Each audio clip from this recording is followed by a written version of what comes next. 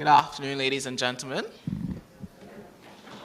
and all distinguished guests. You all are distinguished guests. Welcome to the Barbados Fisheries Division's inaugural Fisheries Mock Trial Simulation. My name is Kyle Foster, and I'm the Fisheries Data Analyst at the Division, and I'll also be your Master of Ceremonies for this evening's proceedings. This afternoon, we will be educated on the new regulations, which result due to the passing of the new Sustainable Fisheries Management and Development Act 2025 on the 12th of May. It's fine to know these things in theory, but how do these regulations work in practice? So that's why we are here this afternoon, to create a scenario where the size and weight regulations of the dolphinfish are in breach. So we will get to witness real-time the procedures that take place in such a situation, learning what the new regulations are and the consequences of breaking these rules, but in a fun way. Just a few housekeeping matters. We are simulating judicial proceedings, so we ask that there's no cross-talk, especially when the magistrate is speaking. We also ask that your phones are switched to silent during the proceedings. An official recording is also being made of the event, and we ask that any unauthorized videos not be made, so they're all prohibited. And the bathrooms are found once you exit the door here at the back, make a left, you go down the stairs, make another left, and the bathrooms are found amongst the lockers and the orange wall. So without further ado, I'd like to invite the Chief Fisheries Officer to give the welcoming remarks, Dr. Shelley Ann Cox.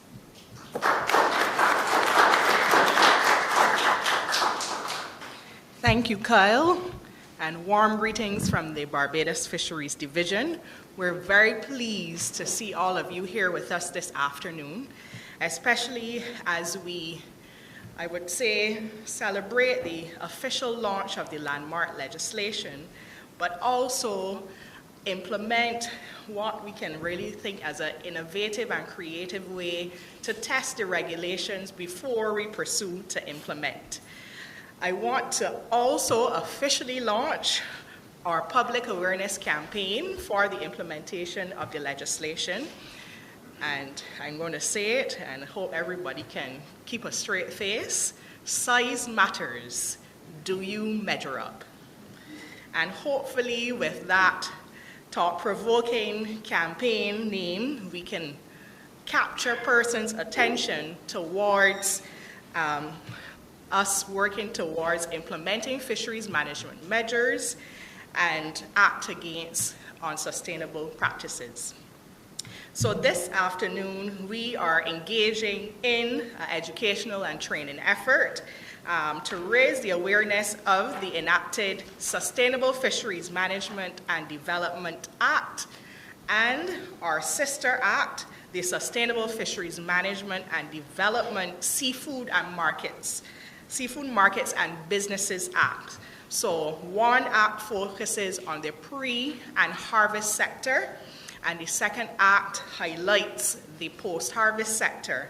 This is the sector where most of the public interacts with at our fish markets and where fish is landed. So we thought that it was very important to highlight this post-harvest sector in its own dedicated act. And we're now working assiduously on the regulations for that sister act. This mock trial simulation this afternoon is a sandbox, is where we're working with our partners here this evening to be able to test the regulations to see if it can be indeed enforced. I would say the whole planning process leading up to today really opened my eyes. As a fisheries management specialist, we know that we want to put measures in place to manage our beloved sector, but interfacing with the lawyers and the police prosecutor who have a way of spotlighting loopholes and areas for further clarification really brought us to the place where we understand that going forward, we need to be more collaborative in how we develop legislation, especially legislation like maritime law and fisheries-related law.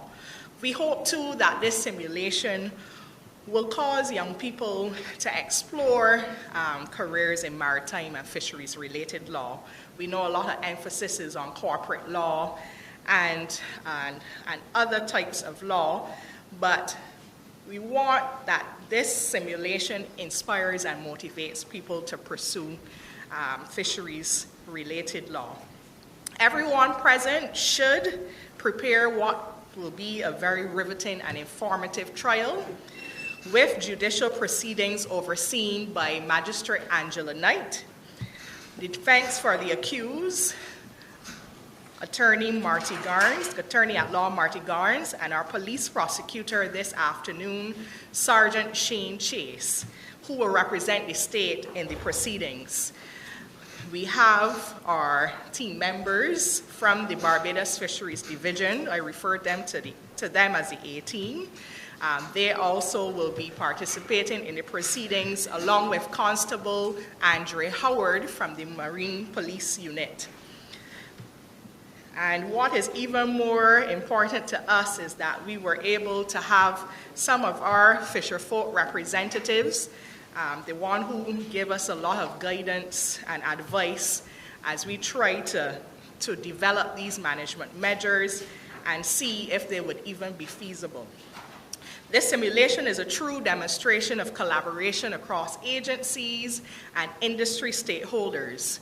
And we could never chart a path forward towards a sustainable recovery of our industry if we don't explore partnerships and collaborations, because the industry is so complex that we need all hands on deck to be able to foster positivity and chart a new way forward. So with these opening remarks, I want to declare this evening and the mock trials soon to be open. And I look forward to your feedback and questions after the trial and proceedings. We see you, the participants this evening, as very valuable in providing us with feedback as we go about fulfilling our mandate as the Barbados Fisheries Division. Thank you very much.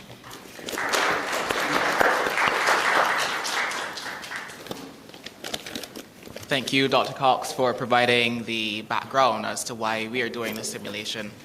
I mean, I don't think that there are many people that take joy in going and reading legislation and brushing up on regulations. So that's really why we're here this afternoon, to be able to communicate why exactly these regulations are needed and what happens as a result of, I guess, being in breach of those. So now I would like to invite Ms. Michaela Williams, the Fisheries Legal Consultant, to give an overview of the proceedings for this afternoon.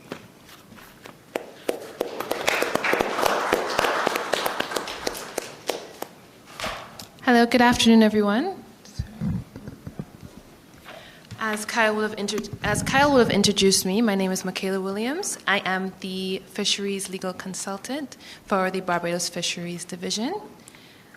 I assisted Dr. Cox in drafting the new regulations for the Sustainable Fisheries Management and Development Act. In relation to these regulations today, we are specifically focusing on the size limits for dolphin fish. Today, the proceedings are summarily proceedings, meaning that it will be held in a magistrate's court. That is the setup that we have here today. And we will have persons from the Barbados Fisheries Division as well as from fisherfolk community who will be representing today as the accused and the prosecution witnesses. Today, we would like for everybody to recognize that it is an educational event, and so the procedures of the Magistrates Court will be explained to you after the proceedings. The Magistrate Angela Knight, will also be educating you as it relates to procedure and the requirements for Magistrates Court. I want to thank you all for joining us here today, and please enjoy the proceedings.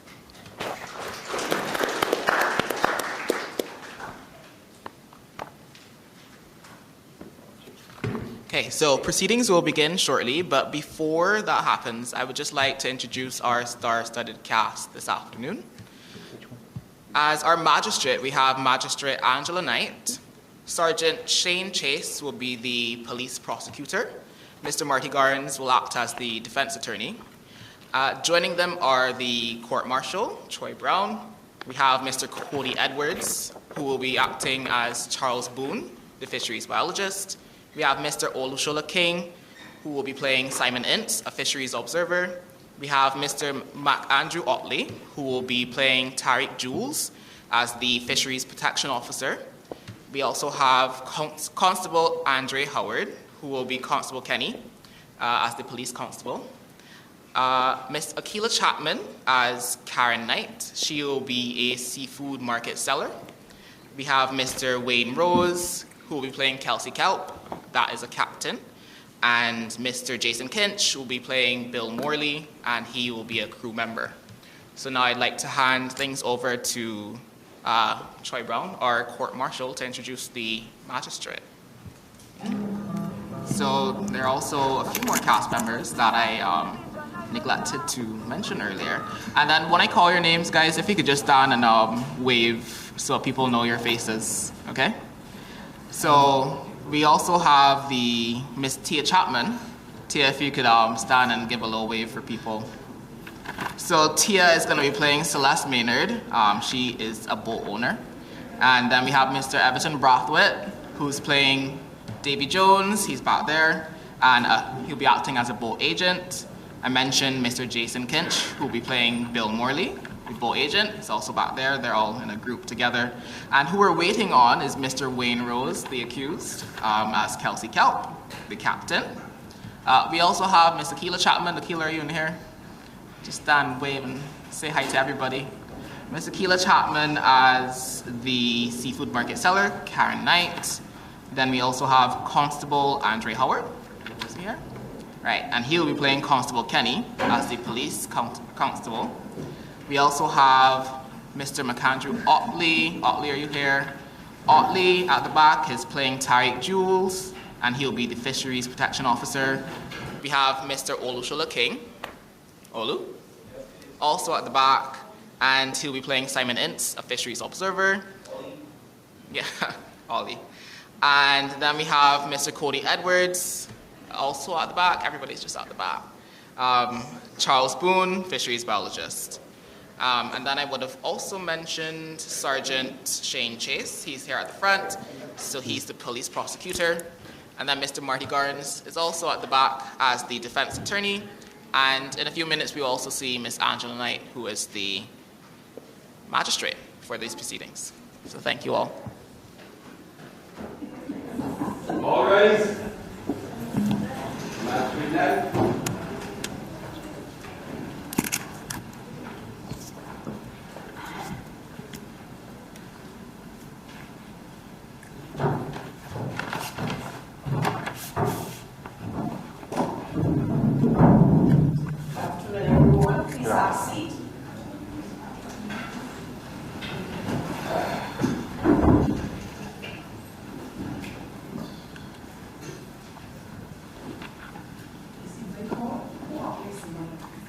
You may honor. It's on. Thank you.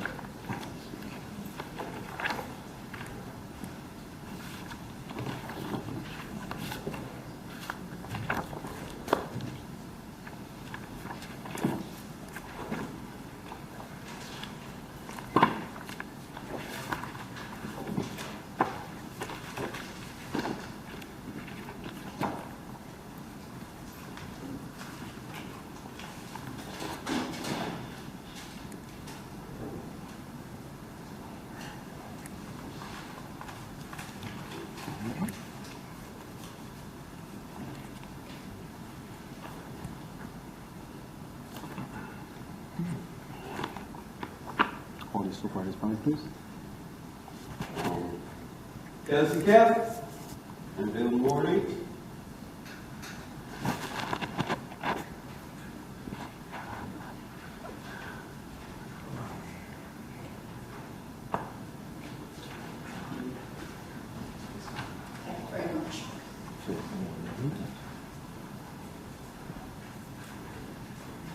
Good afternoon, ma'am.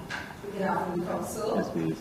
My name is Marty Garns, and I appear on behalf of Mr. Kelsey Kelp and Mr. Bill Morley in this matter, ma'am. Certainly, Council, just hold a second, please. Yes, ma'am. Right, yes.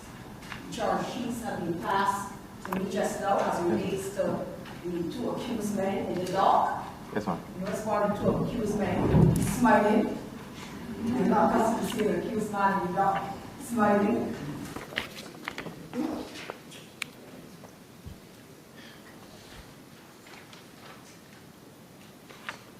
All right, so there are three charges here pertaining to both accused men, Mr. Kelsey Kelp and Mr. Bill Morley. Who's Mr. Bill Morley? Who's Mr. Morley? Right, so right, and then Mr. Kelsey Kelp. All right. So what we're going to do first of all, there are three charges brought by the Commissioner of Police as relates to both gentlemen. We're jointly charged as relates to these matters, and therefore require the law to read to you the charges one at a time in language that we both understand. All right? You have your counsel here with you this afternoon.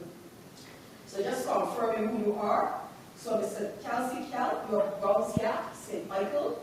You're a boat captain and you're 43 years old. Right? And Mr. Bill Morley, you're a Perry Gap, St. Michael. You're a boat crew and you're 18 years old. Right, okay. Right. So there are three charges. So I'll go one at a time. Sergeant Prosecutor, please. Yes, ma'am. I noticed that three charges. I don't know if yours have the same number on them or no. In terms of your CR number at the top, left-hand corner, or you don't have a copy of the charge sheet. No, ma'am, but they're all saying the same number, ma'am? Yes. So they're all saying 133, 1333 on 2025. Application worship to change the numbers to go in sequence. So it should be 333, 344, on 1335. Right, all right, certainly. So we're just making a minor adjustment to the numbers on the charge sheet. They all come from the same set of events, but each charge sheet will normally carry its own number. Right, 35. So I'll tell you which one as we go through each one that I've made the necessary amendment to. So CR 133 of 2025, gentlemen, please listen carefully. The Commissioner of Police informs in terms of the offense that with the accused at the parish of Christ Church, within the jurisdiction of the Master of District D. Oistins, on the 19th day of May 2025, he did possess, you have here, Sergeant Prosecutor, for more than 5. I think that should be just more than 5 dolphin fish. So I think that extra 4 in there. Apologies, Your Worship. We ask that that be amended, taking out the extra 4. No objections, ma'am.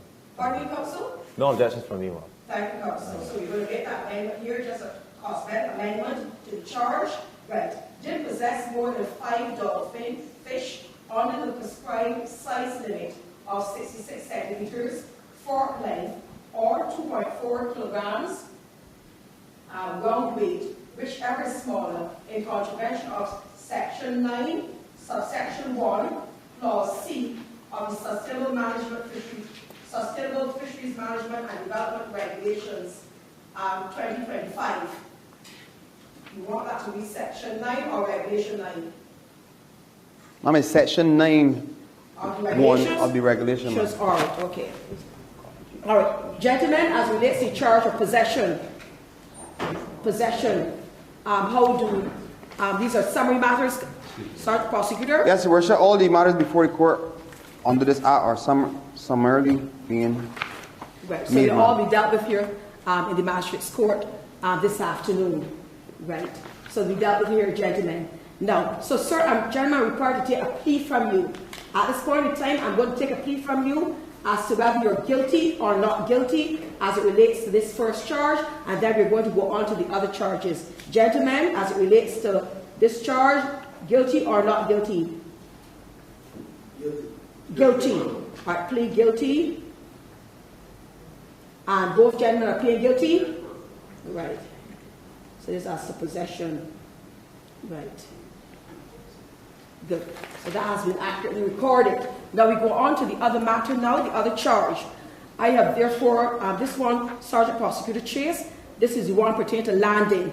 I have numbered this then 1334. Yes, ma'am. Yes, right. So that you, the accused, at the parish of Christchurch, within the jurisdiction of the Magistrate of District B, Oistins, on the 19th day of May 2025, you did land more than 5 dolphin fish under the prescribed size of 66 centimeters for length or 2.4 kilograms round weight, whichever is smaller, in contravention of Section 9, subsection 1, Clause B of the Sustainable Fisheries Management and Development Regulations 2025. Gentlemen, as it relates to the landing more than the prescribed amount, how do you both plead? Guilty, all right. So guilty for each party has been recorded.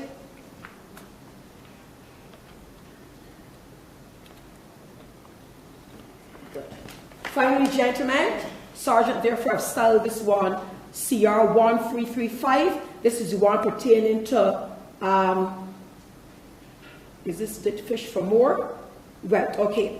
So that you, the accused, at the parish of Christchurch within jurisdiction of Magistrate of District B, Oistins, on the 19th day of May 2025, you did fish for more than 5 dolphin fish under the prescribed size limit of 66 centimeters for length or 2.4 kilograms round weight, whichever is smaller, in contravention of Section 9, subsection 1, Clause A of the Sustainable Fisheries Management and Development Regulations 2025. So, gentlemen, how do you plead as it relates to this offence? Guilty. Guilty? All right, so both gentlemen are pleading guilty. Counsel? Right, Mr. Sergeant Prosecutor. Yes, ma'am. Ma'am, the facts are in brief, ma'am. Gentlemen, you have a seat. Yes, Sergeant. Yes, ma'am. Ma'am, that on August 19, 2025, Yes, the Sergeant. accused men. Yes, Sergeant. Ask you court's indulgence, Your Worship. Certainly. Correction, Your Worship. May. Month of May. Pardon me? On the 19th of May, 2025. Oh, yes, as opposed to August. Yes, ma'am. Right. On the 19th. On the 19th of May, 2025, Yes, please. the commercial vessel 8P-2025. You say AP was the number? 8, number 8P Yes. dash 2025. Yes, please. Commercial vessel Neptune, Yes, please. which was captained by Mr. Kelp and his crewman Morley. Yes, please. These men would have began their fishing trip on the 16th of May, 2025. I have it. During which they would have caught 48 dolphin, of which 10 were not to the minimum standard of the regulation.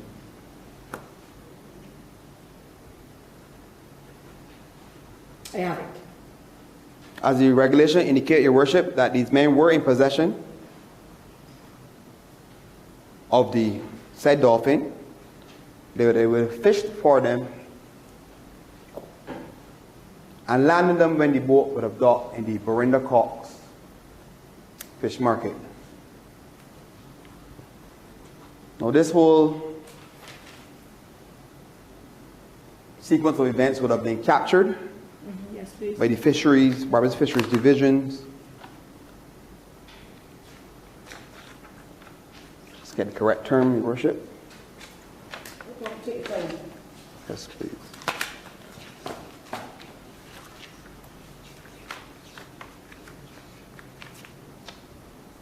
Shall catch on board camera system.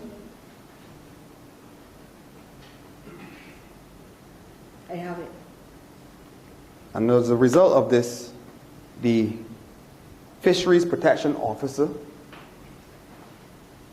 accompanied by the fisheries biologist and the police, would have boarded the vessel Neptune, confirming the said dolphin that were on the size.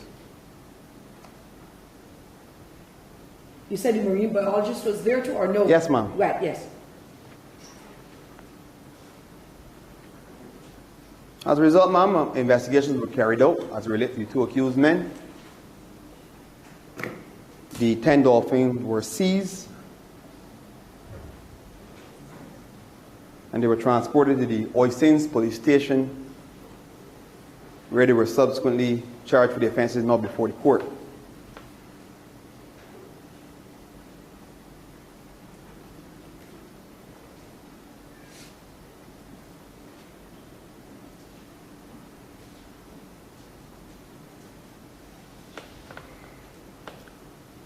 You're not known, Your Worship.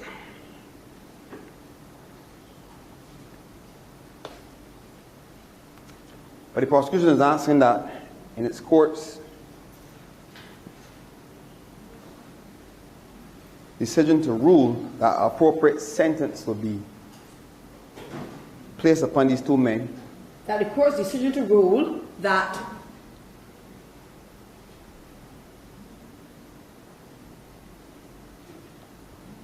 In its decision to rule, consideration be granted or considered, I should say, what the act is trying to bring forth here. An appropriate punishment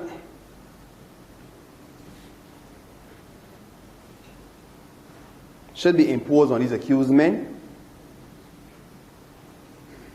in accordance to the Fisheries Act, according to Section 377. And the prosecution is asking that the catch in question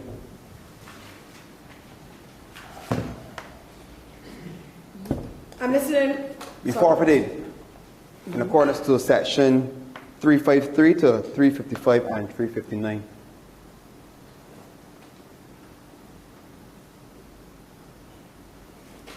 Should the court wish to hear any further, ma'am? Those are the facts.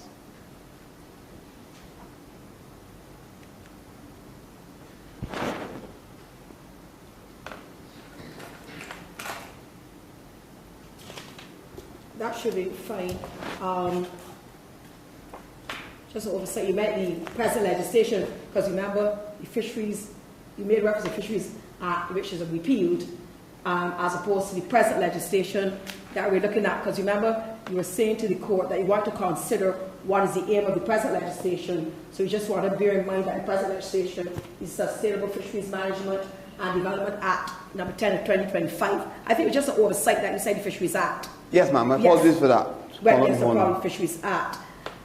Sergeant Prosecutor, before I hear from defense counsel in terms of the matter, I know you make reference to 353 of the Act and 359. Now, 353 to 355 yes, and 359. Well, but bear in mind, I hope that the fish would have been dealt with a long time ago. This alleged incident occurred on the 19th of May, 2025. We are now at August, it is? August 20, the 27th of August. So I would hope that the fish, hopefully, would have been sold.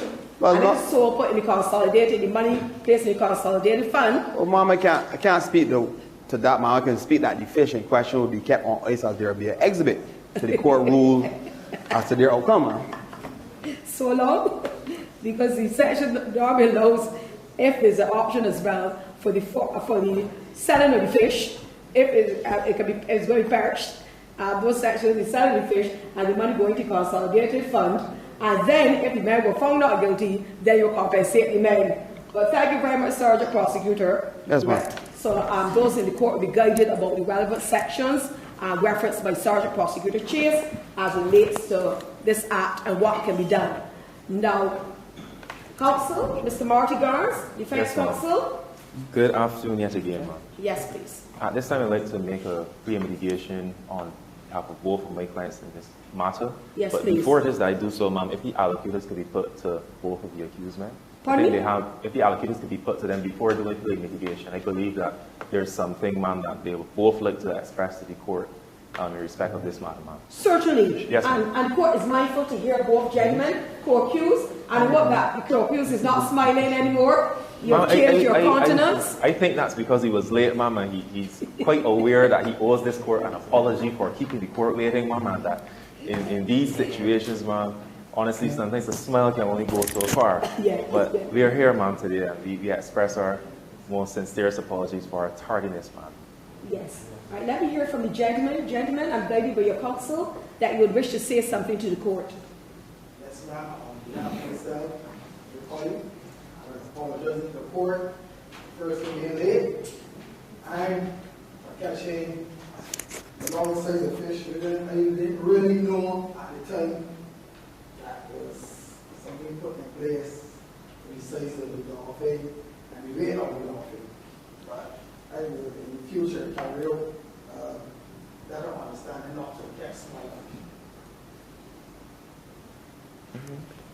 And that goes to both gentlemen. Well, I would also apologize for my actions. I'm very sorry for my ignorance of the law, ma'am. My humblest apologies. Certainly. May I get brief road? Yes. So going forward, I'm sure since you have the new regulations before you start counsel, that you will familiarize yourself with the particular regulations on which you have been charged 9, and then also the particular section and schedule that tells you what size fish to catch and not to catch, what to do and not to do. You'll familiarize yourself with, gentlemen. But thank you very much. Counsel, Mr. Garnes? Yes, ma'am. So, the gentleman is out to seat. Thanks. Clear mitigation. Yes, ma'am. Ma'am, whenever it is I do a clear mitigation, I always go back to the seminal decision of Tiraf Prasad and the Queen from the Caribbean Court of Justice. I would proffer a copy. Can everyone hear Counsel Mr. Garnes so you can benefit from his learning? Counsel, not like disrespecting the court, if I but can. shift. I will speak louder, ma'am. Right, yes. I'll just project my voice, ma'am. Yes. Yes, please. I proffered a copy of the seminal decision of Tiraf Prasad and the Queen from the Caribbean Court of Justice. And at paragraph 46, ma'am, it gives us the guidance in terms of how this court should really deal with any form of sentencing in respect of criminal matters. Where it is that first and foremost, the court must look at determining a starting point, and to make an assessment of the starting point, the court must first and foremost look at the aggravating and mitigating factors of the offense, and it should only look at the, as we would call it, ma'am, in this instance, the objective nature and seriousness of the offense in respect of the offense itself. And then we would then look at the principles of individualized sentencing. Now, I would first and foremost, ma'am, look to deal with Mr. Bill Morley. This would be the young man before you who would have spoken last, ma'am. Yes, Counsel. Yes, ma'am. Now, the aggravating features of this offense, first and foremost, in my view, would be the negative impact it would have on the marine life. And I had to say, ma'am, that in preparation for this trial, I had to do a little bit of research because I myself, just how they found myself ignorant about the law, but I found myself ignorant about fish and understanding the marine life as it pertains as to why it is that this legislation is drafted the way it is. Where it is that, one, it could result in a decline of the dolphin population, and it can also cause certain deleterious effect on the ecosystem. So I consider that to be the first aggravating feature of the offense. The second aggravating feature, well, I really lumped it into one in terms of the negative impact on the marine life and the ecosystem. So that's the only real aggravating feature of the offense that I found in this instance, ma'am. The mitigating factors of the offense, though, however, ma'am, I would have found that, and I know that my friend, he made mention of the fact that to which 10... You're still hearing Mr. Garnes properly? Yeah. Right, okay. Yes, ma'am. To which 10 were not the minimum standard of the regulation. But what it is that my friend failed to say in the facts is that there were only 5 over the regulation because it gives you the permission to have 5. But if you go over just 1 over, obviously now that is when it is the penal section then attaches itself to you and your actions. So the second mitigating factor of the offense, in my view, ma'am, would be that there is no evidence that my clients they intentionally sought out. And the reason why it is that I deem that to be a particularly important mitigating factor is because there should be a distinction between this type of accused that comes before the court and indicates point blank, but I didn't even know, one, and two, I didn't do it intentionally, even if it is that I did. So that, in my view, ma'am, is a crucial mitigating factor of the offense. And where it is that the two mitigating factors outweigh the aggravating factors, ma'am, in my view, then it is that the court, in my humble opinion, would then need to look at a lower threshold than it would, for instance, in someone's other cases where it is that they intentionally did something. Now, the starting point. In this instance, ma'am, looking at the starting point, we must refer to Section 35, subsection 2 of the Penal System Reform Act. Is this offense so serious that only a custodial sentence would do? And based on the facts that have been read from a friend, I don't think that this offense is so serious, because in particular, that's the reason why it is that I made reference of the 5 fish. They were only over by 5 fish. If it was a case where they were over by, like, say, for example, 1,000 fish, then maybe we might be looking at locking up people for fish. But in a situation like this, where it's only 5, ma'am, I would urge the court not to exercise its discretion in forming the view that only a custodial sentence would do. As a result, ma'am, the court then, in my humble opinion, would need to look at alternative ways of sentencing that the Penal System Reform Act dictates, which would then mean we can look at, for instance, ma'am, a fine or a bond to keep the peace in this situation. Now, I would have heard my friend mention about keeping the fish, and we could somehow keep it on ice. I'm not sure who keeping fish from since May, but that's just me. In my view, ma'am, a bond, especially when it is I start to explain in terms of why it is that the individualized principles of sentences is applicable, especially in relation to both of these men that are currently before you, ma'am. Now, if I can turn very briefly to the aggravating and mitigating factors of the offender. In my view, ma'am, there are no aggravating features of the offender. In respect, this is of Mr. Morley. So I will first deal with the principles of individualized sentencing in respect of Mr. Morley, ma'am, where it is that he's 18 years old.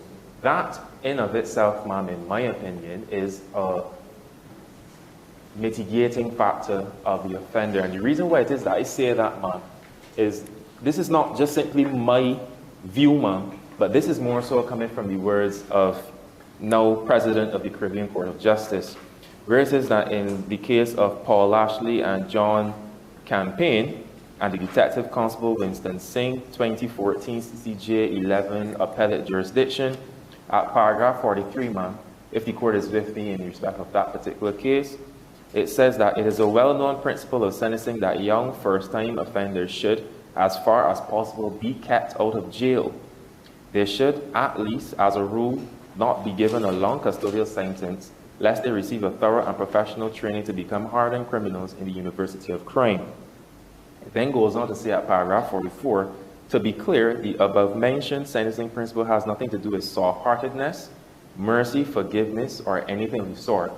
It is merely the expression of a sound and rational sentencing policy which acknowledges that it is not always in the public interest to lock up offenders indiscriminately, even if they deserve it, but rather to make good citizens of them if we can. In the case of young first offenders, the mindset of the sentencing judge or magistrate, as is in this case, ma'am, must therefore be focused not on sending them to jail, but instead on keeping them out of it and finding a non-custodial sentencing approach that may result in the offender mending his ways, unless, of course, the crime and the circumstances surrounding it are so serious that in the interest of, for example, deterrence, clearly outweigh the initial approach. So, ma'am, given that decision from the Caribbean Court of Justice, the fact that Mr. Morley, 18 years old, not known to the court, no pending, no previous, this is the first time he's ever stepped through a court in any of the courts in Barbados, ma'am. In my view, he is, not just in my view, I should probably say, the Penal System Reform Act dictates that as a first-time offender, you are treated differently, and differently in a positive way in the sense of trying to rehabilitate the individual and not necessarily looking at trying to punish the person by sending them to the hotel in St. Philip, or even looking to implement a fine that is going to be particularly difficult for him to pay. So, the early guilty plea as well, ma'am, is a powerful mitigating factor. T. Poseidon decree essentially says that that is what it is the court must do once it is an early guilty plea. First and before the court, he did not waste any precious judicial time. We all know that Barbados, we have a problem with a backlog. So the reality is, ma'am, he's not wasting your time, nor my time, nor the prosecutor's time. So what that means, ma'am, in my view, I would humbly urge this court to consider implementing a bond to keep the peace for Mr. Morley, given his peculiar circumstances.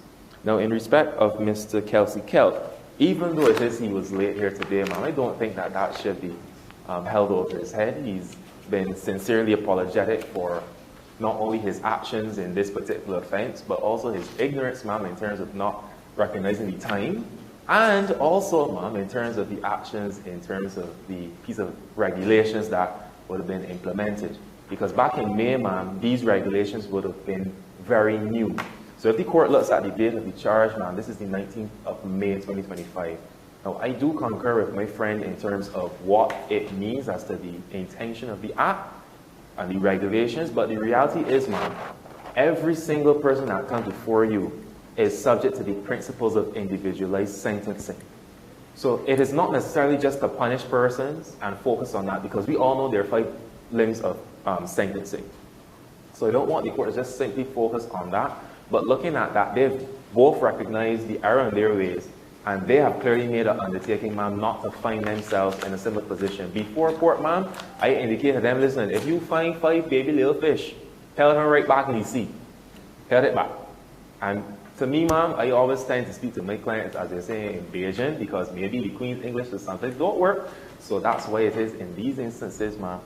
Same thing for the captain. I would urge the court to implement a bond to keep the peace. And unless if there's anything in particular that the court wishes to hear from me any further, ma'am, those will be the extent of the submissions in respect of my plea mitigation. Of course, the court wants to hear you further. Yes, ma'am. Counsel, take me to regulation, if you have it on new regulation 24, that deals with the offenses, because this came out of 9. Yes, ma'am. That's the penal section, ma'am. So in terms of the penalty that is attached here, where it says a person who contravenes these regulations is guilty of an offense and is liable on summary conviction to a fine of $80,000 or to imprisonment for 6 months or to both. That is the maximum, ma'am. That is the maximum that a judge or a magistrate can implement in these circumstances. And in my humble respectful view, ma'am, from the cases of Trimmingham, even with Sean Weeks or Scott Herod that would have been recently decided by the CCJ, this is not the worst of the worst. Yes. This is not the worst. This particular section here, ma'am, in turn, this is the maximum. For someone who only had 5 fish, I understand we all like the fish. I understand, ma'am. But the reality is it's only 5 over. So then that means the court can go from a bond in keeping with the penal system reform act to even a reprimand and discharge or even an absolute discharge. There's so many different non-custodial sentences that this court can impose. So I understand where the court is coming from in terms of section 24, but I just want the court to be clear. I just want you to read section 24 so that the persons in the gallery of the court would understand what exactly it says in section 24. I know you put forward what you would consider, but I still want you to know the range. So this allows you the opportunity to discuss candidly the range, lower end, upper end, and to put it on the table as to why the court should not consider a fine. To me, ma'am, if it was a situation, my submission would be if it is that there were repeat offenders, or say, for example, as I would have mentioned before, they had 500 fish over the limit that is required, or they had 1,000, or there's a big massive haul of this baby dolphin, then I could understand going a particular direction in terms of a fine or custodial sentence or both. But in this particular situation, ma'am, I find myself almost urging the court to exercise its discretion in granting a bond, ma'am, as a sentence. One final comment, counsel. Yes, ma'am. For you to respond to, so you have a brand new piece of legislation. Yes, ma'am. You're testing it out today. You have a first breach of the regulations. You have 3 charges there and have a co-accused. Yes, ma'am. Why shouldn't the court consider, just as for you, a little more teeth? You mentioned a bond to keep the peace as an option. You've mentioned reprimand and discharge. You mentioned maybe not a warning, a stern warning. Why the court should consider a fine? Brand new piece of legislation, you need to let people know it exists, it's out there, it has some teeth. You know, why not a fine? Because, ma'am, there are 2 reasons. Yes, One, sir? the law dictates that we need to look at the principles of individualized sentencing. So this is where it is that Tiraf, Passad, and the Queen, they focus on the individual. That is how it is that we are supposed to sentence persons. And secondly, ma'am, in terms of, we are in a court of law, not the court of public opinion. There are 5 limbs of sentencing. Yes, deterrence is one in terms of the offender and other persons. But it cannot be that deterrence of other persons trumps all of the other 4 limbs of sentencing in terms of the purpose for sentencing. In terms of Desmond Baptiste and the state from that's the OECS and their Court of Appeal, or for instance, as we will see here, ma'am, in the Saint Therese Passad and the Queen, where it is that it cannot just simply be a sole focus on one of the 5 limbs or principles of sentencing. So I understand, ma'am, that we have certain social media presence these days and everybody feel that there's a judge or a magistrate, but unfortunately, ma'am, for them, you are the only person that can make a particular ruling, and I would urge the court, ma'am, to don't get caught up in outside noise, but more so focus on what the law is, ma'am, and I know that this court remains resolute in anything that it does, ma'am. I like that. A nice hashtag. Don't get caught up in outside noise. Yes, ma'am. Yes, please.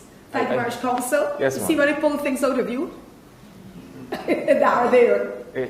Yes, ma'am. Because people sometimes they may be on the outside of court, and as you say with social media, they think that, or they may not be there to know what goes on between sergeant prosecutor on one hand and defense counsel on the other, and that sometimes is a tough battle. Yes, so when they hear XYZ happens or is a decision, they think that someone easily made a decision. So let me be, because we have to be pressed for time. Yes, ma'am. So once everyone in the room is aware that you have your regulation 24, that states a person who contravenes these regulations is guilty of an offense and is liable on summary conviction to a fine of $80,000 or to imprisonment for 6 months or to both. When I came here, when I came and I listened to the charge, my first thought was to impose a fine. Counsel has moved me in terms of his factors, in terms of mitigation and everything, to consider giving accused, please stand. Red. Please take that smile off your face and change your countenance. Red. On this first occasion, the court would reprimand and discharge both accused gentlemen, and no conviction will be recorded against your name. All right? On this first occasion, the court will reprimand and discharge, stern warning, and no conviction will be recorded against your name. Sergeant Prosecutor. As the court, please, Your Worship. Thank you very much. Sergeant Prosecutor, well. you look as if you wanted to object. Ma'am, the court has ruled they can't at this point. If need be, ma'am, You'll file having appeal. speaking with my seniors, we may consider an appeal. Right. In this notion, ma'am, you understand, ma'am, my learned friend, and these new men before the court with this new legislation, ma'am, but ultimately we can't minimize what the legislation is trying to present before us. And though yes, there may be 5 over, what impact do they have on that marine life? They're trying to sustain. That's the ultimate goal, ma'am. Right. But I can't go any further in court as well, and I believe upon my instruction within the 7 days allotted for me to appeal, Your Worship, that the prosecution will do such if so. If so advised by your seniors, right? So personally, gallery, this is what happens sometimes in court. Prosecution may not necessarily agree, but you know they usually say as the court pleases or whatever. But if they think that there is a ground of appeal, they will lodge that appeal as it relates to the decision of the court. So that is also an option as well, that you can have an appeal. Gentlemen, you're free to go on this occasion with a stern reprimand. Please familiarize yourself with the new regulations. Please, more importantly, familiarize yourself with Part 3 second schedule of the regulations that identifies which species, which size, and which weight limits you can have, and what is the retention allowance. So I'm speaking language then that the person within the fishing community would understand. It is here in Part 3, Schedule 2 of the new regulations. Parties are free to go. You're welcome. Don't come back here. There's no place to come back. Report, ma'am. Say. Yes, don't come in the courts. Ma'am, I have one more matter before you, ma'am. Yes, Counsel. You seem as if you're going to be spending the day with the court today. Yes, Counsel. You have another charge that yes. Sergeant Prosecutor, he has another charge? Yes, ma'am. You have 2 more charges, Your Worship. 2 more charges. Well, so, I asked for at this time. Spending the whole day. At this time, ma'am, we ask the court that Ms. Williams wish to address the court, ma'am. Who's that? Ms. Williams. Certainly. Ms. Williams? Good afternoon, Madam. At this time, I would like to update the court as it relates to the dates of the charge. The dates of the charge? Yes. The dates of the charge are to be read as August. August the 19th? Yes, please. All right. You mean the charges that we just dealt with or the ones to come? All. And the ones that were done. Right. Okay. So August the 19th. It seems that there was a mix-up in the... Right. No problem whatsoever. So just make a little note. Yes. You are August the 19th. Right. The Magistrates Court Act makes provision for those who will make an application for amendments to be made. Right. To the process while on your feet. So August, we change that to August. August. Right. Thank you very much. So you have the charges, sir? You're holding them. The court called David Jones and Celestine Maynard. Celeste. Celeste. Thank you very much. So these are 2 separate accused. So which person is going to come to the dock first? Ma'am, the prosecution is asking that they both be jointly charged for the offense. It's just that they were arrested and charged on different dates, ma'am, or Yes, same certainly. day but at different times. Certainly, Sergeant Prosecutor. So this is C 1336, 2025, right?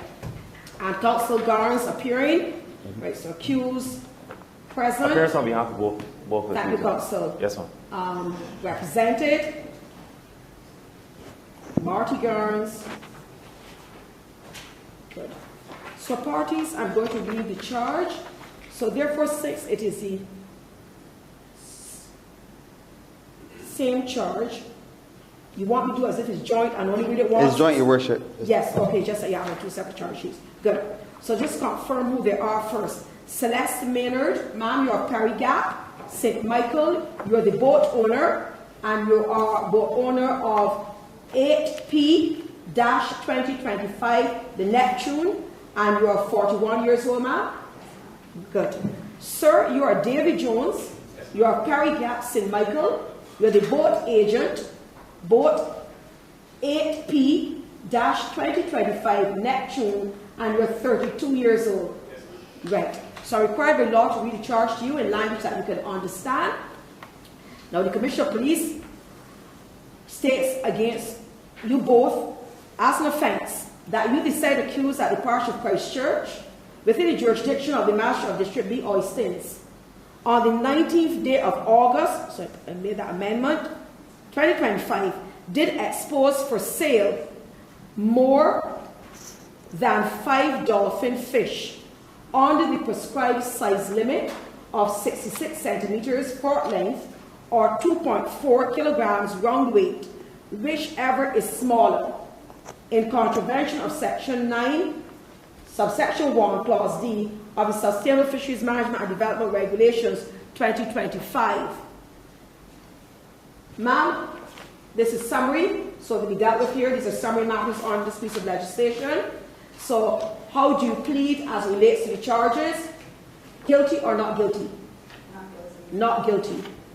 So this is Miss Celeste Maynard, her plea, not guilty. Sir, Mr. David Jones, How do you plead to the charge?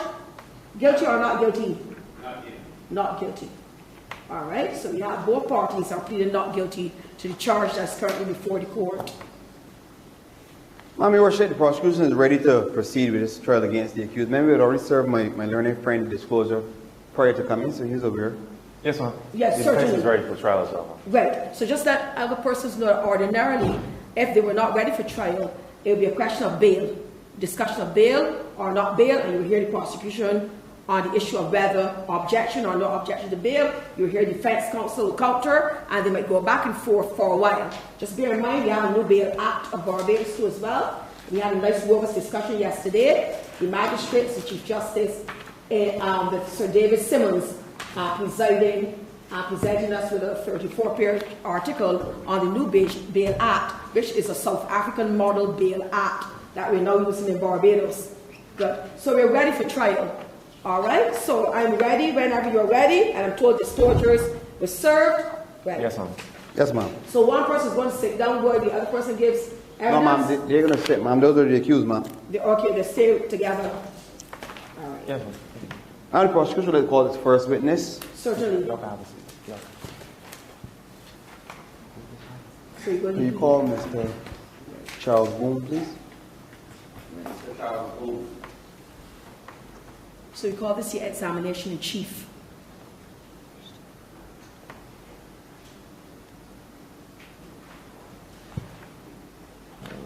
Sir.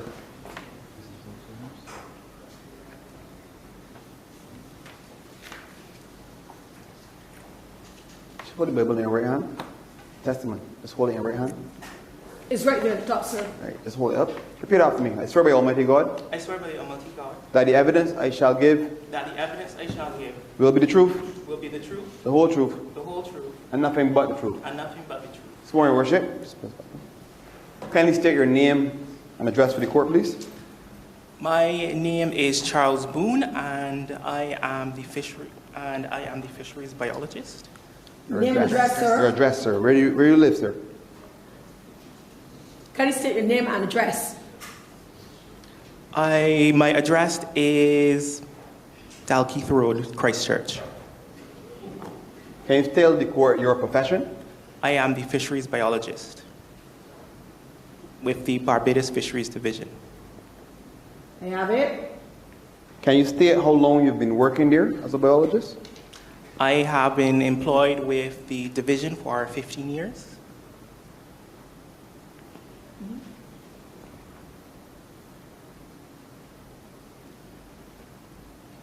Can you say to this court how you became a biologist?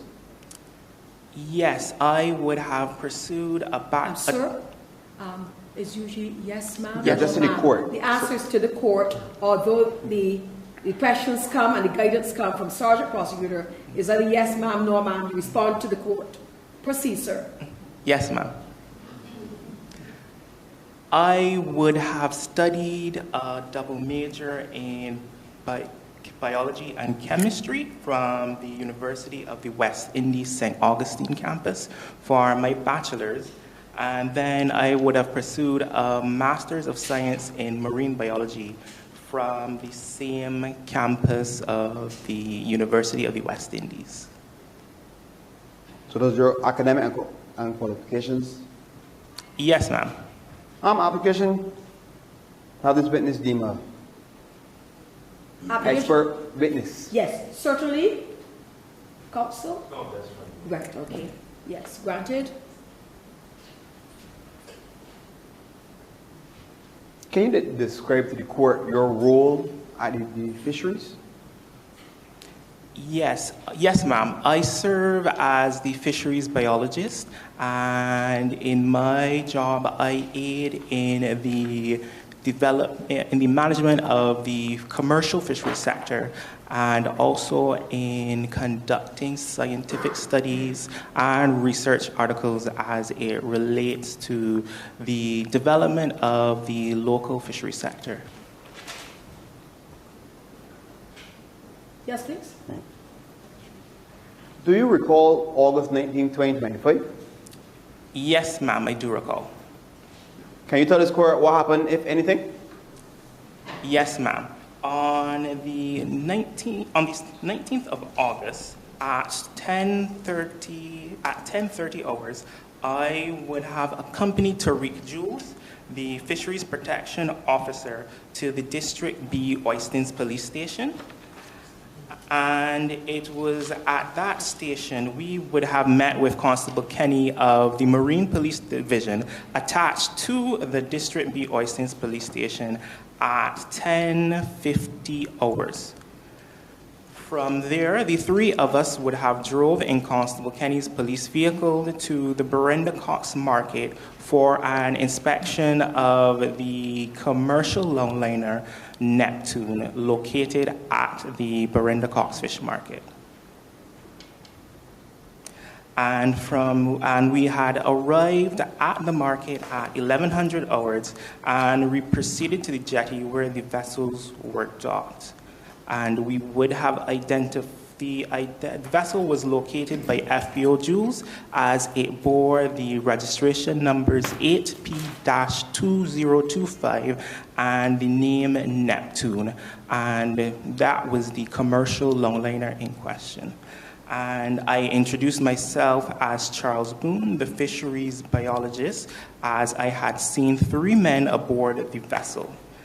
FBO Jules would have informed them that we were there to conduct an inspection of the vessel, and I then proceeded to board the vessel.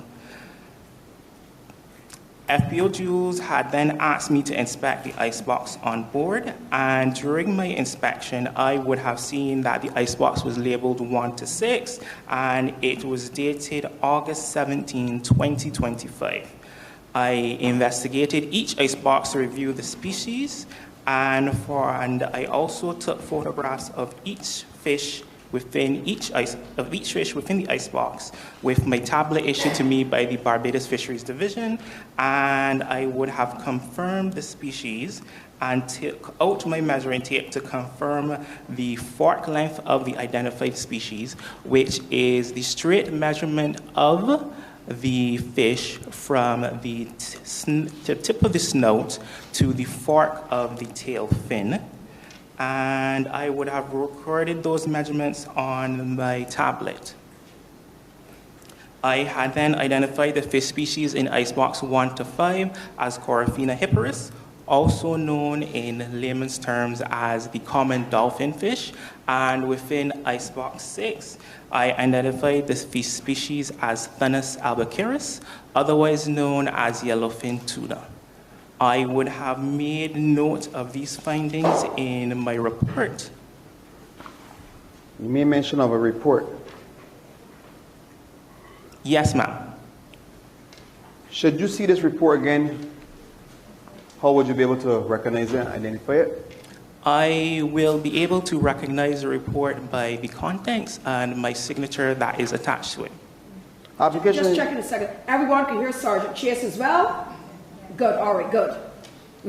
Just making sure that everybody benefiting. Right. Application, Your Worship, to show the witness report. No objection. Okay. Certainly. No. Witness. You're showing the witness, you're showing the witness. Right. Thank you. See if you recognize it and admit it to evidence afterwards.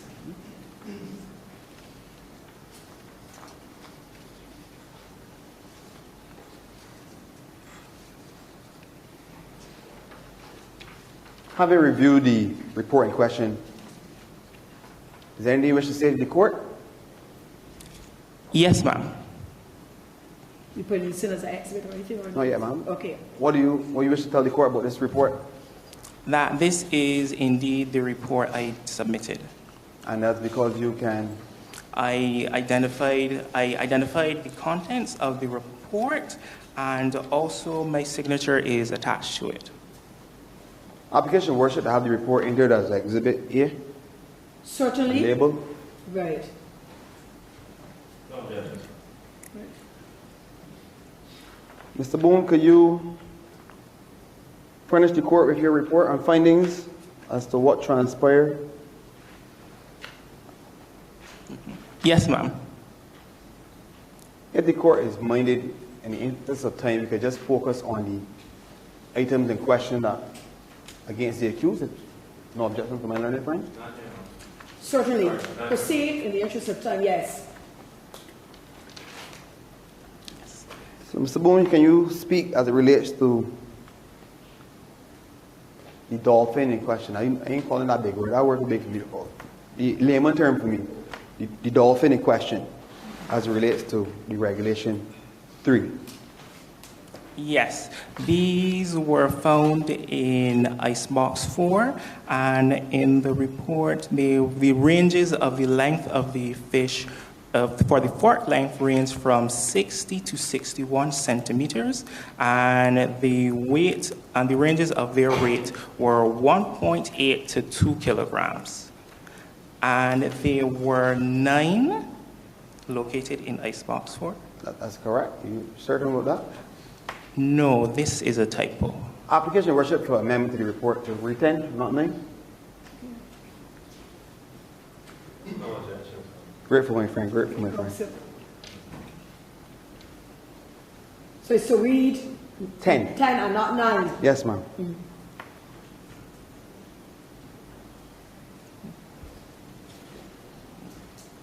Yes, Mr. Boone, continue with your findings. Yes, ma'am. And based on the findings of the length and the weight, I would have found these fish to be undersized for the common dolphinfish under the regulations.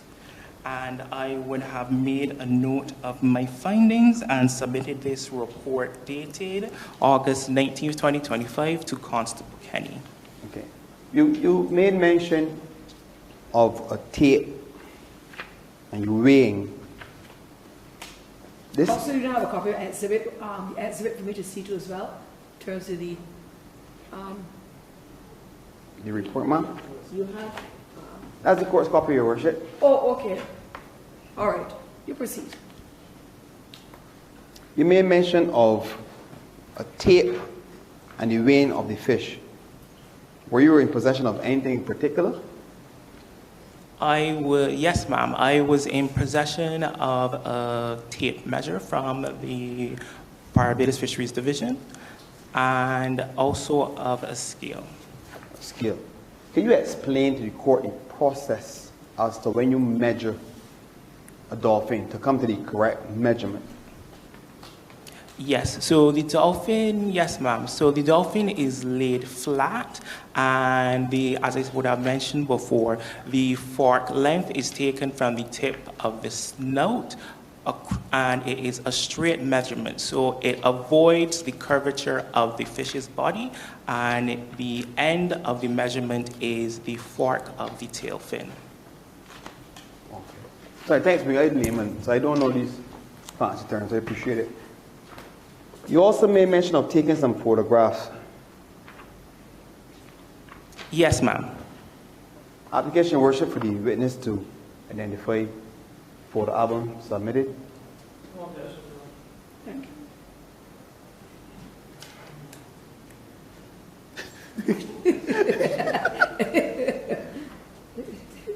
I will leave Mr. Garnes alone, please. Thank you. Right. This is an educational Thank you, yes. When it meets your court, it's not educational, it's adversarial. So you can object to the introduction. Mr. Boone, having looked at the photographs, can you tell the court what you can say about the court, if anything? Yes, yes, ma'am. These are the photographs I would have taken of the dolphin on August 19th. Okay. Well, we're not going to go through all, but we just asked the court to just show the court the scale in question. Do you have anything? Can you say something about the photographs and go through them by number? Yes, ma'am. So,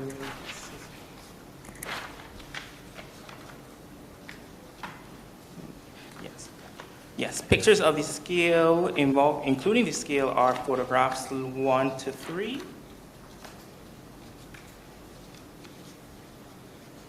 Are photographs 1 to 3. Right. And can you speak about photograph 4? Yes, ma'am. These are the dolphin in question from Icebox 4. Grateful. Just a few more questions, Mr. Boone. Could you tell the court who was present when you did your inspection? Well, sorry, correction. Application, Your Worship, to have the photo album entered and labeled Exhibit. Exhibit 2? 2, 1 to 2. Right. 2, certainly. Admitted.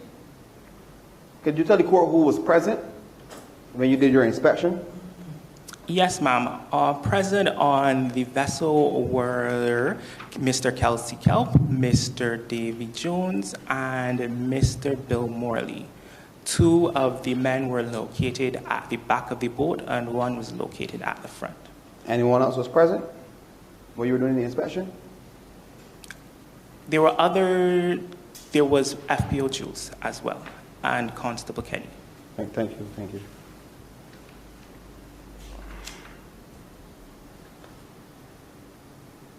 So in your opinion, your professional opinion as a biologist, fisheries biologist, what can you say about those 10 dolphins that you measured?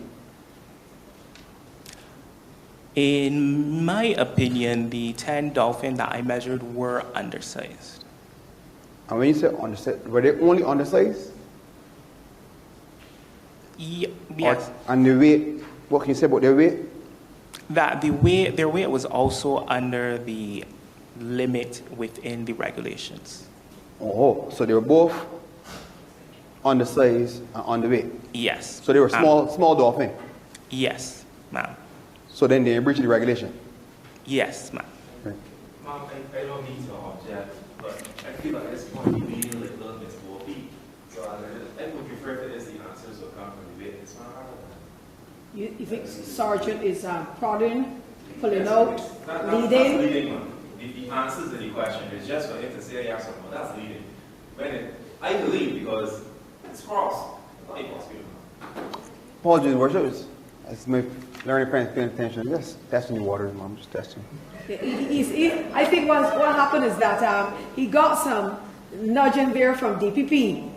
Oh. And DPP is pulling out the pit bull. Yeah, of course. I appreciate my friend. I would ask my friend there, my senior there to, don't pull the lens tail. Don't pull his tail to. Right. Let us see the real Marty.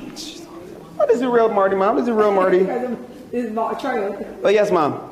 But it's good to have attorneys that work hard for you in the court of law. They fight it out. It's good. Both sides. Evidence in chief with his witness, Your Worship. Certainly. At this point, we're now going to do cross-examination. Attorney at law, Mr. Marty Garrett's defense counsel. He will continue to be on long latitude. Good afternoon, Mr. Boone, you said? Yes, ma'am.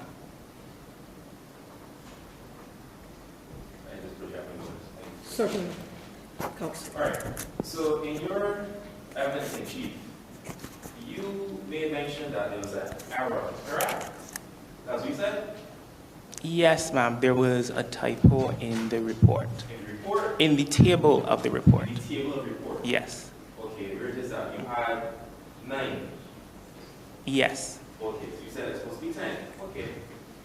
Now, this report, just to be clear on something, if you go to page 3 of your report, it has 4, then it has the Latin meaning of dolphin, it has common dolphin, 960-61. Then it has 1.8 to 2.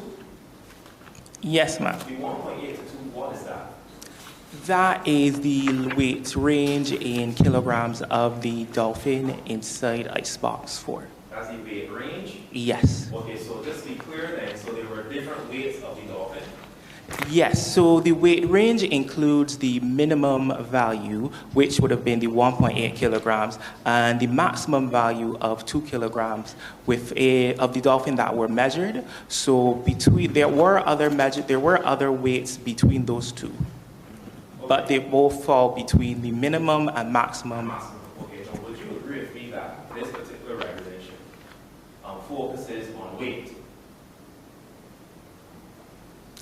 It focuses on both length and weight. Okay, well let me deal with it piece first, right?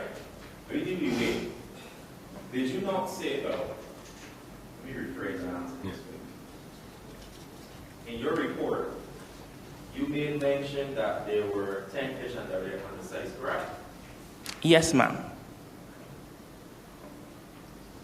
In your report that you referred to earlier that you tended and had entered into evidence, right? You stand by your report other than that one mistake you made? Yes, ma'am. Okay.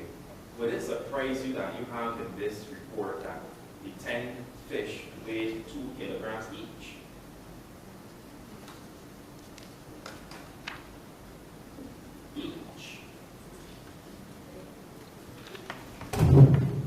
Let me see if I can help you, right?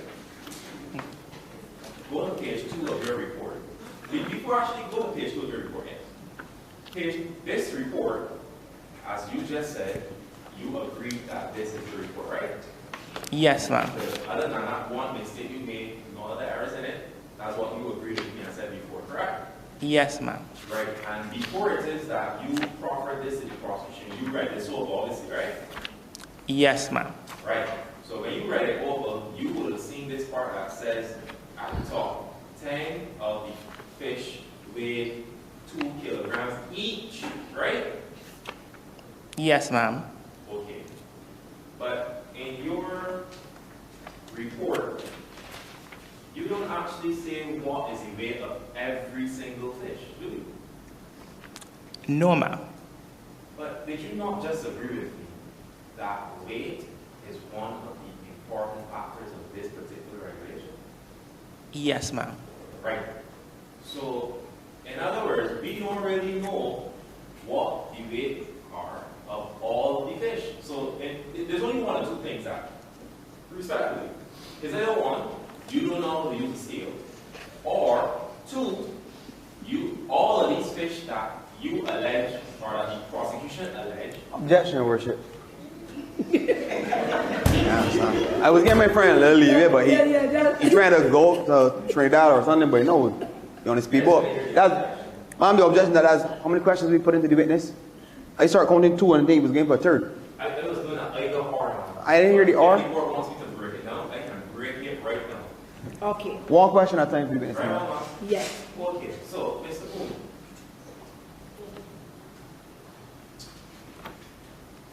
You just agreed with me that you do not actually state what is the weight of every single dolphin in your report, correct? Yes, ma'am. Now, the regulation speaks about having a specific weight, correct? Yes, ma'am. Now, based on your report, you also give similar account in your witness statement, correct? That you gave the police? Yes, ma'am. Okay. So you are telling me, out of all the fish in Barbados waters, them catch, according to the prosecution, they caught 10 fish with the exact same weight of 2.0 kilograms? Yes, ma'am. You said that was straight face. Now, Mr. Bowman, I want to suggest to you that you did not weigh these fish properly. What say you? I would disagree with that, ma'am. You mentioned as well that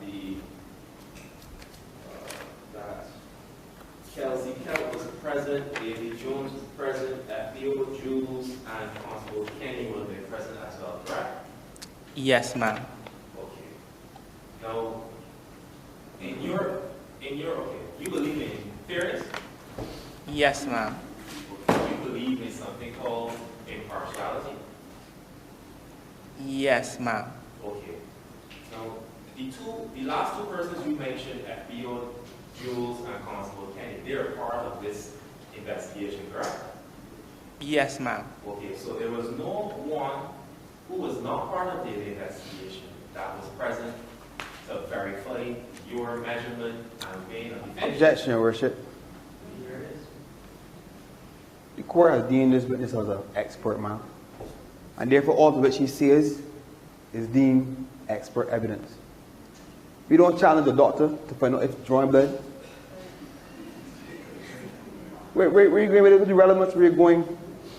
This is a straight liability offense before the court. And the evidence given by this witness is that he's an expert who has been trained, qualified, been in school longer than me. For all these big names that he called, I ain't calling none. clear that he's know what he's speaking about in terms that relates to these dolphin fish. He doesn't know it's dolphin. Right. So, Mom, I think that I'm the opportunity to respond, Mom. Certainly, Counsel. If I can be of some assistance in the court, and more than likely my friend. The reality is this, man. There are persons that talk real pretty, but don't know what they're doing. So it is my opportunity, man, now at this juncture, to ask probative questions. If it is that he's not realizing or recognizing that he has no case, that's a matter for him. But my understanding of what it is that I am doing, man, I am essentially looking to impeach this witness. If it is that what he is saying, if it is what he did is so accurate and so well done, man, the court can draw a certain inference with the fact that also all the fish, you find 10 fish with the exact same weight, 2.0 kilograms. Exact same weight, man. It can happen. You did it? I know, I did it. He's just trying to write headers in the court, man. Let us proceed, ma'am. Let's also move on. Just hold on. I write it down. Yes, ma'am. Counsel, I just want to ask a question. Is there anything in the Act that stipulates that when the gentleman, as the biologist, under the legislation, when he's taking his necessary measurements, that he needs to have somebody else there with him? I thought you seemed as if you were going along a line where you were suggesting, just before you suggested that he may not have done it accurately, that as if you were saying that if somebody else needed to be there to vet. So, does the legislation require that there be somebody else there? Based on the legislation, it is absent in respect of speaking to he's being present. But in terms of in my view, this is an offense very similar to how the police deal with drug matters, where it is that a justice peace must be present, who is impartial and independent from the investigation. Ma'am, I got interject my friend here with that comment, ma'am. That's not fair. All right, well, let's finish. So very well, ma'am.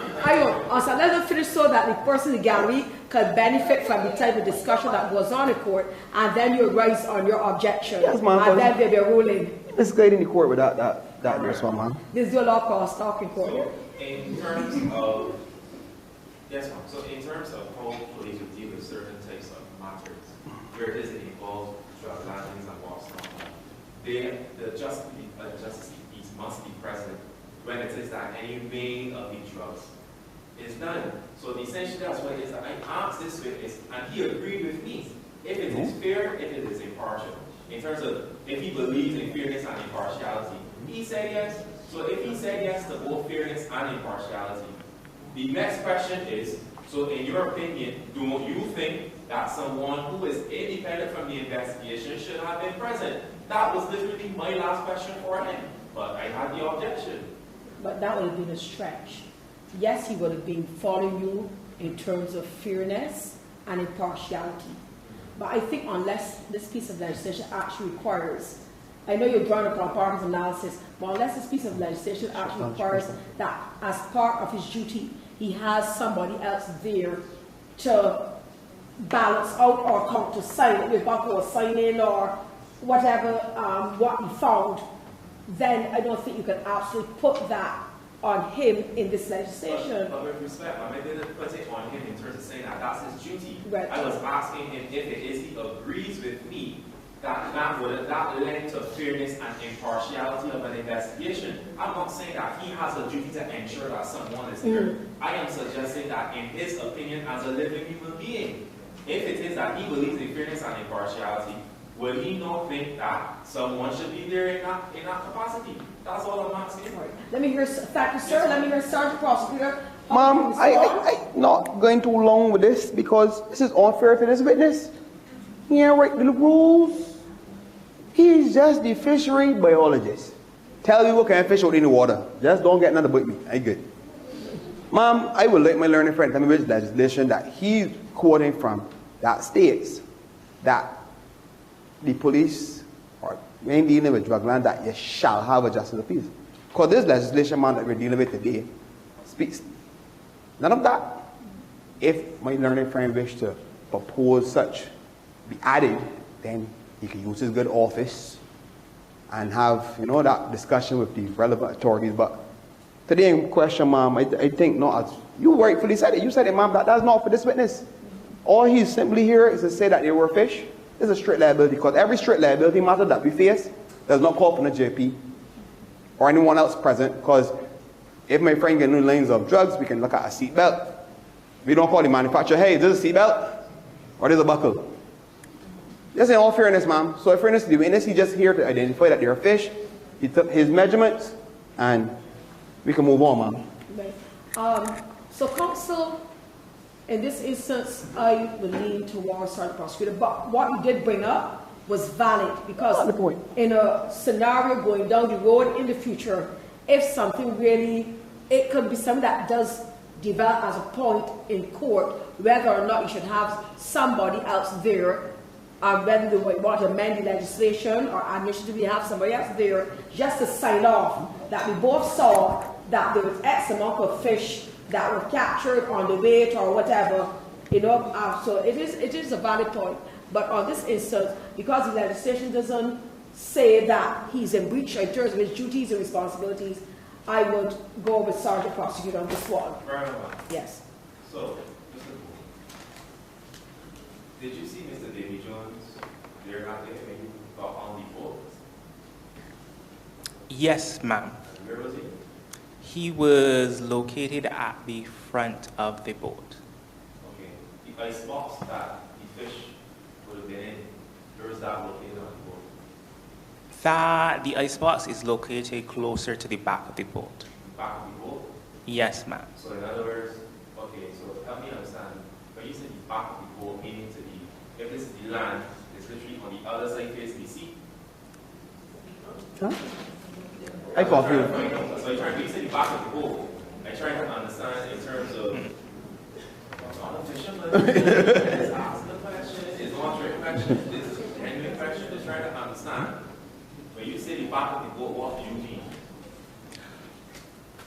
In relation to the back of the boat, I refer to the back that the front of the boat is docked closer to the jetty. Right. So that means the back of the boat then is literally facing the sea. You agree with me on that? Yes, ma'am. Okay, so the back of the boat is not facing the fisheries complex.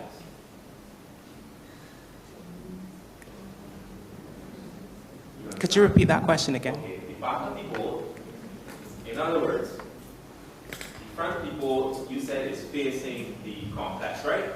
The back of the boat then be facing the sea, right? Yes, ma'am. You ma'am. said that the ice box that you found the fish that was on the side was the back. Good. So, my question to you is, when you saw them, they were covered or in the ice box? When you say in the ice box, like they were down inside the ice box? Yes, yes, ma'am. Okay. So since they were down inside the ice box, they weren't exposed then, were they? Could you clarify the question, please? They were inside an ice box, correct? Yes, ma'am. Right. And they were inside, like, ice box meaning when you went and look at it, it had ice inside the fish down inside the ice box. True? Yes, ma'am. Good. So what I'm asking now in terms of was it exposed to anyone? When you approach, is it that you could see what was inside the ice box from afar? No, ma'am. Right. You could only see the ice box when you walk up to it close and look down in it, right? Yes, ma'am.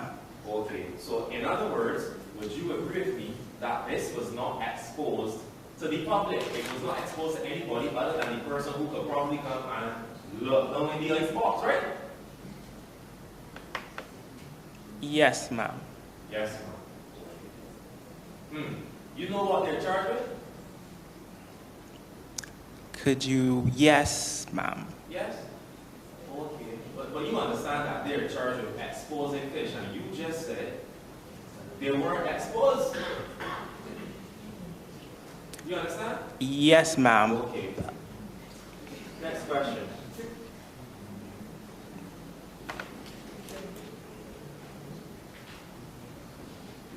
In terms of the meaning of, because you mentioned the regulations, you are familiar with the regulations? Yes, ma'am. Okay. Exposing for sale, is there a definition in the Act or the regulations that speaks to that?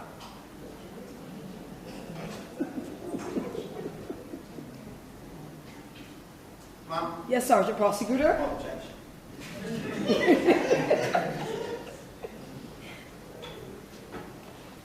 He already trashes someone with self-respect.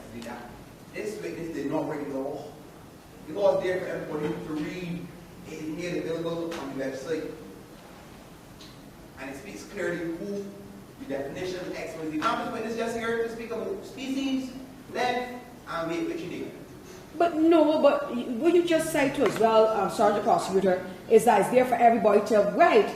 He may therefore have read the Act and the regulations, and he therefore, all he was asking is if he saw, if there's a definition, he may have seen it. I still think you could allow him to answer the question, because he might be familiar with the Act, I don't know, he might be familiar with the new regulations, so it's only he that can tell us if he's familiar, if there's a definition. It's a yes or no, ma'am, question for this one.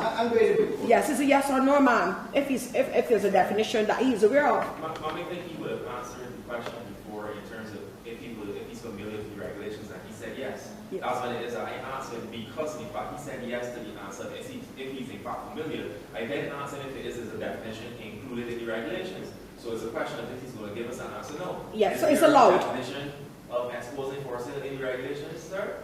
No, ma'am. Okay.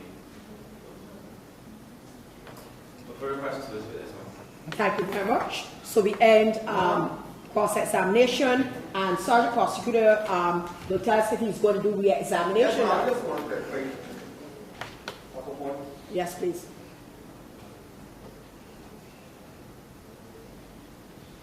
Mr. Boone, when you boarded the vessel Neptune, Yes, ma'am. where were the boats? The ice. I think it is that was already asked and answered in cross-examination, because hold on, ma'am, if it is that I put it in the objection so both of us can be on our feet. What is exactly what we submit to the court, ma'am, in terms of re-examinations to clarify anything that was said during cross-examination? This witness, that's why I went through to try to understand exactly what he needs by the back, front, side, right, whatever you want to call it. That's why he's trying to understand what it is he's saying. So that question has already been made clear. So I'm not too certain what it is there is to clarify. So in your mind, you're concerned that it's asked and answered. They said the back of the boat, the front of the boat is docked close to the jetty. And the back of the more boat so in facing relation sea. to the icebox in particular, because I asked him where the icebox was, and that's when it is he told me that the icebox is located in the back of the boat. Right. So that's what we got there. You want to give Sergeant Prosecutor just a little opportunity just to see what he was aiming at, because we don't know, just a little. That's why I'm very clearly put. When you say the back, what did you board the boat? I boarded from the back. I boarded from the section of the boat closest to the jetty. Closest to the, my apologies. I have boarded the boat from the section that was closest to the land and not exactly the front of the boat close by the jetty. So you boarded close to the icebox? Yes. Which is at the back of the boat? Yes. And the lid? So it's asked and answered. So the lid was not on the icebox? No, ma'am. Could you repeat the question again? Was the lid on the icebox? Man, again, I asked these questions already, bro. So I'm trying to understand what it is that they're trying to clarify. If it is that they're not recognizing that I exploit the weaknesses of their case, that's for them, man. But you can't come and get a second like Cherry done, got to find you. And you conclude that it's been cut out either by Mr. Marty Garner's defense counsel. Let's proceed and see what happens. Sergeant Prosecutor, you would agree?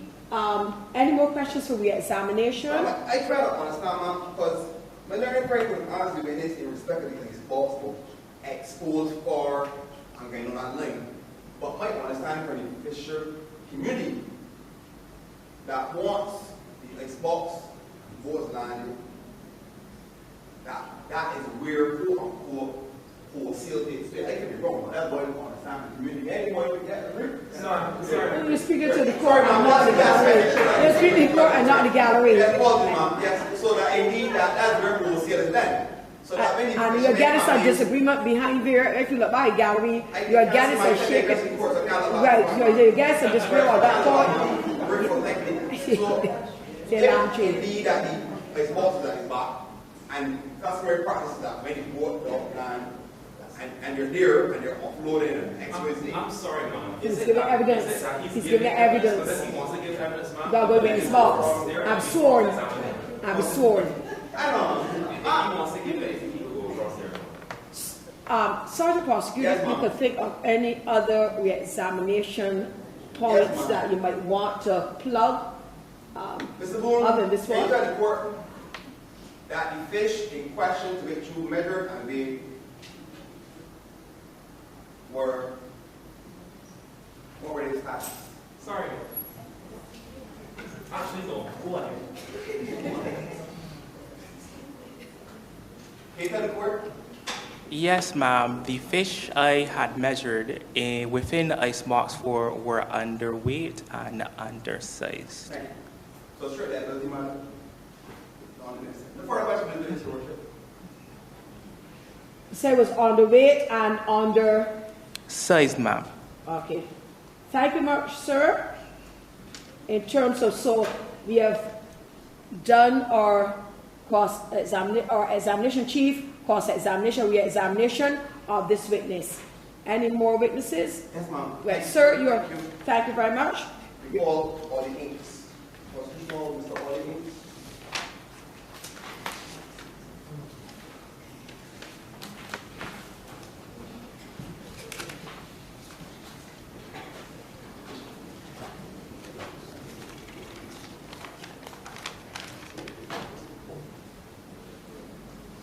Hey, good morning.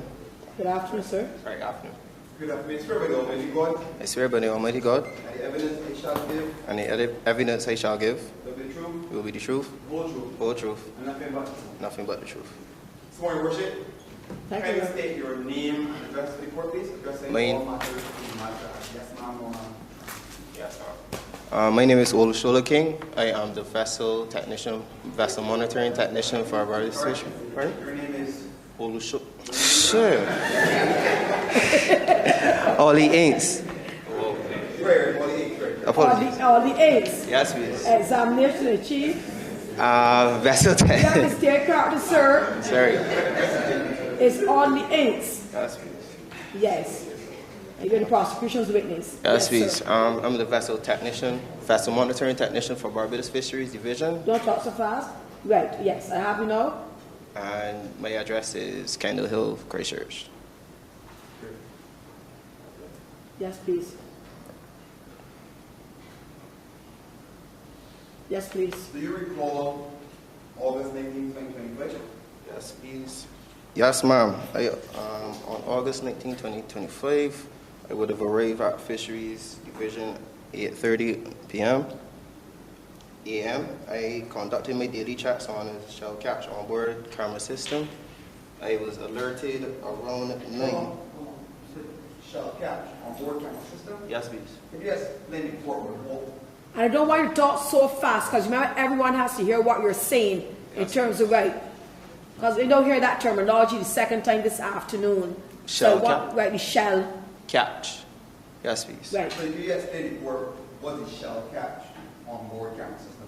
This is an onboard system that we are currently using to monitor the catch rate of the tunas for our commercial long lining. Instead of using a person, we're actually using an AI computer program to help us with capturing the data. Okay. Can you just all be educated on that here? This camera can take the approximate size, length, and weight of the fish, and also give you the species of the fish.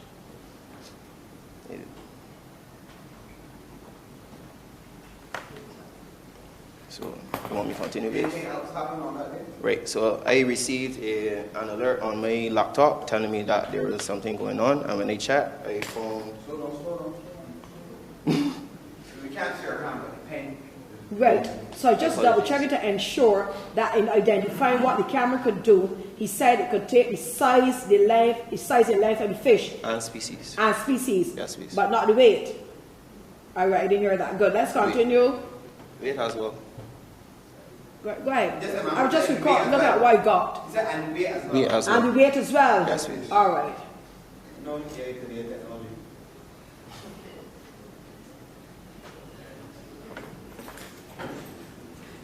I have it. I have the few now. Continue from. Yes, please. Right. Because the evidence is critical, because remember you have to make a decision, and I'm looking at the credibility and the knowledge of what the witness can share with the court and determine the liability as relates to the two accused. Yes, please. Right. So I'm listening, sir. I'm writing. Yes, please. I received an alert on my laptop at 900 hours showing that there was some illegal catches made by a boat. That boat turned out to be 8 Papa 2025 Neptune. After reviewing this footage, I saw what appeared to be small fish.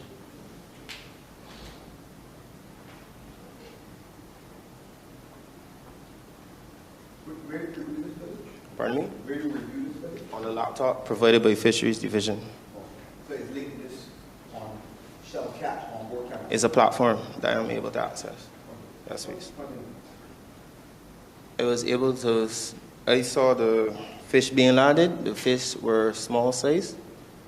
I called Mr. Tariq Jules at 9:30, and I also called Ms. Celeste Maynard. Who is? Celeste Maynard, pardon me? Tariq Jules will be the Fisheries Protection Officer and the boat owner of Neptune. The boat owner too? Ms. Celeste Maynard. Okay. Did you do anything else? After storing the recording that I got from the shell catch on board the system, I made a copy of my report. I also made a copy for the chief, a copy for the division, and then made a copy for Constable Kenny, who was also called. And with it, I attached my initials to the recording and signed the report with my signature. You did that for the purpose of? Pardon me? Identification. Okay. Yes, please. And should you see your report again, how would you recognize it? Via the contents and my signature. Application worship would be witness to.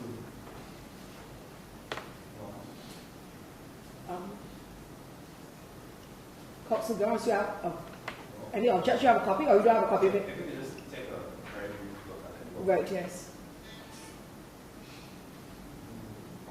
Yes, sir. Right. No objection. All right. Certainly.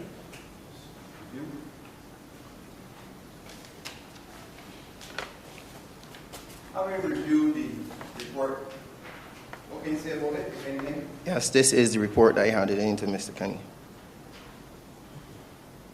My signature is here, and the contents is what I would have presented. Application worship, you have the report of the observer entered and labeled as Exhibit C. No objections, no. Thank you, Counsel. Thank you, Sergeant. Exhibit C. Right. On August 19th, 2025, I was conducting my daily checks of shell catch on board camera system.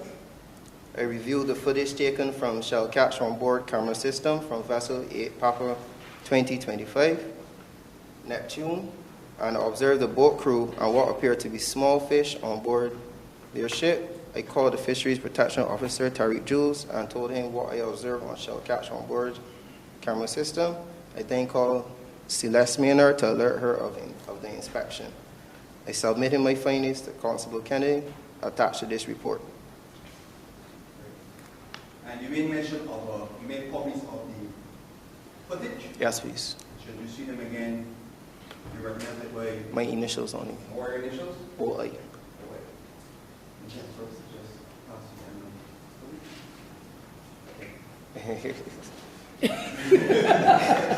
Yes, please.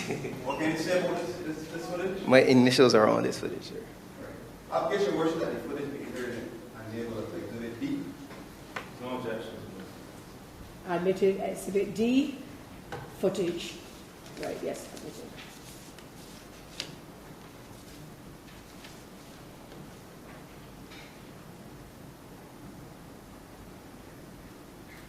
On what date did you review the footage on vessel? 19th. Oh, 19th of August, 2025.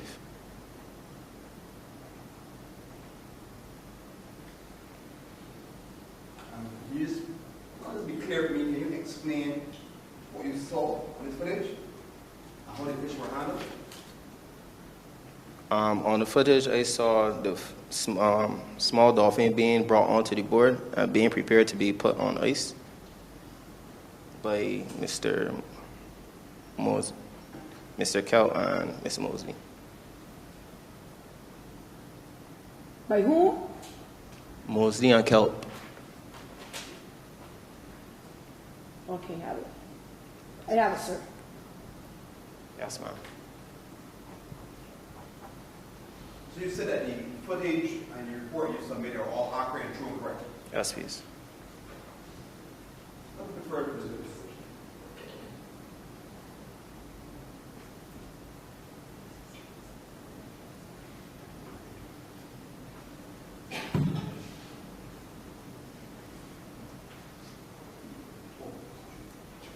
Sorry, ma'am. Yes, sir. One quick question to ask me. Because we already just started laying for cross examination by Mr. Gars. Yes, ma'am. I see DPP giving some As you spoke about guidance. the footage, can you say where it was kept? What did you do with the footage? The footage is kept at Barbados Fisheries. One was given to the chief, and a copy was given to Constable Kenny.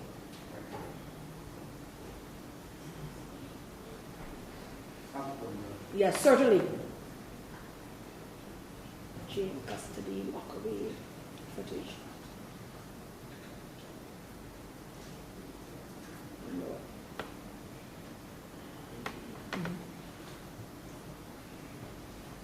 About the question that you know, can you tell us court the weight of the fish that you able to generate? It was 1.8 to 2 pounds.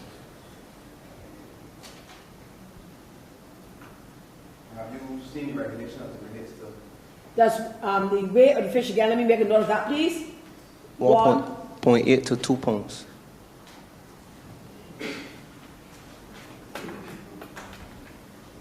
Sorry. Up to 1.9. 1.9. 1.8, between 1.8 and 1.9. Further question on this?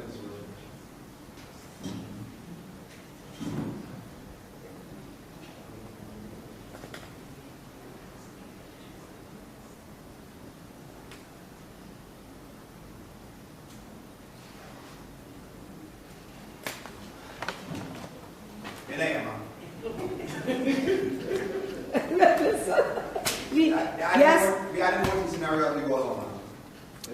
Yes, yes. All right, let me do time check. You see what's there? Let's go. Yes, ma'am. We wrap it up quickly. Yes, certainly.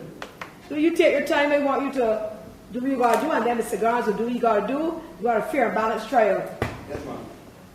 So prepare just in case we go a little past 7 o'clock.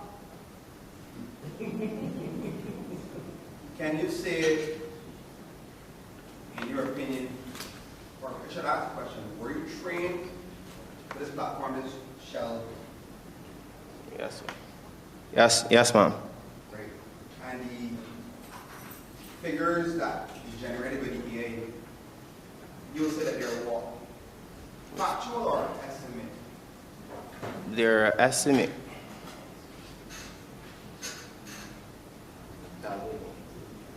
So because then your estimate, that's the reason then you would have. That's the reason why I contacted Mr. Jules and the biologist to get the confirmation that the sizes were indeed what they said they were. Nothing further, Your Worship. Thank you, Party Secretary. Yeah, Mr. Worship.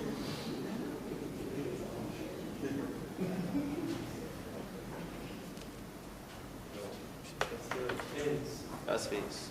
Yes, ma'am. These two persons are right here. Yes, please. Did you see them on the footage? No, please.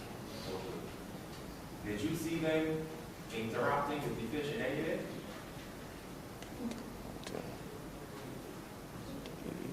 The agent was on the boat. Mr. Jones, yes, Mr. Jones was on the boat. Oh, sorry. You saw them. Yeah. You said no. Yes, please. No, you saying that you saw them on the boat.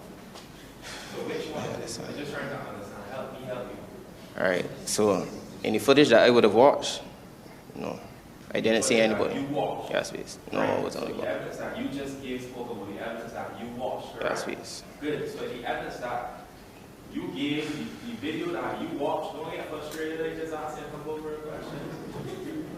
You did not see them. No, please. You did not see them putting any fish on. No, please. You didn't see them exposing anything. No, please. Okay. You made mention that this shall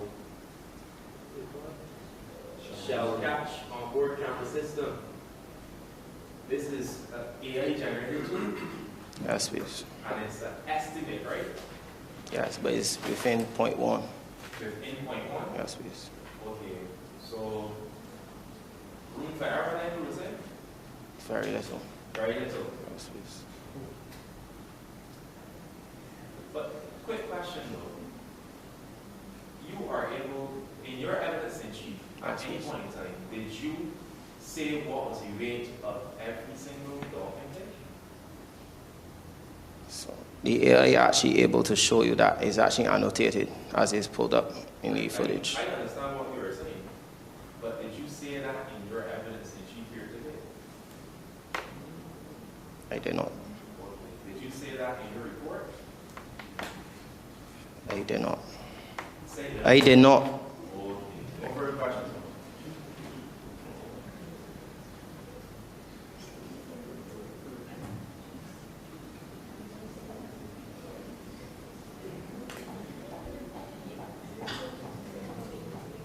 Nothing further from me. Please let Sergeant Prosecutor have a few, yes, because I'm waiting still, please. I was watching Marjorie. Pen, yes. He's watching my pen. Very tasty. All of a sudden, he wants to be. Good.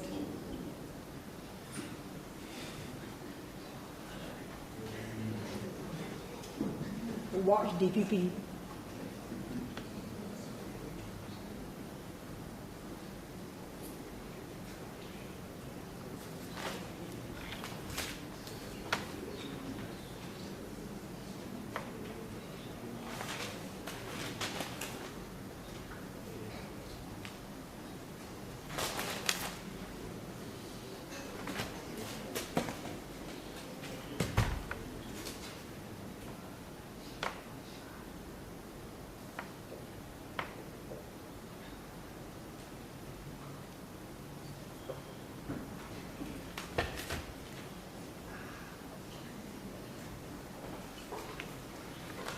Yes, sir. Of course, sir. Yes, please. Thank you for waiting for me. Yes, please. Yes, please. We've got one question for this witness.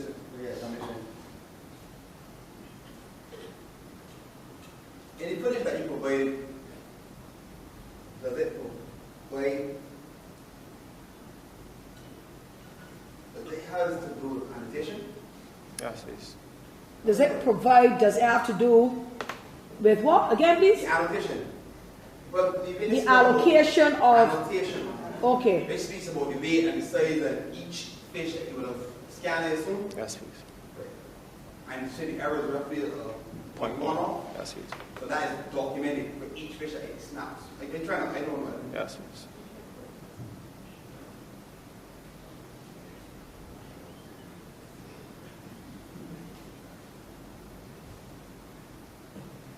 Something further. Certainly. All right. Thank you very much, Sergeant Prosecutor. Cheers. Thank you, sir. Thank you, sir.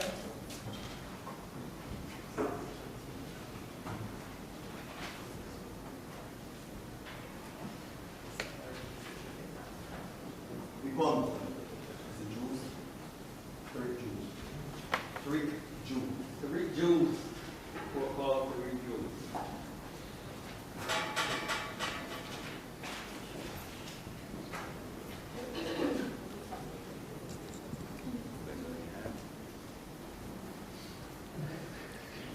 Good afternoon. I swear by Almighty God. I swear by Almighty God that the evidence that I shall give will be the truth, the whole truth, and nothing but the truth. Sworn, Your Worship. Thank you very much. Good afternoon, Mr. Jules. Good afternoon, ma'am. Please state your name and address to the court. My name is Terry Jules of number 47, Culpeper Avenue, St. Michael. Can you state your occupation to the court? My occupation is Fisheries Protection Officer. Do you recall the 19th of August 2025? I do recall August the 19th, 2025, as a result of a conversation with Mr. Ollie Inks, the Fisheries Observer, which took place on Tuesday, the 19th of August 2025 at around 9:30 hours. I searched for a vessel registration number 8P2025, Neptune, on the database of the Fisheries Division. The vessel was registered to Celeste Maynard, and the captain was named Kezi Kelp, with a fisheries license. The crew member was Bill Morley, with a fisheries license. The boat was a longliner and forms part of the Barbados commercial fishing fleet. I went on duty with Mr. Charles Boone and Police Constable Kenny, who was on duty at the Berenda Cox Fish Market within the jurisdiction of the Magistrate of District B, Oistins.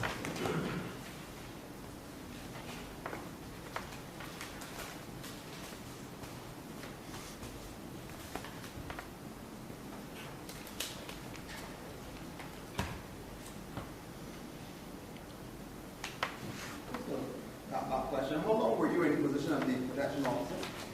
I was in the position for the past 3 years, but I've had experience working in the Barbados Coast Guard for 25 years, 17 of which I spent as a law enforcement officer. What are your responsibilities as a protection officer? My roles and responsibilities are, but are not limited to, the enforcement of the fisheries legislation, the maritime laws, and the conservation measures, the protection of fishing stocks and marine ecosystems by ensuring sustainable fisheries practices. The new regulation and new sustainable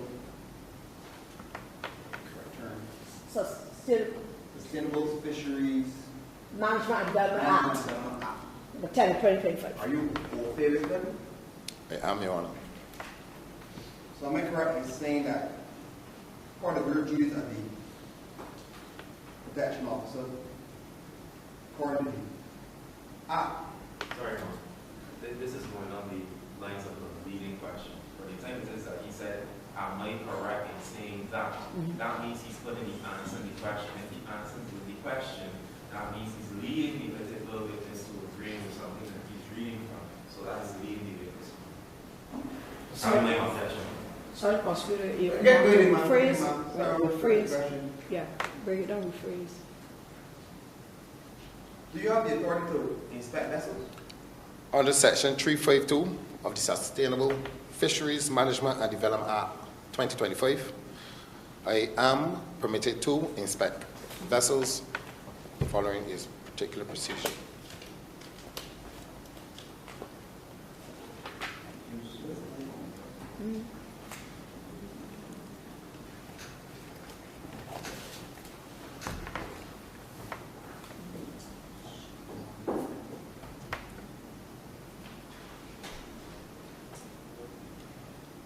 So on the 19th of August, were you involved in the inspection of the vessel entry?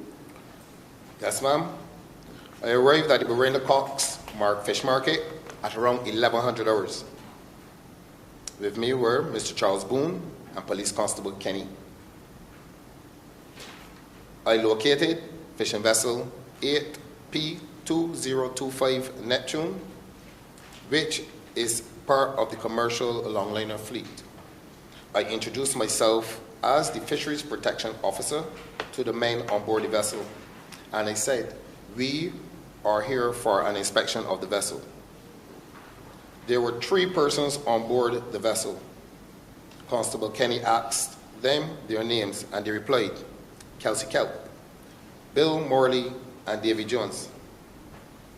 Constable Kenny first boarded the vessel, and I observed Kelsey Kelp nod. Then I said to the men on board, boarding the vessel, the fisheries biologist and I then boarded the vessel.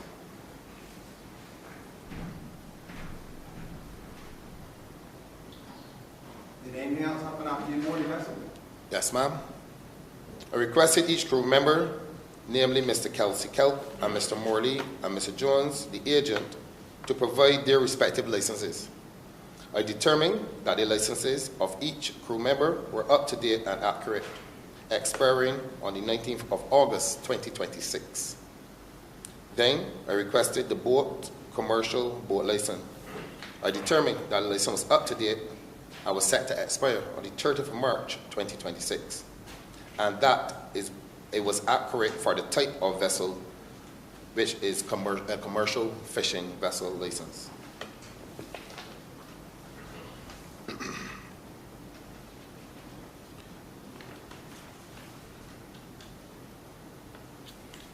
Did anything else happen after that? Yes, Did ma'am. you observe anything?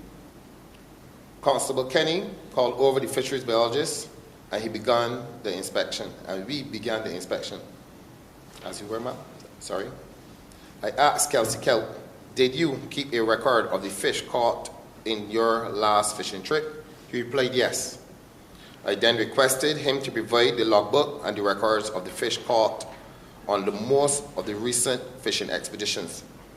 On the logbook, for the 17th of August 2025, I saw noted in the catches column 48 dolphins, 9 tuna, and 1 turtle, which had a note next to it, released. I inspected the fishing gear used on board the vessel to determine the type of gear that was being used by the crew. I observed the following fishing gear on board: hand lines, gill nets, and long line gear. I took photographs of each of the fishing gear using my Barbados Fisheries Division issued tablet. I then examined the fish inside the icebox that were labeled 1 to 6, dated the 17th of August 2025. In one of the sections of the icebox, labeled 4, I observed what appeared to be 10 of what I observed to be dolphinfish. I counted 10 that appeared to be small. I took photographs of the icebox using my Barbados Fisheries Division tablet. Constable Kenny then called over the fisheries biologist and he began the inspection. I observed the fisheries biologist take photographs of each fish. He identified the fish species in icebox 1 to 5 as dolphinfish and the fish in icebox 6 as yellowfin tuna. He then took out the scale and weighed each fish. I observed him take notes on his tablet. I also observed him take out a tape measure and unrolled it and measured the length of the fish. I observed him take each dolphinfish and weighed it. I saw one weigh on the scale as 2 kilograms. I observed him weigh each of the dolphinfish. I observed him weigh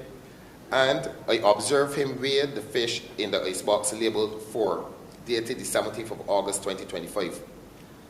10 of the fish weighed 2 kilograms each and were 60 centimeters long, which is under the required 66 centimeters long or 2.4 kilograms round weight as required by the second schedule of the regulation. I provided a report of the inspection to Ms. Celeste Maynard, fishing vessel dated the 17th of August 2025 to Constable Kenny of the District B, Oistins Police Station.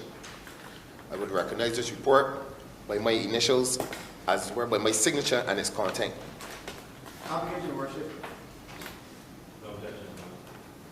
Here, admitted, yes, admitted, thank you, yes, objection.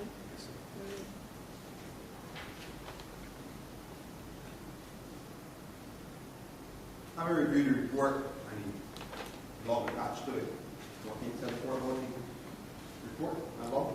This report was submitted by myself. I can identify it by my signature and its contents. Application, Your Worship. You have the exhibit entered and labeled as Exhibit B. No objection. You also made mention of taking photographs. Application, Your Worship, for the Ministry of Beauty for the album.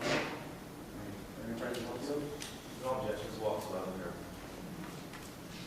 We have then the sake of them to enter and label before the album. Right. Certainly. Mr. Jules, where did this inspection take place?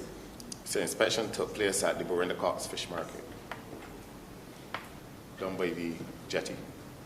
And can you describe what you observed when you arrived at the market? When I arrived at the market, I saw the fishing vessel Neptune with 3 persons on board.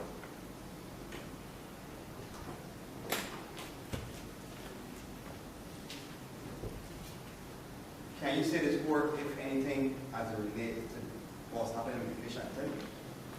The fish were inside of the icebox cell. The icebox was open.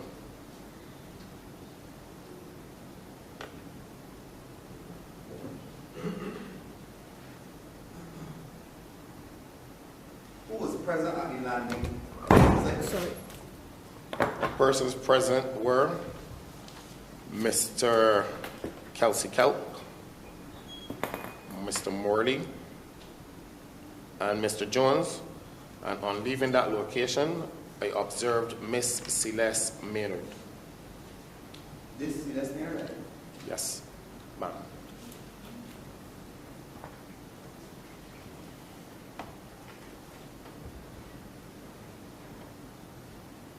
Can you say of those 3 men, do you know their occupation? Mr.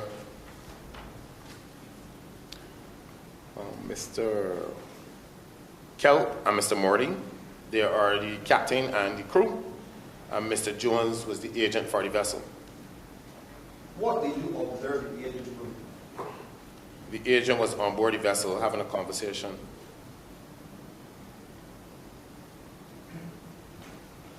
And did you observe anything as it relates to Maynard, the owner, when you were leaving? At this point, I cannot recall what exactly she was doing. Can you tell this court what actions you took after the observations?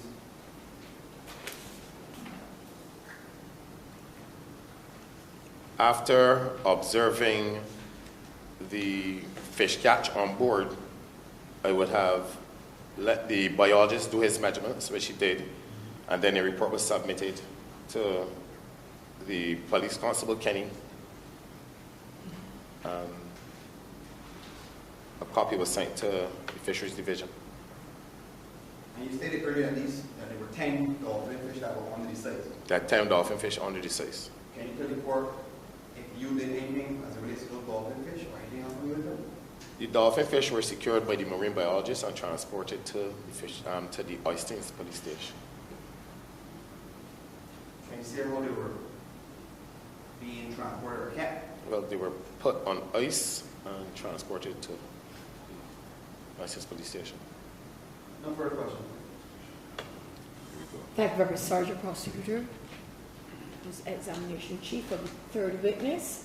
You have cross-examination now of a third witness. Is this your final witness or you have one more?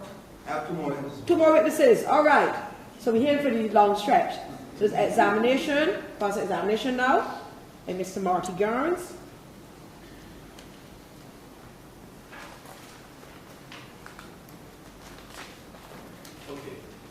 juice. Do you have a staple machine though? Anyone with a staple machine that I can borrow? I have one. Right, thanks. I can borrow it to keep. Appreciate it, thank you.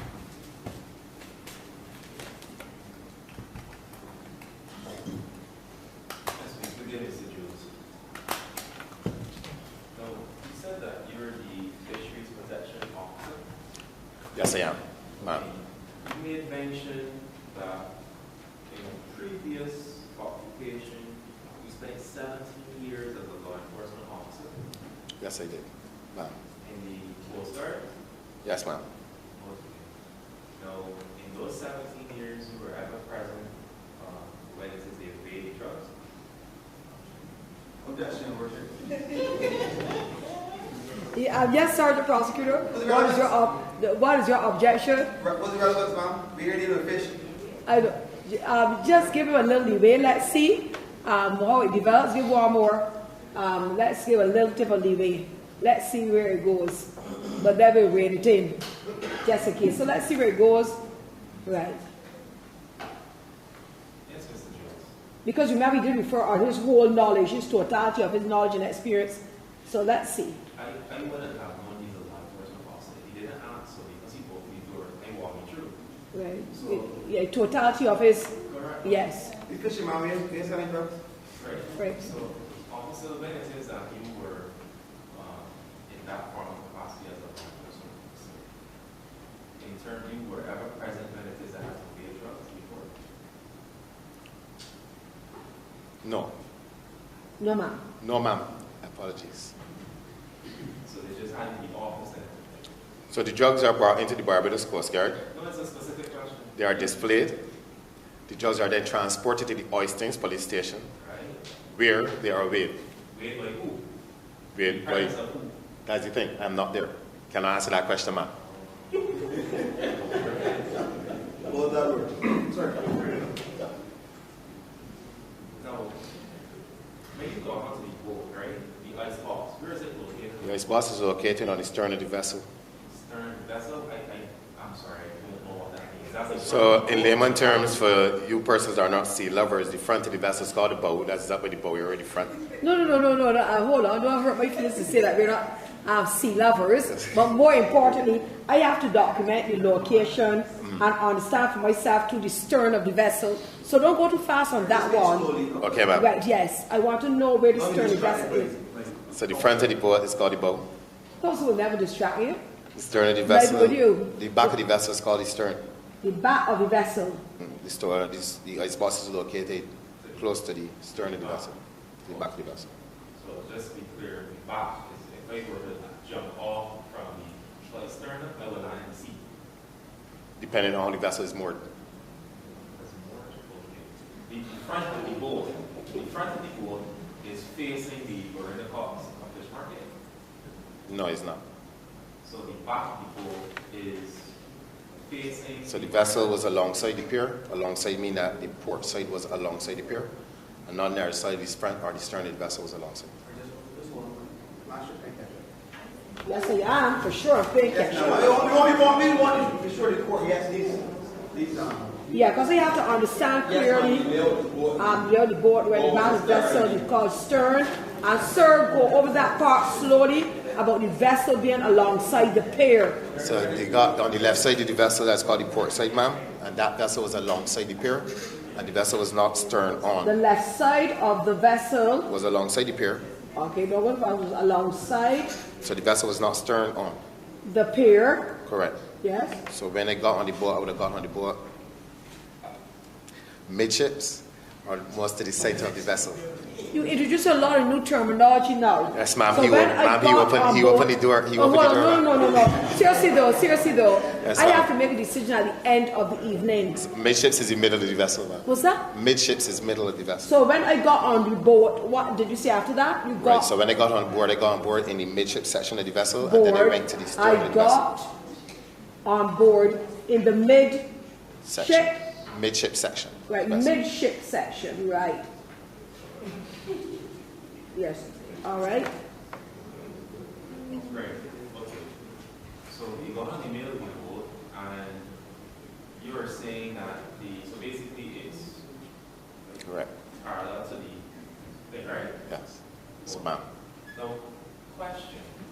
present, you have that point in time. Who's present? Constable Kenny and the marine biologist. Marine biologist, what's his name? Marine biologist, that is Mr. Boone, Charles Boone. Charles Boone? Yes. So you want Charles Boone get on the same boat? Yes, ma'am. You sure? Yes, ma'am. Same time? Yes, ma'am. What's the name of the boat again? Registration number 8, Papa 2025, Neptune. Neptune. Ma'am. And there's only one Papa, whatever you don't call it, Neptune, right? There's only one of those? Yes, ma'am. Okay. So, if I were to tell you, you were saying something different. I'll move on. I'll leave that to the closing. I'll leave that to the closing. Storytelling? Alright, so the ice box. Can you describe the size of the ice box? At this time, I cannot recall the size, ma'am. The photographs don't help you? No, ma'am. So, I have a question. Who took photographs of the ice box? Photographs were taken by myself and the biologist. Right. The photographs that you took don't help you? No, at this time, ma'am. I cannot recall the size of the ice box by looking at the photographs, so I'll have to use the measuring tape. So, in other words, ma'am. So, in other words, you took. My learning Frank seems to be bothering me this year for these rapid questions, quick, so like, he gave you a chance for your pen to catch up, man. He gave me this time to right. No, I think your witness is good. Of course it's not. I don't determine that he's badgering the witness. I want to make sure the court gets all his key right. I don't think that he's badgering the witness, and I think that this is within the witness's knowledge base. Of course, ma'am. Right, good. I want to make sure the court is getting and recording all of these key answers that are being put forward by the witness. Yes, I do. I do have them. Great. So now that the witness has time to catch himself and figure out what answers he wants to say. So let's go back to what it is I have asked you. Okay? Remember it is I was asking about the use of the photographs that you would have taken, correct? Yes, ma'am. Remember it is that the photographs would that would you would have like I said, yes, those are the photographs, correct? Yes, ma'am. Okay. But you said that the ice box, it wasn't covered? No, ma'am. Okay, when you got onto the boat, in the middle of the boat, you could see what is in the ice box from where you were? No, ma'am. Okay, so in other words, the ice box has depth, correct? Yes, ma'am. Right. So in other words, if I stand there, even if I get on the boat, I can't see what is in that ice box, right? No, ma'am. No, ma'am, meaning you cannot see. Unless you go directly over the ice box, you cannot see. Right. So in other words, anybody who is in the Bermuda Cox fish market, they can't see anything in terms of any fish in that ice box, correct? No, ma'am. No, ma'am, meaning you agree with me? No, ma'am, meaning that they cannot see nothing inside the ice box. So you agree with me? So, in other words, they were not exposed for sale. Don't look at me. Answer the court. I am always going to hear says yes, ma'am, or no, ma'am. But please answer, counsel. Ma'am, from knowledge, once the fishing vessel is alongside and the ice box is open, the fish are ready for sale. You said, go again, sir, please, I have to write that down. From knowledge? From knowledge. Once the vessel is alongside. Don't go too fast, I have to write that. Yes, ma'am. From knowledge. From knowledge of the fish vendors. Sorry, ma'am. Once the I need to object to that. You can't. DPP, don't go. Counsel, DPP, listen, we're recorded. Counsel, DPP, come back, we're recorded. You can't leave. Come back and sit down, DPP. Sit down. Counsel, sit down. Hold on. We having too much drama and it's going to reflect. No, we having too much drama. Hold on. We having too much drama and it's going to be reflected in recording. Hold on. So let's go back. First thing first, before counsel say could object, I did not get fully, sir. So we have to take that out of our brain. What your answer was. You're saying that from knowledge of the fish venues. From fishing, ma'am. Fishing, yes. Once the fishing vessel is Don't alongside. go too fast. Once the fishing vessel is alongside. is alongside. And the ice box is open. And the ice box is opened. The fish are ready for sale. The fish are ready for sale. All right, thank you. Great. So, now that he's finished with his answer, I'd like to formally make my application for that answer to be struck. The reason why, ma'am, is one, it is completely speculative. Two, I cannot cross-examine the fisher for where it is that that information is coming from. That is hearsay. That's number two. Then number three, to make it all worse, is it that the court is supposed to take judicial notice of that fact? Judicial notice, if it is the court is going to look at section 119 of the Evidence Act, then it is we need to look at certain things. And clearly and truly what it is that he's talking about cannot apply. So whether it is we look at it in terms of speculative, hearsay, or if it is that he wants the court to take judicial notice, that is inadmissible. But yet again. Right. I did know I did ask if that was in all instances.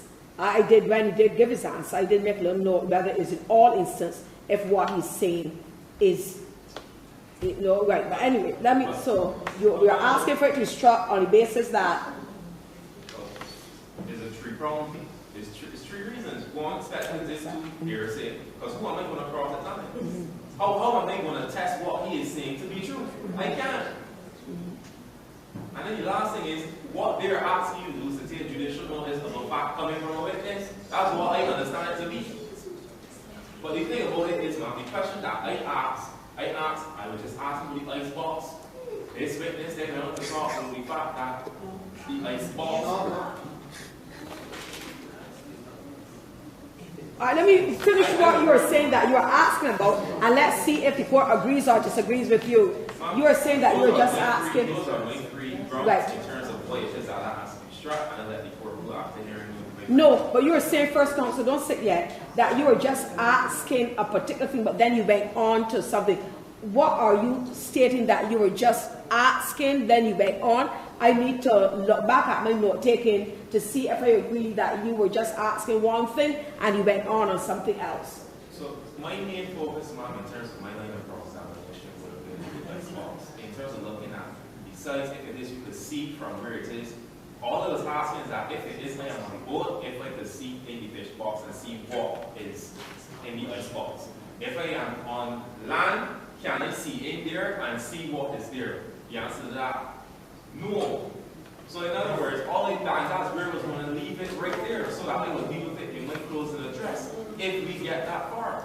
But then the witness now is saying, as long as it lands, according to the fisher folk, it then becomes for sale. Oh. So that's it from me. Thank you. Sergeant Prosecutor, thank you, Mr. Barnes. How do you respond? I'm asking the court to express the question that my learning friend would have asked. If it is. Come on, make sure we have to make note of that. You know, this is not like when I am on things where I get every single question verbatim, every single answer verbatim. Today I'm doing a fast speed thing. All right, hold a second. So to tell you the exact, I know we had the issue of. I'm just the last question. It's what was not covered. It's what was not covered, ma'am. I cannot see what was. Along the lines of when you asked the witness, if the box was one and exposed to. Right. I didn't get to record the exact question that was asked. I got to more look at essence of the answers. The ice box was not covered, ma'am. I could not see what was in the ice box. No, ma'am, I cannot see what is in the ice box unless I go like right up to it or like that you're saying. And then he went on to say, but from your knowledge of fishing, once the fishing vessel is alongside and the ice box open, the fish is ready for sale. So the exact question that Mr. Garz asked. The next question after that? No, that's after. I remember he asked the witness that yes. The ice box was open. Right. Yes, and he said the ice box was not covered, ma'am. No, ma'am. So it was not exposed for sale, yes. Not exposed for sale was the question for giving it. Who spoke from his knowledge and he declared his level of expertise, in my opinion, of his knowledge of the sea being a former Coast Guard, but he's using some terms here, man, that he'll be in a position to speak. He probably fish, I don't know. But it's clear, man. But can we impute that his knowledge stretches to all of these things? I can 7 years in terms 7 years as a Coast Guard operator, and then the years as a fisheries protection officer, man. He's forever in the market, he's forever on the sea, he's around the boats. He got to be around the fishermen, he got to be around the vendors, he got to know, and he himself got to fish. So he got to understand terms. So if it is, and it, correct if I think it's in we made earlier, that once the boat pulls us outside, it is customary practice that it means the fish are exported. That's, again, remember I stated earlier that the customary practice that it means that it's where wholesale sales are done in some instances. And I think that's what the instance is inferring. But as I said to you, so Mama asked Mom that the witness statement remain and that your objection against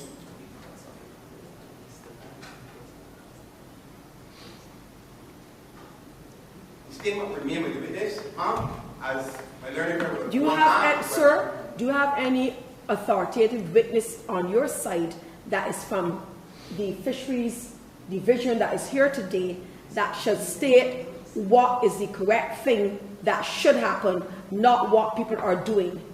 Dr. Shelley-Ann Cox, do you have any authority, any person that could tell you, anybody in charge of the Fisheries Division, because we don't know if some people are in breach of the what is supposed to be? Do you have a witness that tells you lawfully?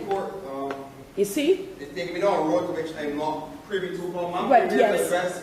The offenses before the court as related right. to so yes. And my witness, your worship, has indicated by his knowledge and experience that due to the question asked by counsel, is right in saying once the fishing boat goes alongside and the box is open, fish are ready for sale. That's his interpretation, that's his opinion, that's his view, and that's from his experience. And behind, and you notice that this second time that y'all are going, you know that word, and behind you you're having some fisher folk that are shaking their head in disagreement. So I suspect that done with the Fisheries Division, but yes, no, but I'm saying that there must be some officer there who's in charge. There must be some, yeah. They're here to observe. I understand, but no, but listen to me. Listen to me. No. Sergeant Prosecutor, when I visited the Fisheries Department, just a quick aside, when I visited the Fisheries Department, I saw one gentleman purporting to do something in a particular place.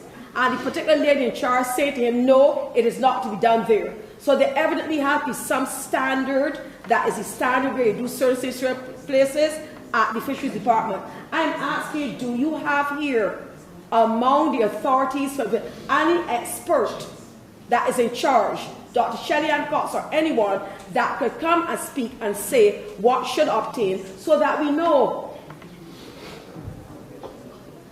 Do you have any expert here from the Fisheries Department who is in charge of the Fisheries Division that could be the authority pertaining to where and what should happen? Yes, that you can understand? Yes, ma'am. Yes, good. So that is going to solve the problem. He's right here.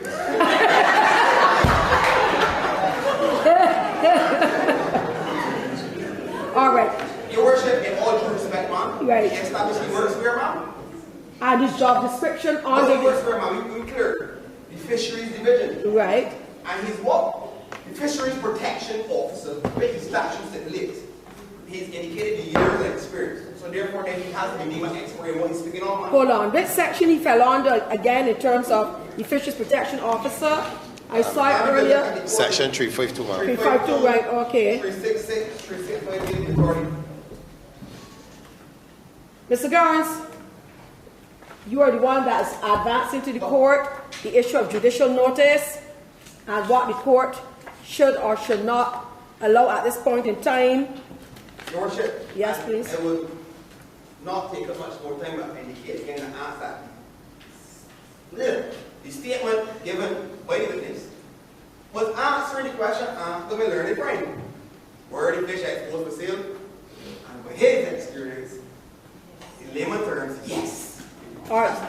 All right, just let me look at 353, and I'm going to make a 352, decision. ma'am. Right, I'm looking at, right, power to enter search, right, yes. Yeah, I've been looking quick, yes, please. Yes, please. The court goes back to the answer that the witness was giving. If you read back to the beginning part of his answer, he wasn't speaking from his knowledge.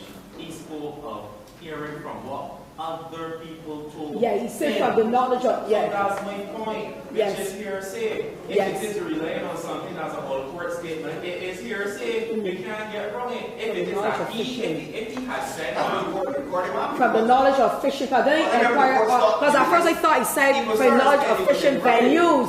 So I asked for clarification, but I told him he was going to fast there. And he said from his knowledge of fishing, once the fish vessel is alongside, but here is him, by his knowledge. He said fishing. No, he starts talking in his Listen to me. Let me look. I'm quietly. Hold on a second. Let me look at 352 and 353, and let me see if I'm deeming this gentleman an expert as it relates to in terms of duties and functions. If I'm deeming an expert as it relates to this point that he purports to have the knowledge as to where exactly sale is to occur down by the Fisheries Division in Bridgetown.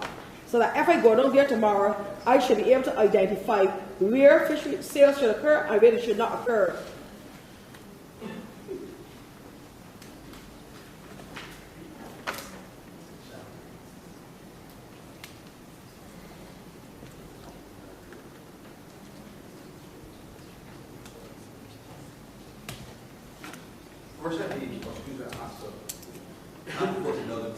Yes, you do your thing. I look it through 352 and then 353.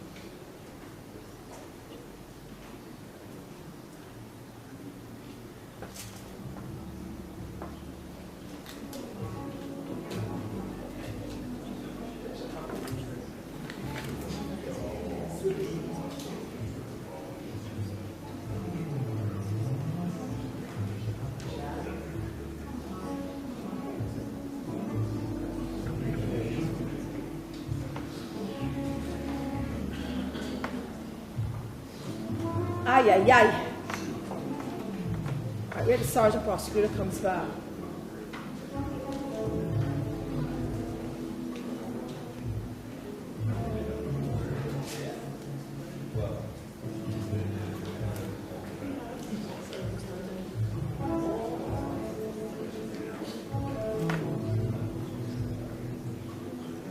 I'll get the sergeant.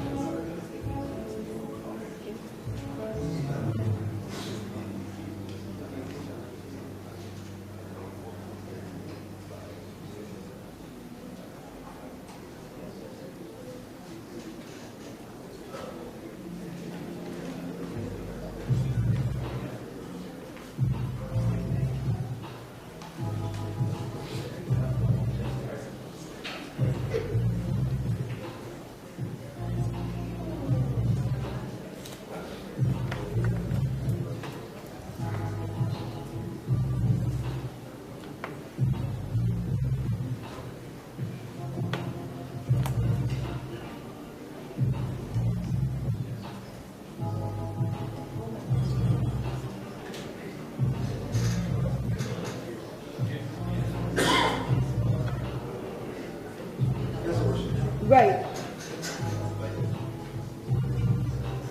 Sergeant Prosecutor, you have indicated that, to your mind, the expert witness in this area, as it relates to the knowledge of where fish is to be sold. He's not an expert, man. He works in the Fisheries Division. Well, He spoke from his experience and knowledge. So it's for his experience. But we don't know somebody else there in authority, in terms of line authority, organizational structure, has a different experience. We therefore do not know the layout of the Fisheries Division, what happens where, what does not happen where, who do they report to if fish is sold somewhere that it should not be sold. Do we have someone to whom someone knows that you report to? With respect, Your Worship, that is not relevant at this stage, ma'am. Not to your side of things. No, ma'am. Respectfully, ma'am. Respectfully. The witness just answered the question posed on the learning line. Right. And so therefore then, in terms of ruling, I am going to go with the side of Mr. Marty Garns. I'm going to go on the side of Mr. Marty Garns in terms of ruling, because I do not have in an authoritative way an idea as to the layout of the Fisheries Division, what happens in which area of the Fisheries Division, what should not happen where, if everybody does what they feel like doing, to whom would one report to. So I don't have enough coming from this witness for him then, when he makes a statement, to deem him to be an expert. You know, so therefore I'm going to, in this ruling, go on the side of Mr. Marty Garns. You're welcome, sir. Just to conclude very briefly.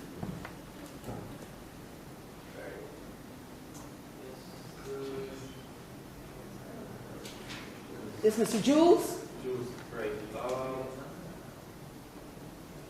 When you got on board,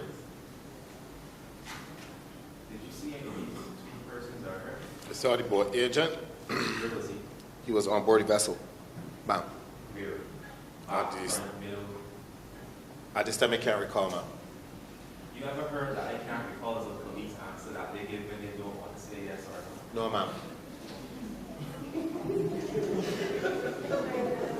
No, ma'am, to what, sir? No, ma'am. I have never heard that statement made by towards the police.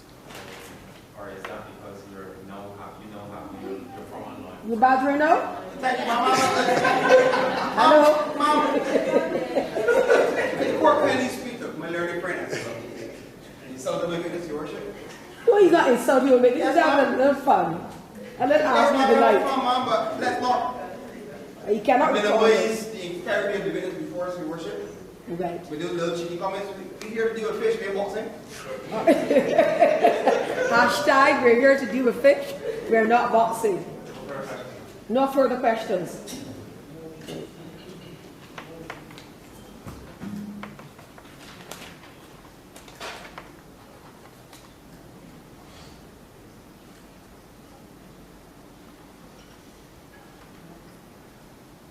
The examination and Yes, Sergeant Chase. Just one question.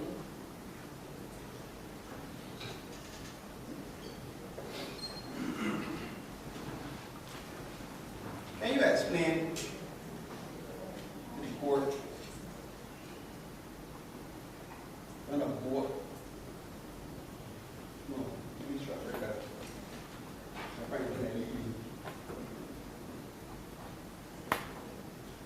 What do you understand exposed to you? Sorry, ma'am. I need to object. If it is that the current one to ask that question, he could have dealt with that in the examination in chief. When it is, I ask him in terms of exposing for sale and what's on man. I ask a specific question. I don't see how it, because remember, his objection before would have been that the law is what the law is. It can't be that what he interprets the law to be and the court should be going by his interpretation. If it is that Parliament wants to have a specific meaning for exposing for sale, they should have put it in the regulations. But they didn't. So if it is that they didn't, in my view at this juncture, to ask him what his understanding of it is. I don't see the relevance of that. I don't. Yeah, that's his objection. Sergeant, will you respond? Ma'am, this came up on the cross-examination. Basically, I'm clarifying. So which point you clarifying? Which issue are you seeking to? of my witness. But you can't speak to experience when he's not being the expert. That's the problem. My question was proposed regarding the exports for steel. The export bill. That's all. Okay. But it's not just a simple question of if that's all. It's a matter of if it is the law permits you to ask that question. When it is that you didn't leak that evidence, you had the first chance. The law does. Hold on, I'm looking to see at your examination in chief, Sergeant Prosecutor. Came up on the cross by my friend. All right, okay. That's where the door, as he used the term, the door is open. Hold on. It says it's on the water, then you get your seat.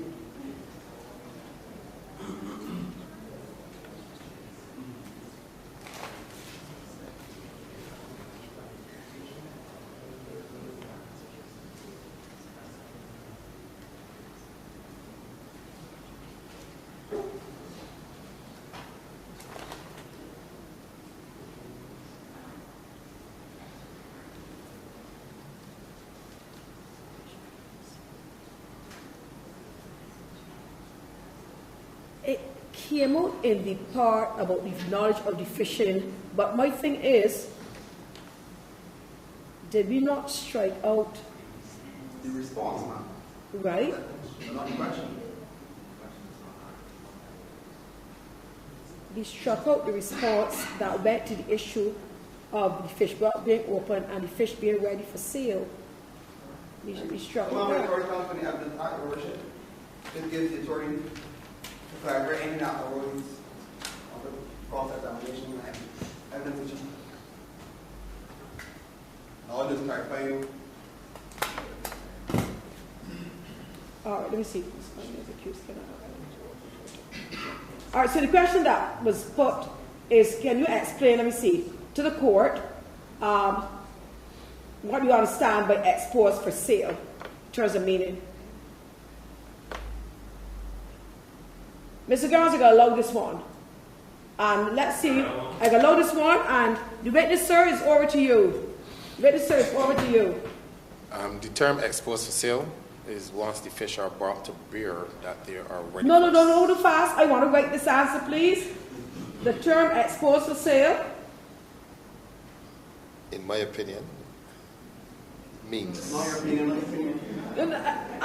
He's given his answer. You can't coach him through his answer. He's given his answer on the oath. Right. The term, he will have to tell me if he doesn't want a part of his statement to be made. But so far before, the term export for sale, in my opinion. I think it's struck out in my opinion. All right, so that's struck out, sir. Right. So the term exports for sale indicates that once the fish are made. Don't go too fast. Indicates that once the fish are made, beer, or that you can see the fish. They're made. Made beer, you can see them. Or made beer. Made to beer, or you can see them that the fish are ready for sale. Or one can see then. The fish are ready for sale. The fish are ready for sale. Yes, ma'am. All right.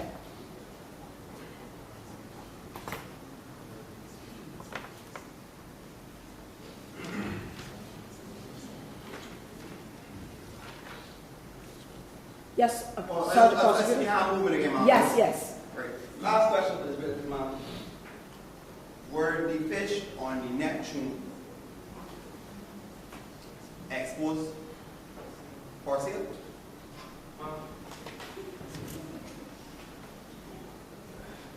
Again, did they not ask that exact question before? So we clarifying, I asked that exact question. So I don't know if it is that. Another bite of cherry? At this point, it's true. I leave this there. Sergeant Prosecutor, in the cross-examination by Counsel Garnes. Yeah, he asked that question of the same one? Yes, he said that. A response? Hold on. Yeah, it's possible not covered. I cannot see what was in his spot. I cannot see his spot. I think he's referring to the answer that was struck from the record, right? He's going back in the same answer that he said, we agree, based on the three factors, should be struck. where he said, where the gentleman ended up by saying, and the box may open, the fish are ready for sale. So you easing back in terms of the answer that your gentleman, and we agree, that it will be struck. You're easing back. I think that's get it back in. So he's trying to make sure everything. Yeah, I think he's trying to ease back in the answer to put it on the table for consideration, either in closing or for me to consider in terms of making a judgment. So the box was open? Yes, box was open, ma'am. And the other fish that we heard?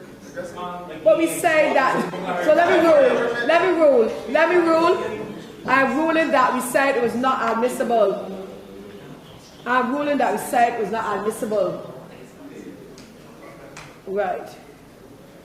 I'm ruling that we said it was not admissible, so we can't dig back up in that. Right, we can't dig back up in that. So we come to the end in terms of that. So, sir, thank you very much for coming. You have done your examination, Chief, submitted yourself to cross-examination and re-examination. We therefore have one final witness for the afternoon. You have one final witness? You have two more, Your Worship. Two more, okay, so we keep going. You're looking like we're going to finish at 8 o'clock. 5 o'clock. I will be short on these two. Right, yes, so we'll see. So examination.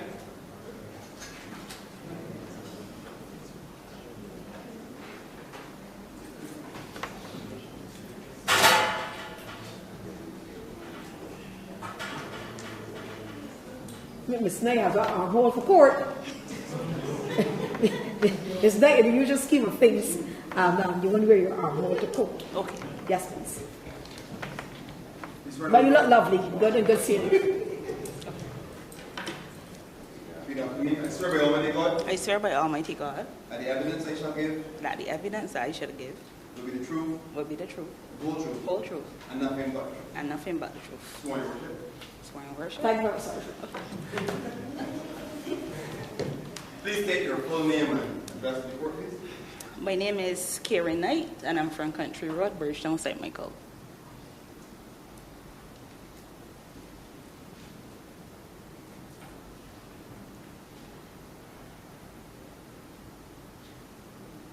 Yes, I'm good. Can you tell me what was your occupation, if any? My occupation is I'm a seafood seller at the Brenda Cox Fish Everyone can hear her from down the back? Right, a seafood seller. And working. Right, so speaking to the microphone for recording purposes. It's not working, but my name, go ahead. So I'm a seafood seller at the Brenda Cox Fish Market.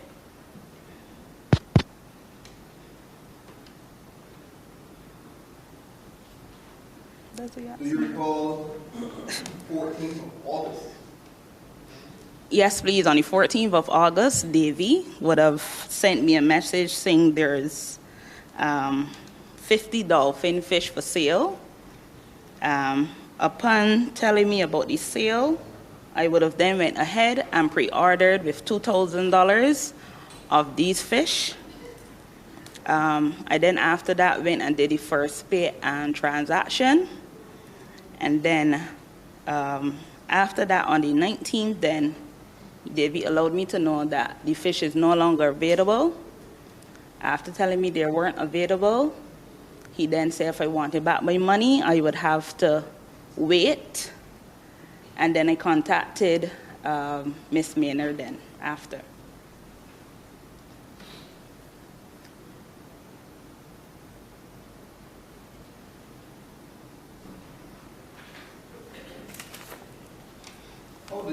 So he said Davy, who Davy? Davy Jones is the agent of Neptune. He's the person who normally liaison with the purchasing of fish. Yes, please.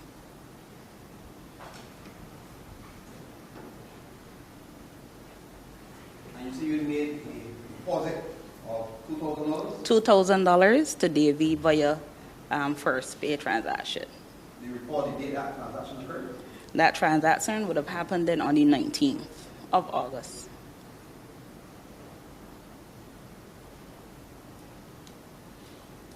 Sorry, 15th of August, ma'am. Thank you. I have it. And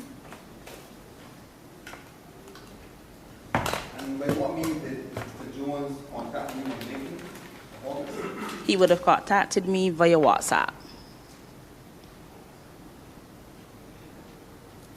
And did you say anything to him regarding your order? When you say, can you repeat, please? When you say anything. Did you tell him anything when he telephoned you regarding your order that you would have paid for? I would have told him I didn't have any fish for my following week, so that's why I made the pre-order. Were you aware that do you know which boat in question is Mr. David associated with? That would be 8P 2025 Neptune. And you know the owner of that vessel to be?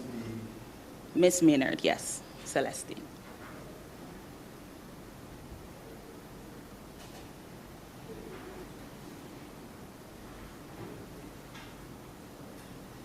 So if you didn't get this $50 dolphinfish, yes, please. how would that affect you? I would have been out the $2,000 for the pre-order, and I would have also filled my bins with ice to prep for the following week. So that's why you actually wanted your fish? Pardon me? You wanted your fish? Yes, please. Were you aware if the Neptune boat had docked at the Barbados Fish Market on the 19th of August? No. You weren't aware? No, please. No further questions, please. No questions for this one. Thank you very much. All right, so no cross, no react, is right, so no cross, right? So I'll see from the examination, but you had no cross examination. All right, so we have, yes, please, you want to say the worship?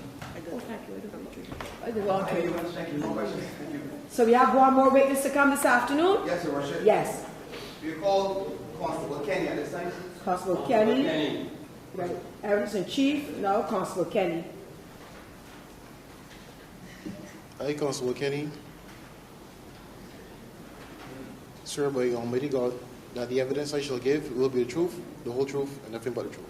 Yes. So your officers swear themselves in court, right? And sometimes they usually swear themselves in. You state your attachment, Mr. Kenny? My name is Constable Kenny, number 2300, currently attached to the Marine Unit. You have it, sir?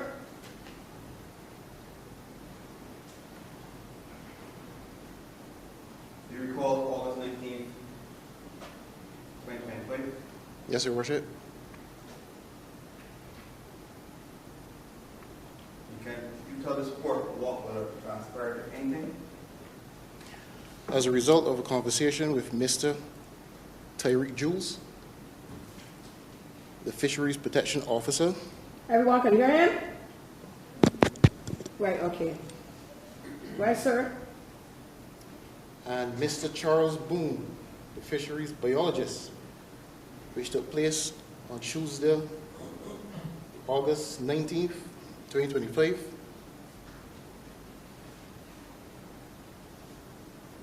At 10:55 hours, I went on duty to the Brenda Cox Fish Market within the jurisdiction of the Magistrate of District B Court, and I was dressed in the uniform of the Barbados Police Service. And it was accompanied by Mr. Jules and Mr. Boone and other members of the Marine Unit.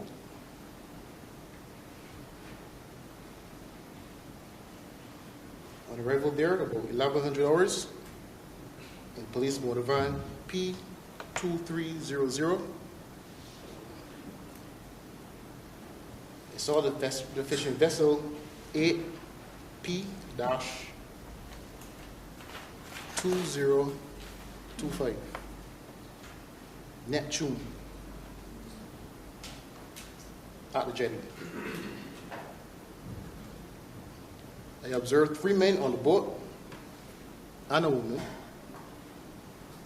who was on the jetty, and he asked them for their names, which they gave as Bill Morley Davy Jones, Celeste Maynard, the owner, and the captain, Kelsey Kelp. I asked Miss Maynard if she was the owner of the vessel, and she replied, yes. Mr. Jules and Mr. Boone introduced themselves and their profession. Mr. Jules told the captain of our intention to inspect the boat and its contents. The captain consented and we boarded the vessel. We observed Mr. Jules going through the motions of checking ice boxes labeled 1 to 6, dated 17th August 2025.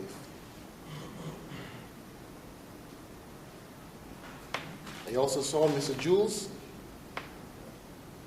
investigate the icebox labeled 4, which was dated the 4th August 2025. What date is it again, please? The 4th of August. 4th of August. 2025.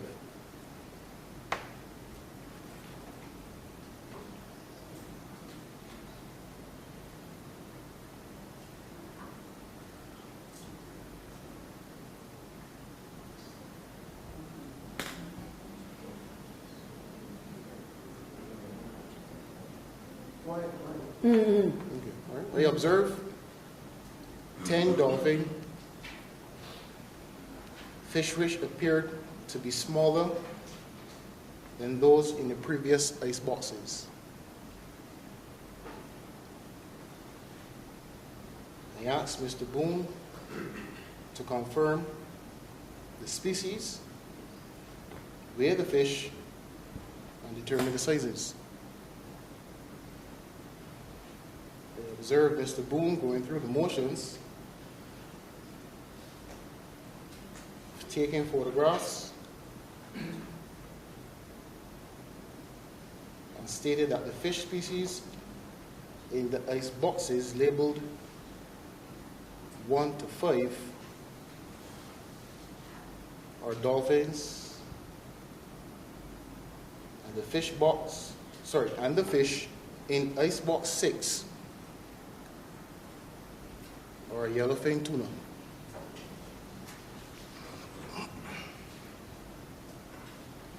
Further observed Mr. Boone with a scale, weighing each fish and making notes in his tablet. We also observed him with a measuring tape and measured the length of each fish. I saw a fish weigh 2 kilograms. Sorry. Bear with me a second. Oops.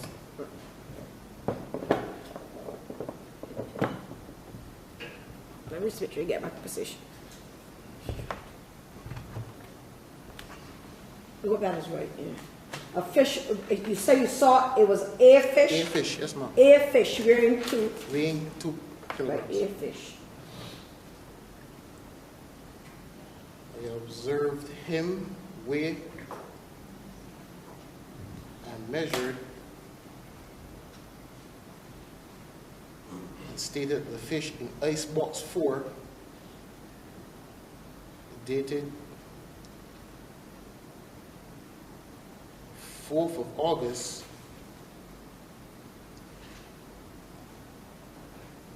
2025 with 10 of the fish weighing 2 kilograms each and were 60 centimeters long, which is under the required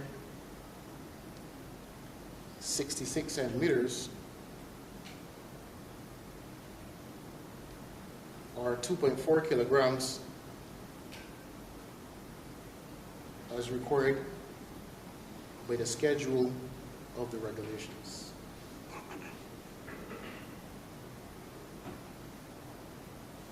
He asked the 3 men and women if they heard what Mr. Boone said, cautioned them at Rule 2 of the Judge's Rule, with the 3 men saying,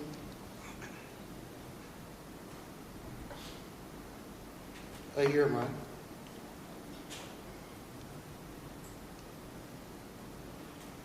And Miss Maynard saying, "Yeah, I hear you."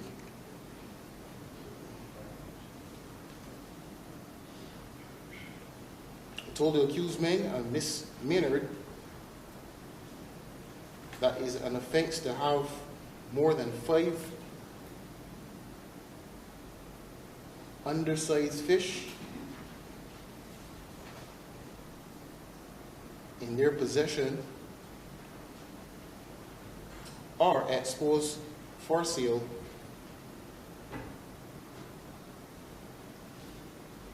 according to the Sustainable Fisheries Management and Development Regulation 2025. And caution them again at Rule 2 of the Judge's Rules.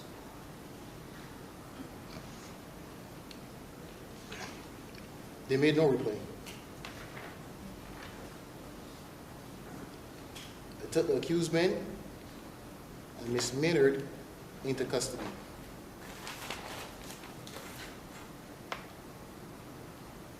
At about 1200 hours same day, whilst at Oysters Police Station, I told Celeste Maynard, 41 years of Perry Gap, St. Michael, that she was at the station with a criminal matter, and that she has the right to consult with any attorney at law of her choice or family member at any stage if she so desired. She replied, "Okay." Right, Constable Kenny, and told the accused on 19th of August 2025, being the owner of fishing vessel 8P-2025, she did expose for sale more than 5 dolphinfish, to it 10 dolphinfish under the prescribed size limit. You said to wit 10 or more than 10. What do you say, please? 10, to wit 10. To wit, right, 10. Dolphinfish. Yes. Under the prescribed size limit.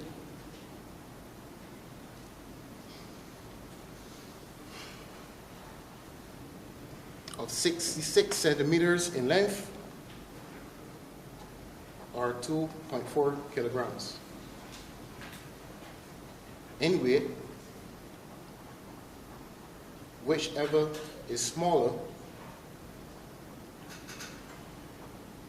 and that she could assist with such investigations, and asked if she wanted to give a written statement.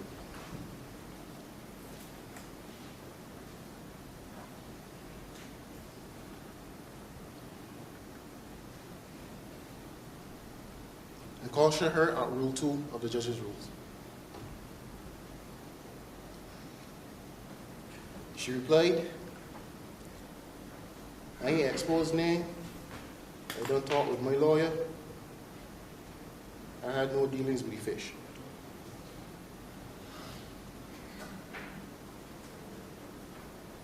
Constable Kenny, arrested and formally charged Celeste Maynard, 41 years, of Perry Gap, St. Michael, for exposing for sale more than 5 dolphinfish under the prescribed size limit, and caution her at Rule 3A of the judge's rules. She made no reply. At about 13:30 hours the same day, Constable Kenny told Davy Jones, 32 years, of Perry Gap, St. Michael, that he was at the station with a criminal matter and that he has the right to consult with any attorney at law of his choice or a family member at any stage, if he so deserved.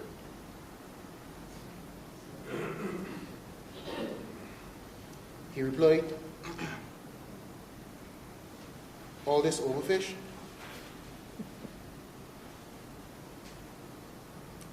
Constable Kenny then told the accused that on the 19th of August 2025, being the boat agent of vessel 8P-2025 Neptune, he did expose for sale more than 5 dolphinfish, to wit 10 dolphin fish under the prescribed size limit of 66 centimeters in length, or 2.4 kilograms in weight. Whichever is smaller, he could assist with such investigation, and asked if he wanted to give a written statement, caution him at Rule 2 of the judge's rules. He replied, really and truly, that fish did look big to me, but I ain't giving no statement. Constable Kenny arrested and formally charged Davy Jones, 32 years, of Perry Gap, St. Michael, for exposing for sale more than 5 dolphinfish under the prescribed size limit, and caution him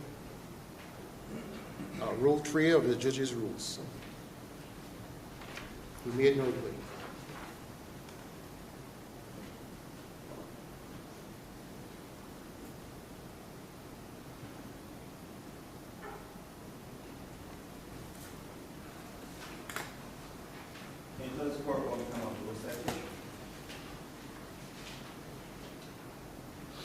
Those fish were kept in custody of Mr. Tariq Jules and Mr. Charles Boone.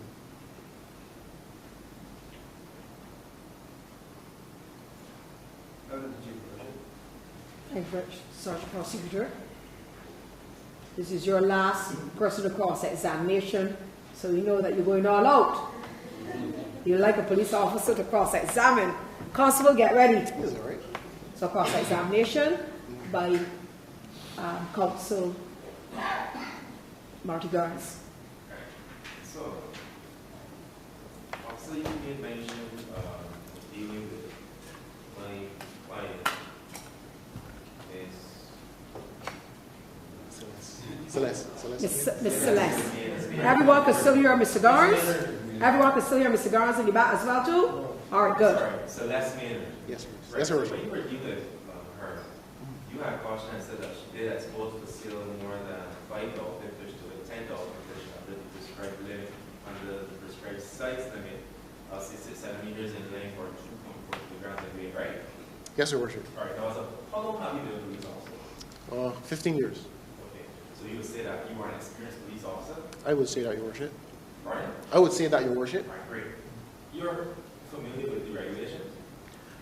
For the most part. For the most part? Right. Where are you attached? To the Marine unit. So if it is you're in the Marine unit, you should know about these regulations, right? Yes, Your Worship. Okay. So in terms of this particular regulation that you charge my client with, Ms. Maynard, right? Would you agree with me that it speaks to length and weight? That the length and weight of the fish is very important. Yes, Your Worship.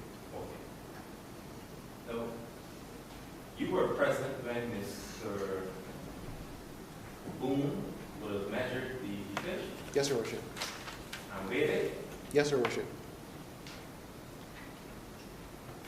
In terms of weighing the fish,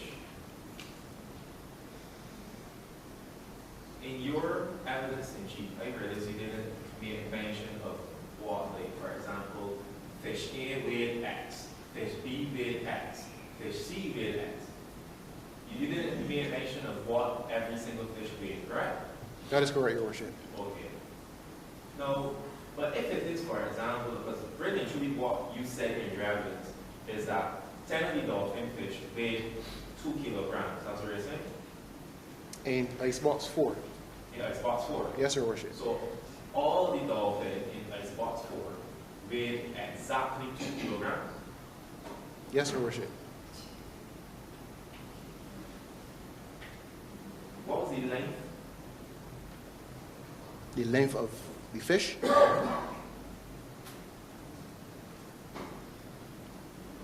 I can say it did not meet the required length Right, but, stipulated. okay, I understand that, but unfortunately law dictates that you actually say what the length is. So can you tell us what the length is of each of the fish?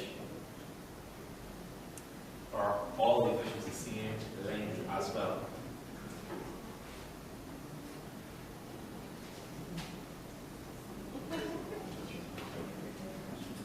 They were not the same length, Your Worship. They were not the same length? No, they were not the same length. Okay, they weren't the same length, but they were the same weight.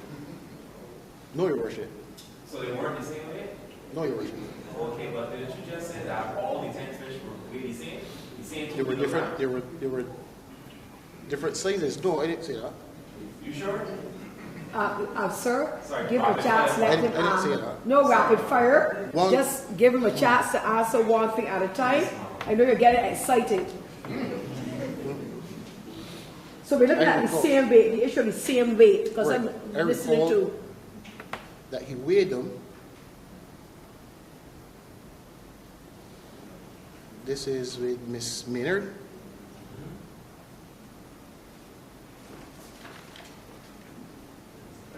Yeah, I observed.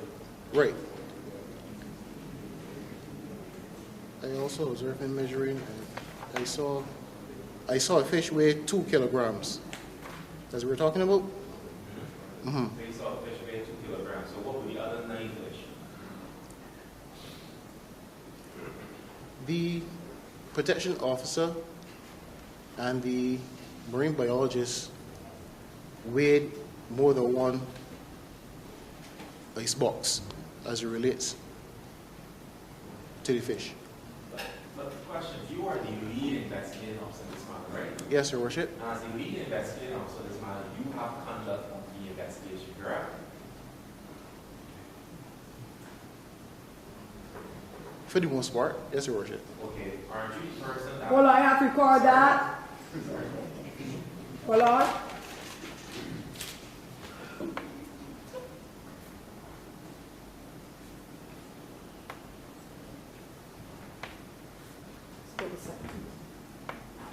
Yes, I'm ready to proceed. Aren't you supposed to record important information during the investigation? Yes, Your Worship. Right. Would you consider the weight of the fish, of each and every fish, to be important information in this matter? Yes, Your Worship. Right.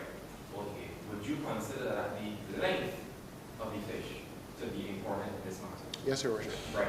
So since it is you consider it to be important, both weight and length, and you also indicated that you have a duty to make a record of that. Where is that record? You didn't refer to it in your evidence in chief. That's correct? That is correct, Your Worship. Okay. So the evidence that you're bringing before the court is then incomplete? No, Your Worship. All right.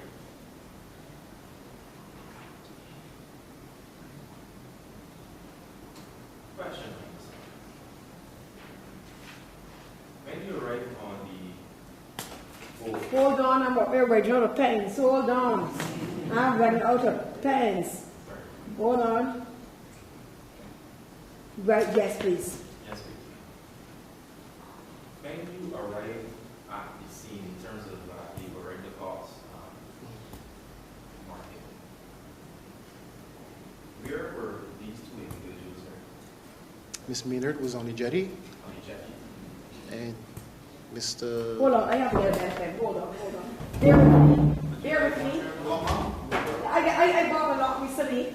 I just want people to know that I'm in the magistrate's court. You write a lot. We did get desktop computers and some laptops, so we don't have to get them hooked up. We got them last week. I get from UNDP, but we don't got to get them hooked up and some training and everything, but on a daily basis, you write a lot. You write everything longhand. So that's why justice may take a little long at times. Right, so you're saying you identified, sir, where the two individuals were. Right, where you're at the scene, where were the two, right. Maynard, he said that was by the jetty. And Mr. Jones was where? He was on the vessel. On the vessel. Okay, now when you got onto the vessel, this ice box that you referred to, that you said that the other persons would have examined, could you have seen what is inside the ice box once you got onto the boat? No, Your Worship. Did you see any signs on the boat saying fish for sale? No, Your Worship. Okay. Mr. Jones, did you see him out there saying, I got some dolphins out there?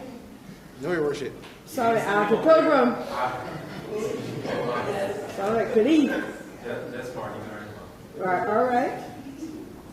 Did you see him advertising anything? No, Your Worship. Okay. So, just to be clear on something, every time you are on the boat, you cannot see what is in the ice box, right? When you got off the boat, or when you were even looking to get on the boat, you also could not have seen what is in the box, all right? No, Your Worship. Baby, that's a lot to record. So you are asking, that's like two things in one, so I want to be clear. You have written down what you asked, or you were just going on flight? Which is what you just asked him. Oh Lord, so when you got off, I need this part. So ask again, please. Yes, Right. So when you got off the boat, yes. for example, you look back towards the boat, would you be able to see what is inside that ice box? No, Your Worship. Right. So you can only see what is in that ice box once you get up to it and look in it, right? Yes, Your Worship. Okay. Did you see any members of the public on that boat when you got on it? No, Your Worship. When you were approaching, did you see any of the members on the boat saying, I want a couple of dolphins? No, Your Worship.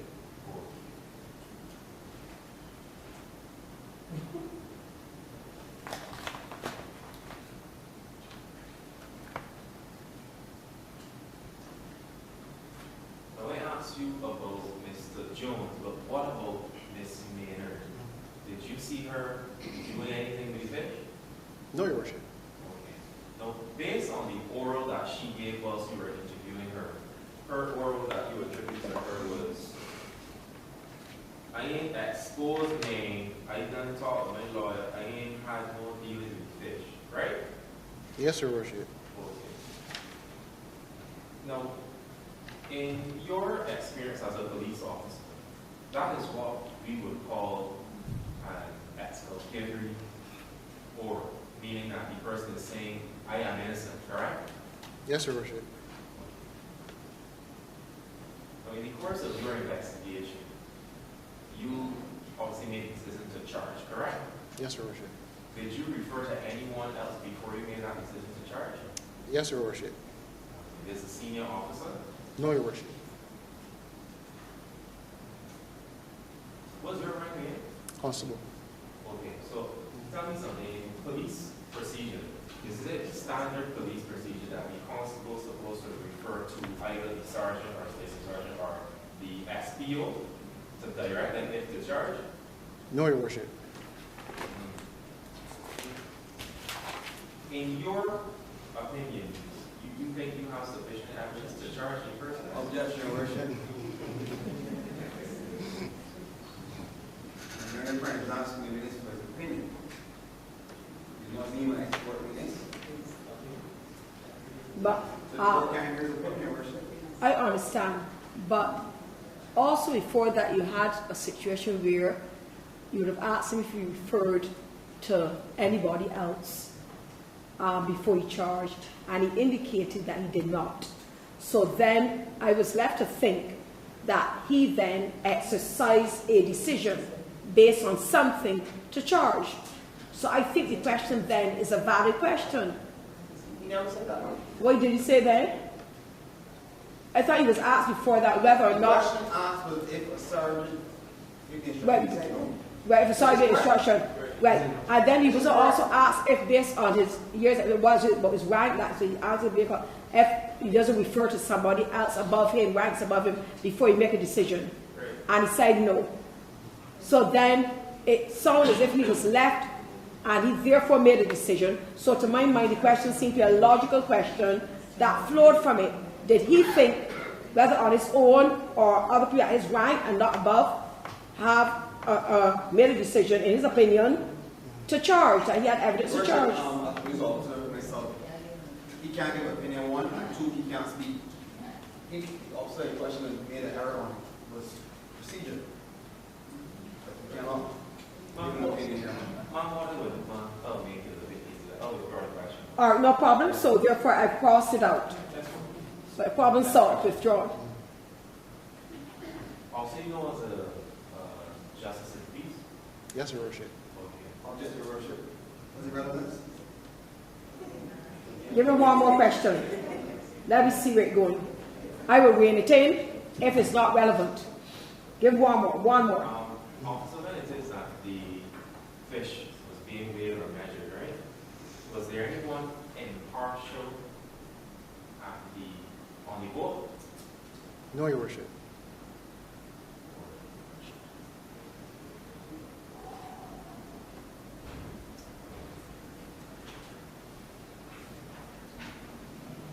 No further questions for this witness?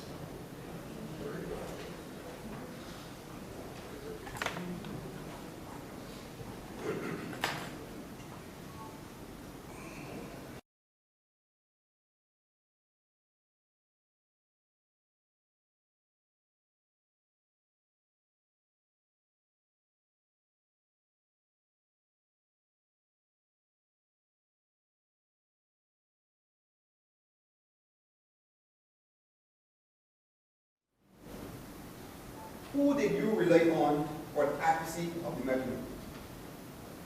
That would be Mr. Charles Boone, fisheries biologist.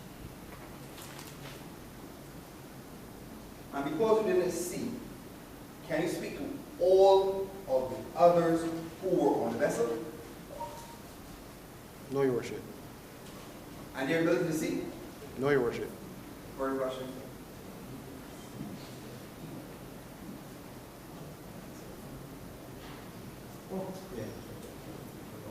One other question, last question which my learning friend would have asked in regards to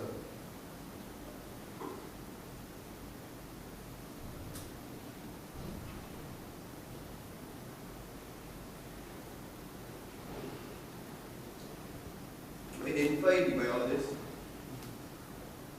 we identified who else was on the boat. I identified Mr. Tyreek Jules, the fisheries protection officer. I also identified the captain, Kelsey Kelp. So, you know which person that we're here. So in terms of impartial persons,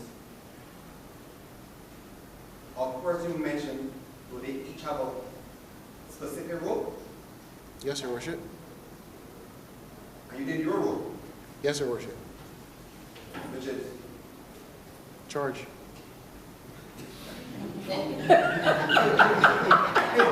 So you see the question was a valid question early. He made a decision to charge. No. Investigate and charge. Investigate and charge. Yes. And you'd have investigated going by the regulations, correct? And as well, a conversation with Mr. Tyreek Jules and also Mr. Charles Boone. No further questions. Thank you very much, sir, for your evidence. Right. And what you close this case at this stage? I just want to say, I just want to make a notation, and then I'm going to let the prosecutor close this case. So shortly, coming up, everyone, you have your closing arguments from both sides, and then. You're missing steps. One step we're missing now, forget. We have. What closing? No, not yet, ma'am. The accused. Oh, Lord. Oh, dear. Look, it's time for refreshments. Sorry, listen, sorry. Give me a second here. I just want to make a couple of notations, and then prosecution we're going to get to you. My apologies in terms of missing steps. Just give me a second.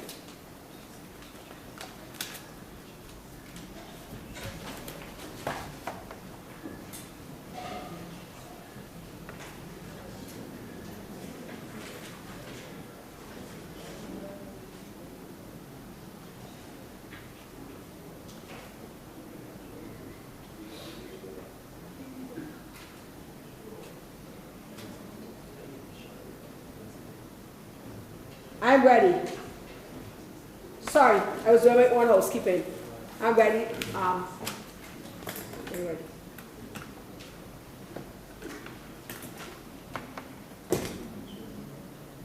No, y'all do your thing and then I will wait.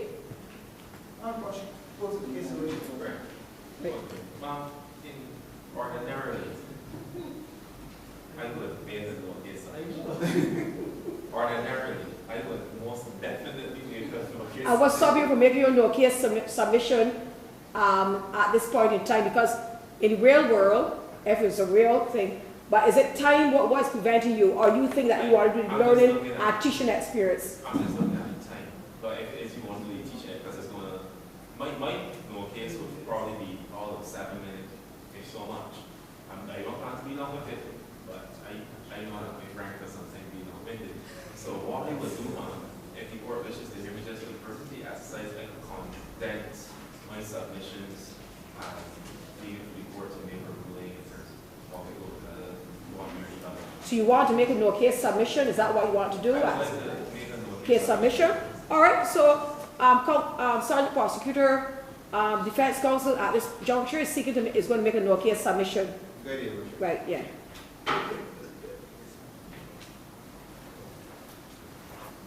And those who gather, we get an opportunity to see what is the no case submission, what it's all about, and how you make a no case submission. Thank you very much. Your Worship? Yes, please. Tell me. The prosecution will withdraw the case against Mr. Maynard at this stage.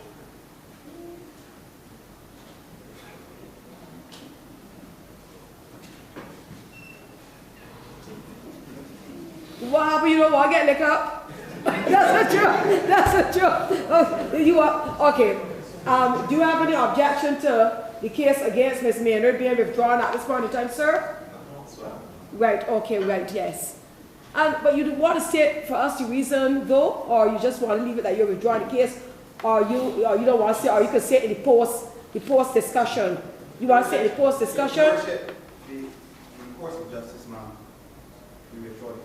You just leave it at that. Okay, no problem. But at the end, though, for good teaching, after we've finished and a decision, you still think you would share for the benefit of persons here? And looking at the particular 9(1) D clause DY, or no? You think at the end, that for the purpose of education, you would discuss it then? Right, yes. Otherwise, I would discuss it. If you don't want to discuss it, I will discuss it. Very well. Right. So the case, so parties, we understand then that the only person that we are proceeding with at this point in time is the case against Mr. Davy Jones. All right? Yes, please. So you know, case submission then will be made as it relates to Mr. Davy Jones. Yes. Just very briefly, I take guidance from the assembly decision of Queen and the Albert. With respect. Sorry, Miss. Yes, yeah, ma'am. Right. The stand. So just let you know, the prosecution has withdrawn its case against you. Normally this might be done in the early stage where the prosecution might very well indicate at the beginning that no evidence is offered in terms of your matter. It has come a bit late, where evidence was offered and is now being signed now, but it is agreed there that, ma'am, you have nothing to answer to at this point in time, so ma'am, you're therefore free to go. Ma'am, against you withdrawn. You're free to go, ma'am. Give her a round of applause. Good, yes. And later we are going to look at why it might not have been a strong case, but we'll get that afterwards. No case submission, counsel. Yes, in terms of the no case submission, I take guidance from the case of the Queen and Galbraith 1981 to all England reports. Yes, please. In particular, on page 1061, there are usually two limbs of Galbraith. One, where it is that it would be only not safe to proceed in circumstances, or where it is, for example, that it doesn't reveal the elements of the offense. Or alternatively, that as would have been stated here with our name, the two is that you should not only do so if it is that there is no evidence on which the jury properly directed the convict. And here, ma'am, if it is that I can turn to page 1062. In particular, it says, how then should the judge approach a no case submission? One, if there is no evidence that the crime alleged has been committed by the defendant, there is no difficulty. The judge will, of course, stop the case. Now, with this, on the other hand, which is the two, the difficulty arises where there is some evidence, but it is of a tenuous character. For example, of inherent weakness or vagueness, or because it is inconsistent with other evidence. So, where it is that the judge comes to the conclusion that the Crown's evidence taken at its highest, such as the jury properly directed but not properly convict on it, it is his duty on a submission being made to stop the case.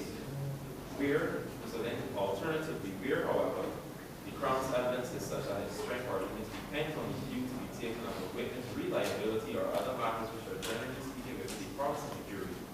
And where on one of the possible views of the facts there is evidence on which the jury could properly come to the conclusion that the defendant is guilty, then the judge should allow the matter to be tried by the jury. Now, ma'am, in this instance, I would rely on both limb 1 and limb 2 of Galbraith. Simply for the fact, ma'am, in terms of limb 1, in my humble respectful view, yes, I agree that this is what they call a strict liability offense. But a strict liability offense still means you still have to prove the actus reus. You have to prove the act. Based on when it is we examine the prosecution's case, have they demonstrated that my client, Mr. Jones, would have exposed for sale the fish? Now, if it is we look at the first witness, Mr. Boone, he himself acknowledged and recognized that he's a marine biologist, an actual expert, where it is that he said it wasn't exposed for sale. Literally, those were his words. Then it is we look at the next witness, which would be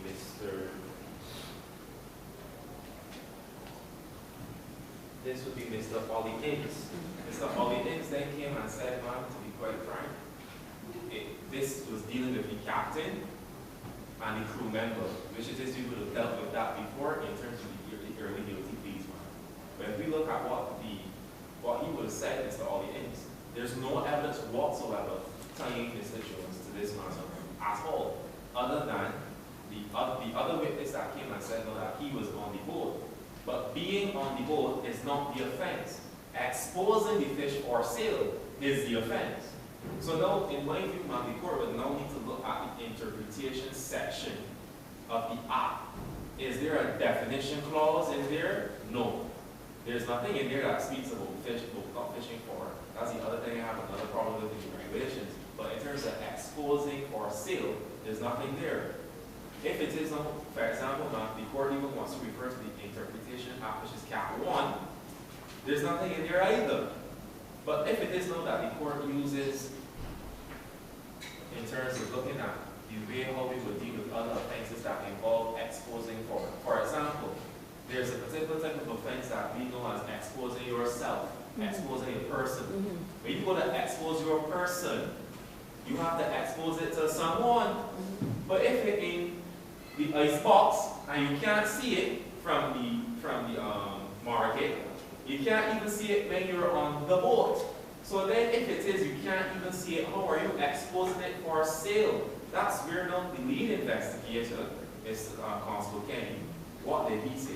He said point blank, I did not see anybody on the boat saying about offering sale of fish.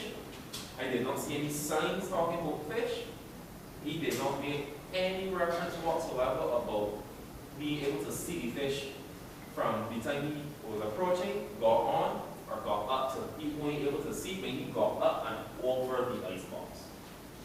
Now, that's the witness man that I just want to touch on, which would be the Fisheries Protection Officer, Mr. Tariq Jules. If you were to recall, he made mention of trying to give his own definition of what exposing for sale means. But you see, this is the problem when it is that the legislation is not drafted in a particular way.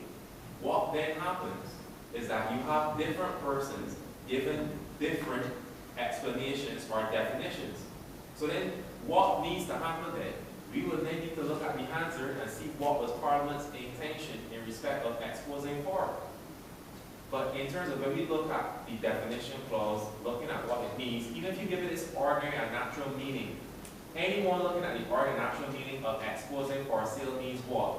You're putting it there and say, look, you won't buy it, you will put it and say, well, this is what the sign is. Someone will be there to say what the price is. Something. I'm just saying, man, my interpretation might very well be different to yours, might be different to Sergeant Chase, might be different to Mrs. Stricker.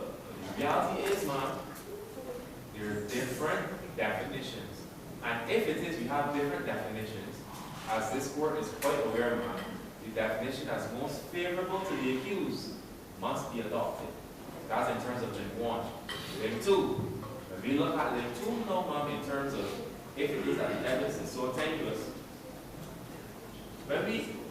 Their main witness, man, from my understanding in terms of when you look at, in terms of putting their case on the science, their main witness would be the Fisheries Protection Officer, who attempted to give his own definition. But the problem with that is, man, he gave a totally different account as to how the boat was located in respect of Mr. Boone. So now there are major inconsistencies between the two. And then on top of that, this particular type of offense deals with length and weight of fish. Does the court know specifically what the weight or measurements of the length or the weight of all 10 of the fish? The answer to that is no. We haven't heard any evidence, and that is a critical part of the actus reus. So if it is a critical part of the actus reus, and they have not proved it, how then can we go any further, man? So in my view, respectfully and most humbly, man, this matter ought not to go any further, and in my view, man, no case submission. There's no case to answer by Mr. Jones in this matter. So unless there's anything in particular that the court wishes to bring me on that, those are the extent of the submissions.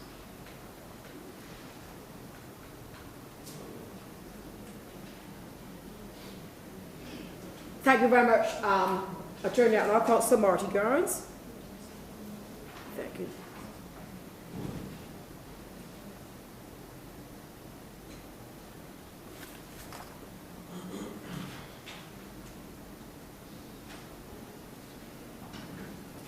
Thank you very much.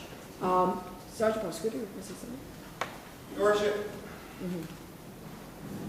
at this stage on the normal proceedings, yes, the prosecution will respectfully ask for an adjournment so we can research.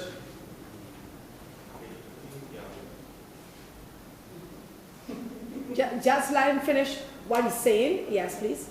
Yes, ma'am. He's saying no, he's saying on a normal thing. He's just letting people know what we normally do in a court setting.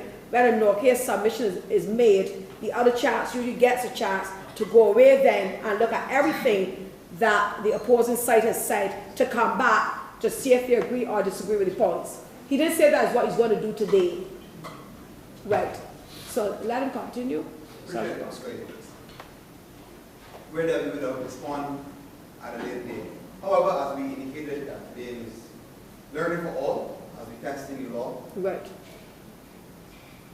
However, the two names in question to be addressed, Your Worship. Public interest, and I believe that's the purpose of this new legislation over here. But it's so important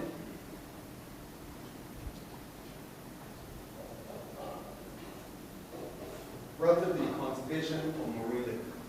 I think ultimately that's the way this whole legislation is going to go.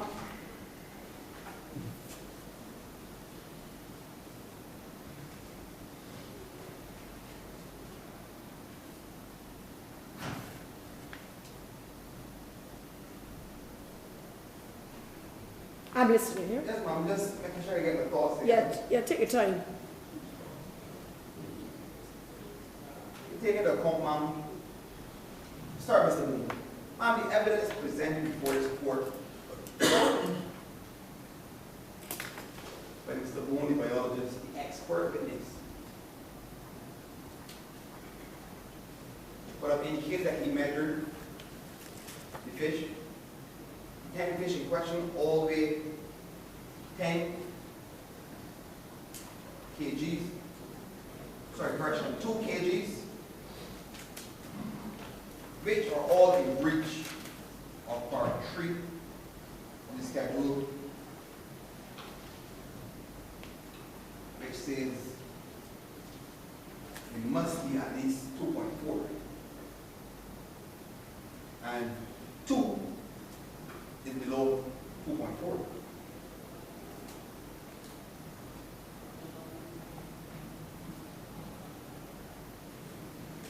Your Worship, if we review the Evidence Act, Section 124, really biologists would have used a measuring tape.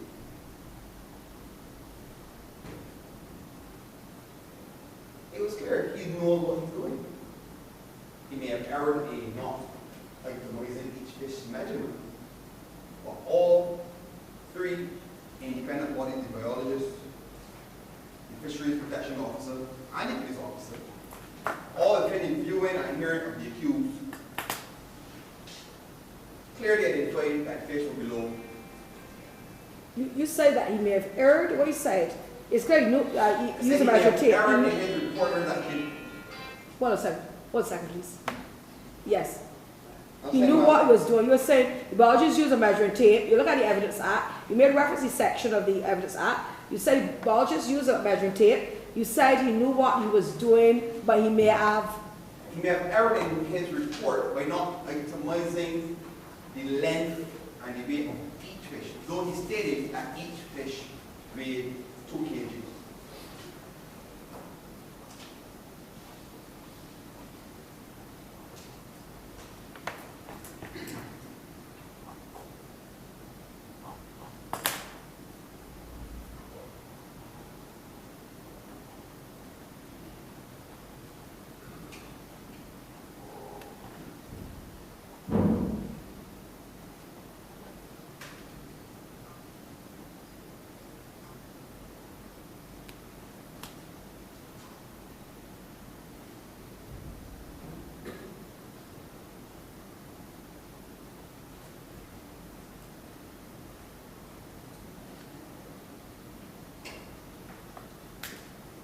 Court with me, ma'am? Yes. Yes, ma'am. I'm going to take the court's attention to the observer, Mr. Ollie Inks, who spoke of the shell on board camera system, a new technology utilized by the Barbados Fisheries Division.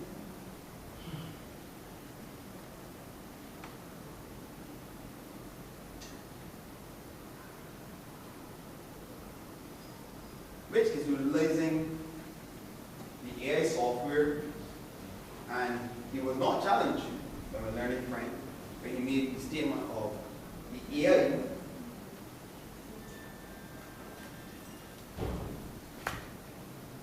is the off by 0.1,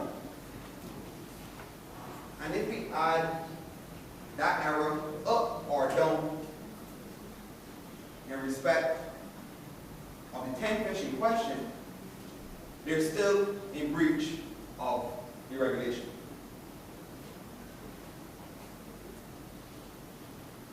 Hence why Mr. Boone went with the measuring tape to confirm that the fish in question were indeed below the regulation minimum standard.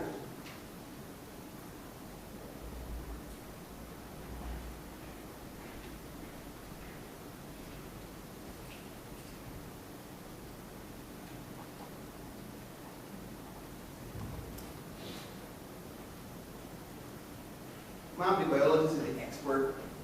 He clearly identified that the fish in question that we're here today to address are dolphin. I'm not calling that word, but I'm going with them. So it's technically layman term, dolphin. But before we go, we're going to find out exactly how to pronounce that cor, penia, hippopus. Before we go, we're going to find out. So, right, so you're saying that, as you said with the biologist now, right, did what? He clearly identified the species in question. Right. I was not disputed with my learning friend. So okay, he said there was no evidence. Or it's so tenuous. And so far I've identified species. We've used technology which eliminates the human factor of error. And it was supported when the biologist went and measured for himself in the presence of the accused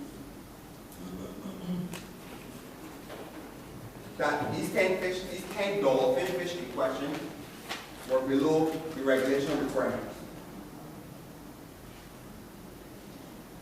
What are the inconsistencies, Your Worship?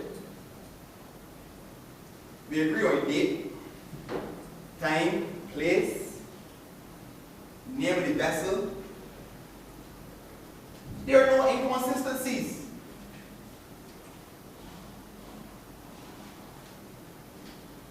Officer Kenny was honest when he said there was no JP present.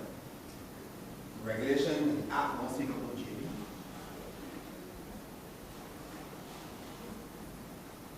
The court is expected to rule on the truth. Nothing more, nothing less.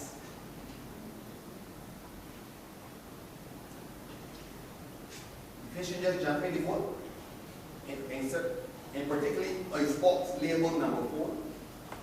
They were caught. There was no doubt there was a captain who steered the boat and the crew.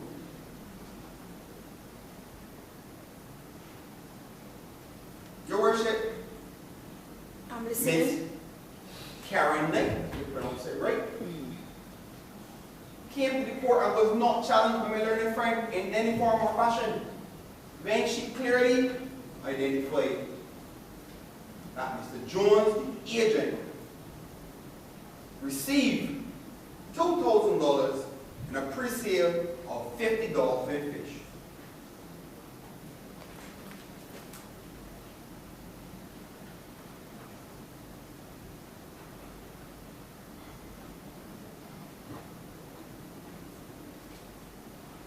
it was made clear that the fish in question on the Neptune boat were scheduled and pre-ordered for this night.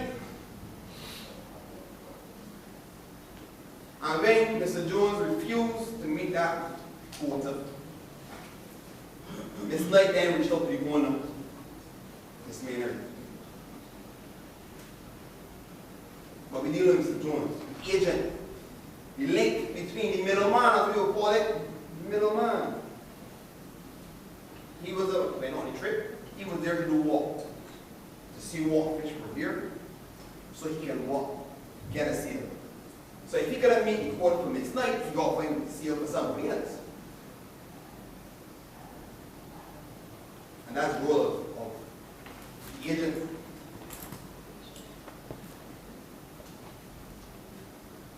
If we do not refute the evidence of the biologist, it is clear that an offense has been committed.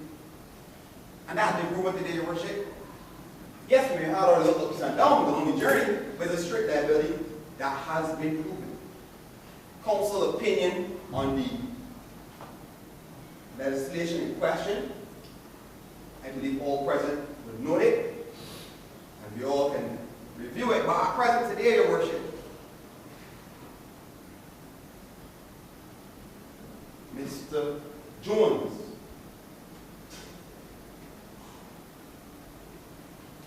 by going to the Barbados Cox Fish Market, by going on the Neptune vessel, by viewing 10 dolphinfish that are small,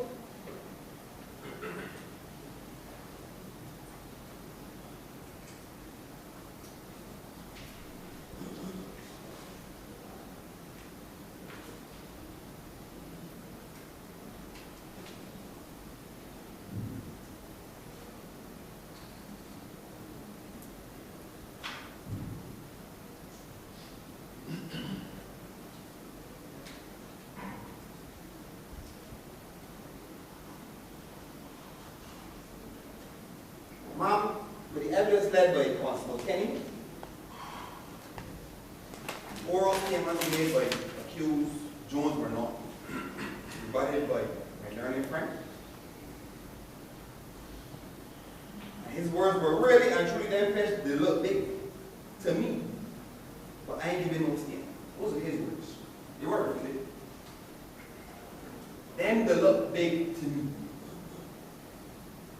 Did he have the match right there? Ain't get there yet. But the biologist had one. The AI scanned the fish in question, and they were all too small.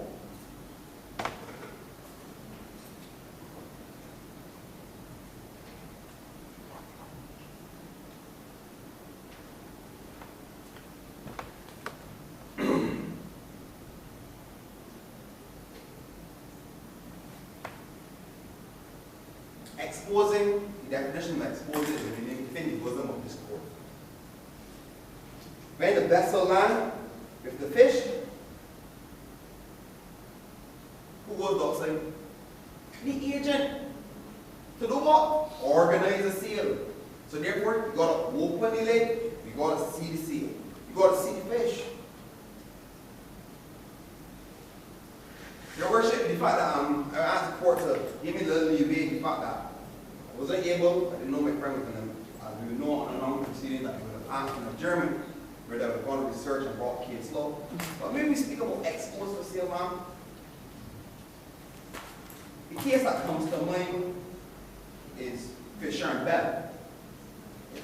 If it's learning French, you know that contract law. Yeah. When the owner of the shop had displayed a knife in the window, and the police quote-unquote charged with strict liability, and the court saw that he had it on display, but they had it concealed. And therefore, I'm not saying that it's binding on this persuasive. They contract law. I can't remember. Let's finish the LLB, you know? Just trying to remember off the top of my head. All that one, he said, that having this exposure movement considered was not enough And the court then, in its wisdom, advised the relevant parties to clearly define what exposing for. And it brings me to the case, I think,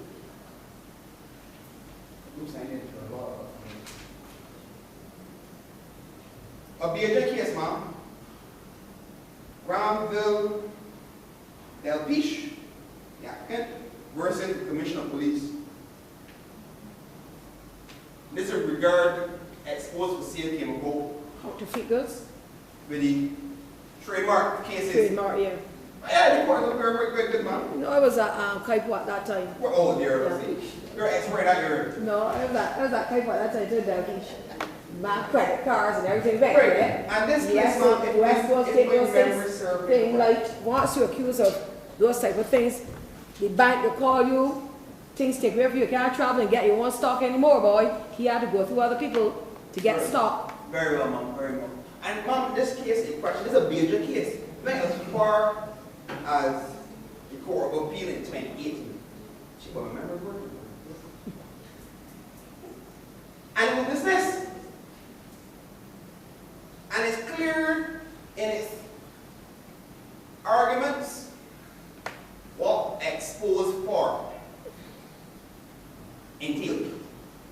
I'm sorry that I don't have, I mean, if I had time to bring these cases I made mention of.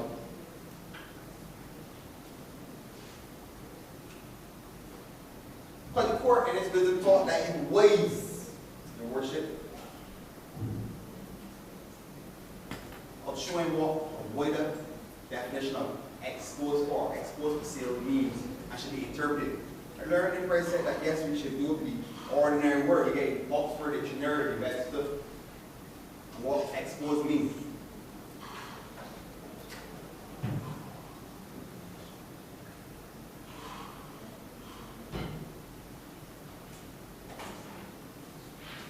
Mom, there's enough evidence before this court to show that a strict liability offense has been committed. There are no inconsistencies. There is no law, and the court is guided by the truth. Should the court wish to remain further, or should that be responsible for prosecution? Thank you very much.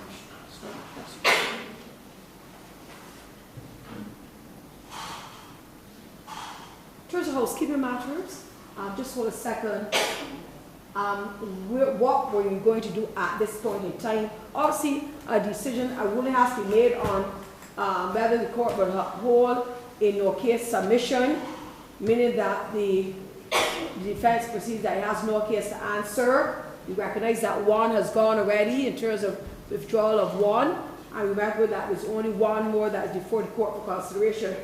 In terms of your housekeeping matter, because I'm expecting to have a little time to gather all the thoughts together, come back and roll.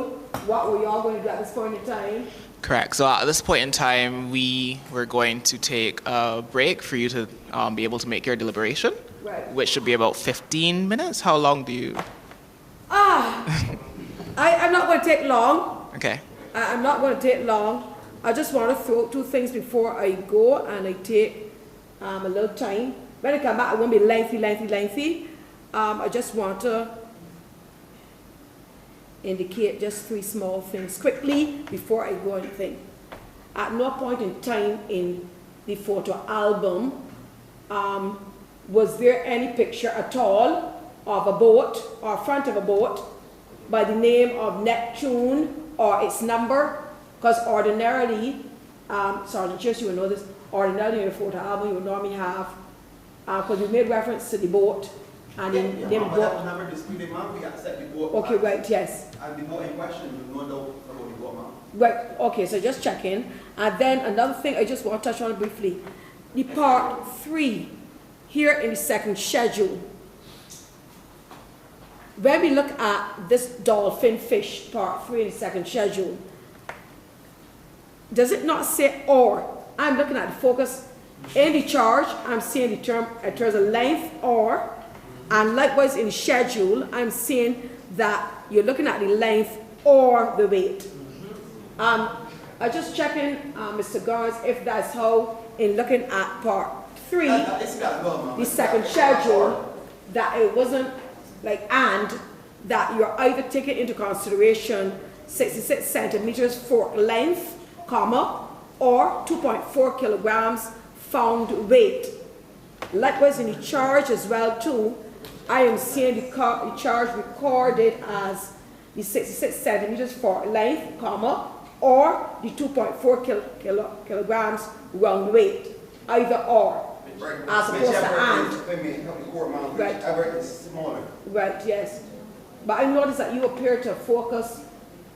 I just checking when your focus was, did they do the weight and as well the length? My focus, yes, it is that I would have dealt with a little bit more extensively in terms of the weight. Right. But also remember, man, that yeah, incredible that all of them came to the same size. Not just only the weight, but also looked at the length. Because if it is that they cannot prove specifically what is the weight of each, the weight or length of each specific fish, how is it that we don't know, for instance? I mean, they are saying that all of them is one particular weight, but is it? Yeah, I recognize where you're going. So, every single one of them? Right. All right. So I think then I have recorded accurately. Give me about 15 minutes. But also not just in terms of this one very brief point. The case that Fish on Bell. Which one? Delpiche. I am aware of Delpiche because of the chambers that I come from. Right, yes. I'm still an associate sponsor. Yes. So that went to the CCJ. It is fought by the court with you. So if the court is going to review Delpiche, I would urge the court to look at the CCJ decision and not the court of appeal. Yeah, I was thanks there again. differences of opinion in Yeah. that. So thanks for sharing, but in coming back with a decision, I wasn't necessarily going so far. I was sticking closer to the evidence and sticking closer to within the act some teething problems. But 15 minutes. Let's rise.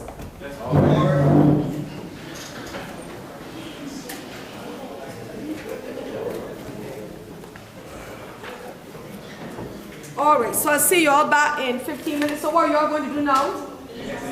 Good, y'all going to have some fun. Right now, it's just an opportunity for you guys to stretch your legs, refresh yourself with... Put on the mic, sir. It's on. Hello, testing. Back in 15 also. Right, so you're just going to refresh yourself with some drinks, and then we'll come back afterwards. And then once the ruling is made, then we will have food. I thank everyone for staying the journey with us this afternoon. We had a long but pleasant afternoon. I just want to say quickly, ordinarily you don't do a trial, except it's something short in one afternoon. If it's a protection order, simple things we would do in a short space of time.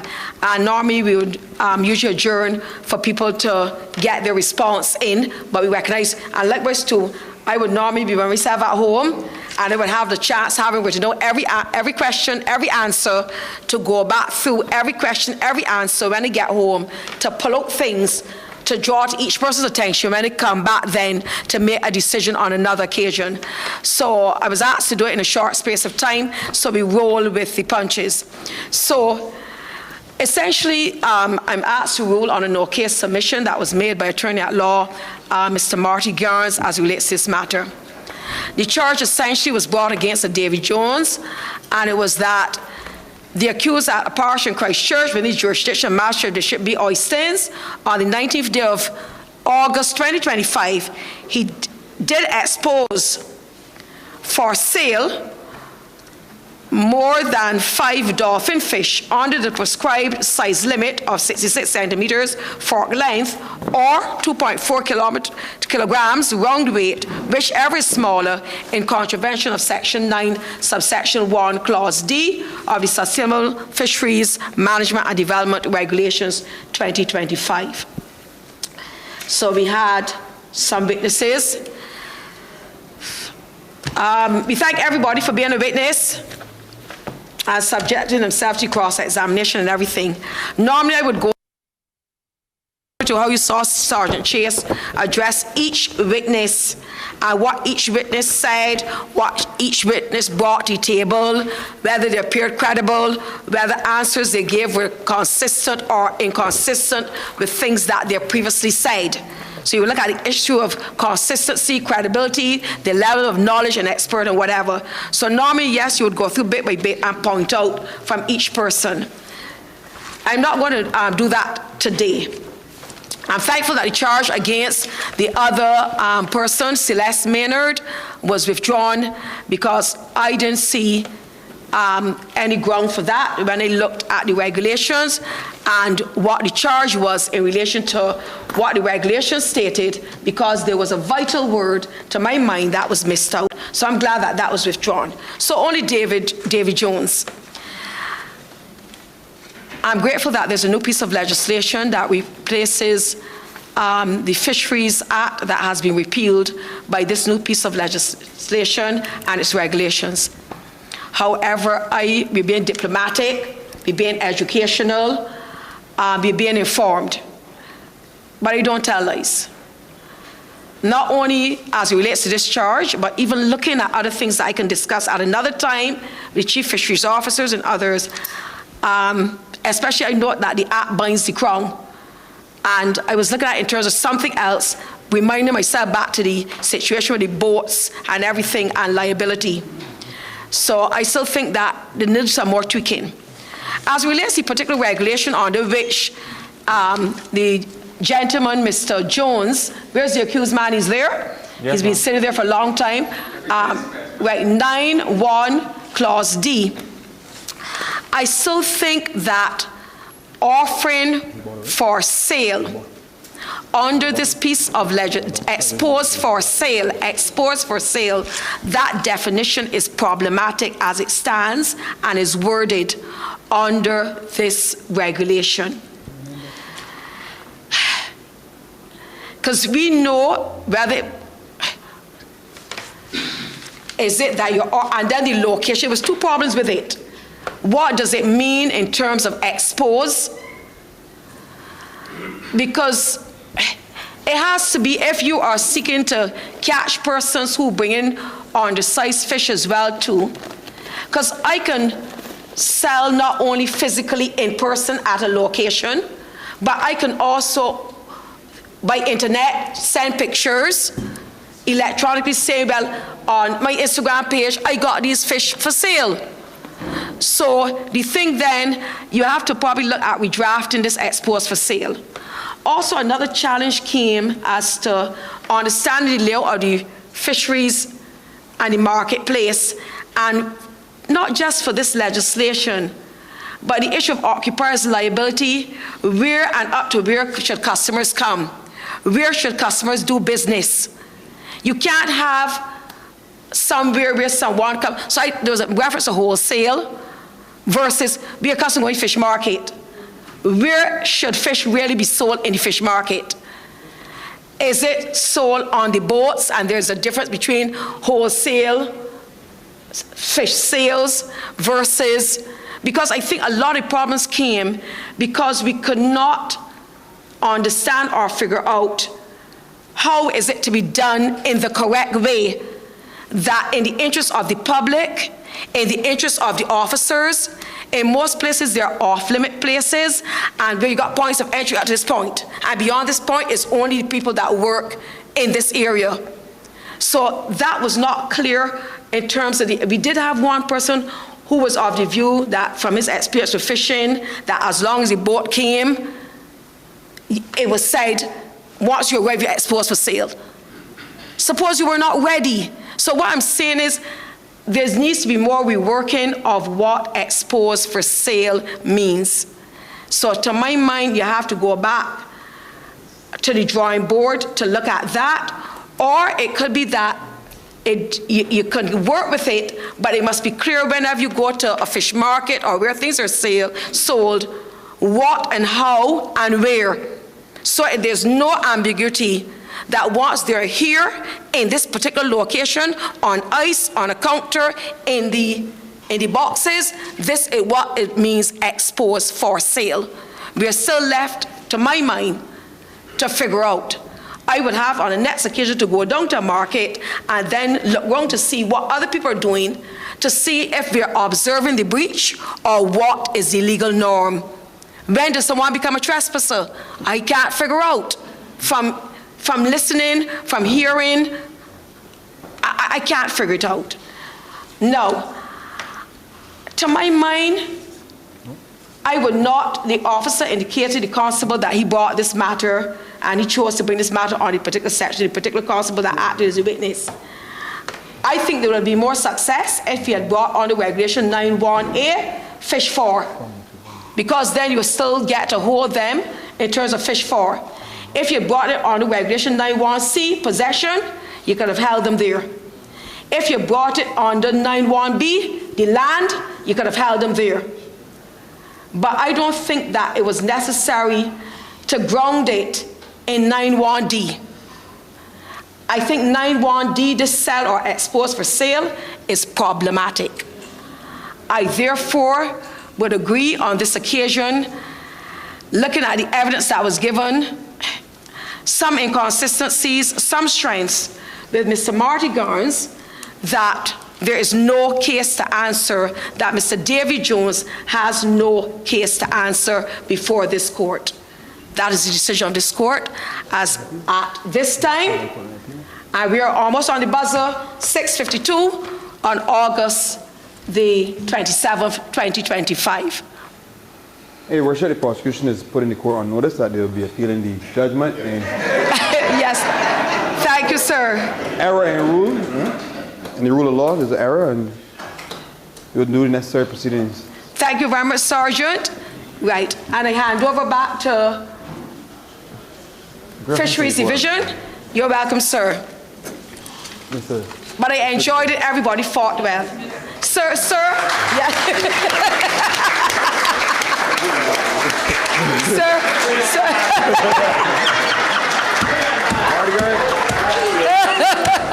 Sir, you are free to go. Dismiss. Right, there's no charge.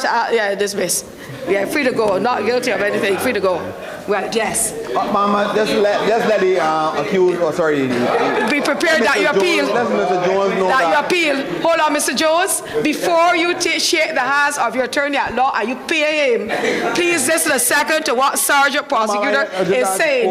To remind Mr. Jones that the prosecution has appeal. Notice of appeal. And they're going to come within 7 days. Once you understand, ma'am. Once you understand. But he must lodge that appeal.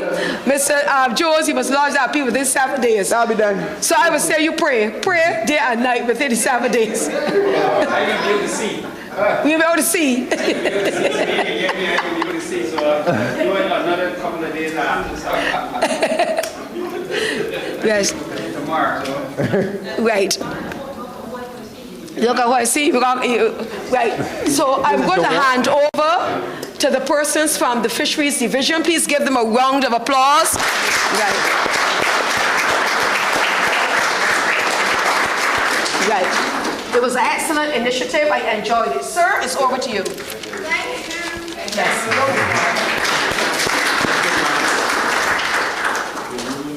Okay, sorry, I'm not certain whether this mic is still working, but I hope that you guys can hear me if I project my voice. Okay.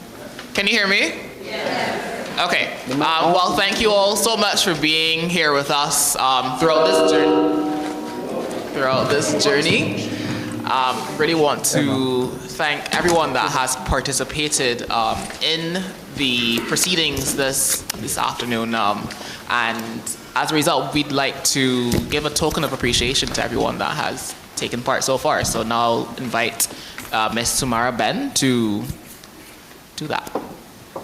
Samara.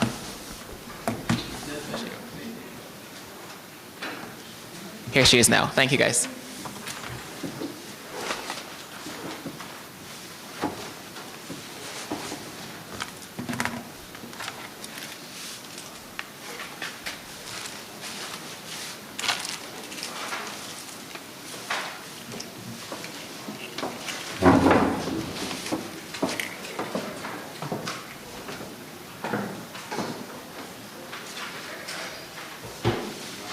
so I'm now going to call everyone that has participated down to the front to my left. So starting with Mr. Cody Edwards, who acted as Charles Boone, the fisheries biologist. Mr. Olushola King, Mr. Simon Ince, who acted as the fisheries observer. We also have Mr. McAndrew Otley, who acted as Harry Jules, the fisheries protection officer. Constable Andre Howard, who acted as Constable Kenny, the police constable. Mr. Keela Chapman, who acted as Karen Knight, the seafood market seller. Mr. Wayne Rose, I think Wayne left actually, but he was Kelsey Kelp. Is Wayne here? He's gone? Okay. Mr. Jason Kinch, who acted as Bill Morley, one of the crew, he's also gone. Mr. Everton Brathwaite, yeah, right there. the most recently accused. And then we have Miss Tia Chapman, who acted as Celeste Maynard, the boat owner. And then, of course, Mr. Marty Garnes, who acted as the defense attorney, Mr. Sergeant Shane Chase, and Magistrate Angela Knight. And, of course, our Court Marshal, Troy Brown. Yes, everyone, yeah, take a bow for the amazing job that you've all done this afternoon. Oh, I said Troy. Can't forget Troy.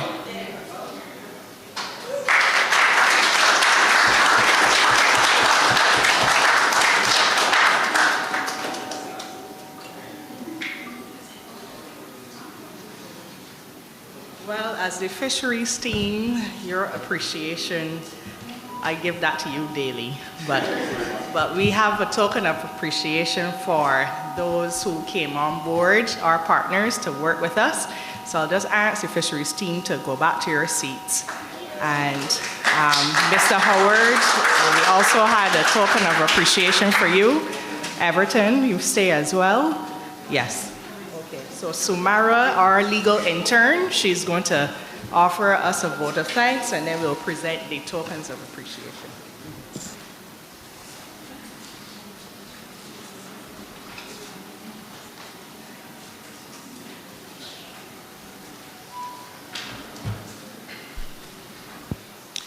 Distinguished dignitaries, esteemed members of the legal fraternity, respected colleagues, ladies and gentlemen, good evening. It is both my privilege and pleasure to extend, on behalf of the organizing committee and all present, our heartfelt thanks at the close of this historic occasion, the inaugural mock trial in honor of our new Sustainable Fisheries Management and Development Act 2025. First and foremost, we must express our deepest gratitude to Dr. Shelley-Ann Cox, Chief Fisheries Officer, whose vision and leadership have both been instrumental in the development and implementation of this comprehensive legislation. Your unwavering commitment to sustainable fisheries is an inspiration to us all.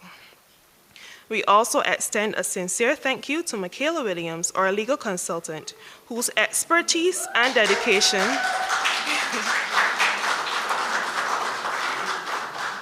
have been central to ensuring that this legislation is comprehensive, yes, yet practicable. Your tireless efforts have made today's event possible. To our police prosecutor, Mr. Shane Chase, criminal defense attorney, Mr. Marty Garnes, and Magistrate Angela Knight, thank you for lending your legal expertise to this simulation. Your real industry exposure has enriched today's proceedings and highlighted the vital role of the law in safeguarding marine resources. To Cody Edwards, Olushola King, McAndrew Otley, Police Constable Andrew Howard, Barbados Marine Police Unit, Akila Chapman, Wayne Rose, Jason Kinch, Everton Brathwaite, and Tia Chapman, thank you for taking the time out of your busy schedules to attend meetings and to understand the fundamental roles you would be playing in today's event, as it would not have been possible without you. To the organizers of the law faculty and staff, thank you for allowing us to use your moot court and for your meticulous planning during this very busy period. We would also like to extend our heartfelt thanks to Clark Gittins, Farmer, for their generous sponsorship to today's trial, and we truly value your partnership and look forward to continue this collaboration in the future. and the Bar Association.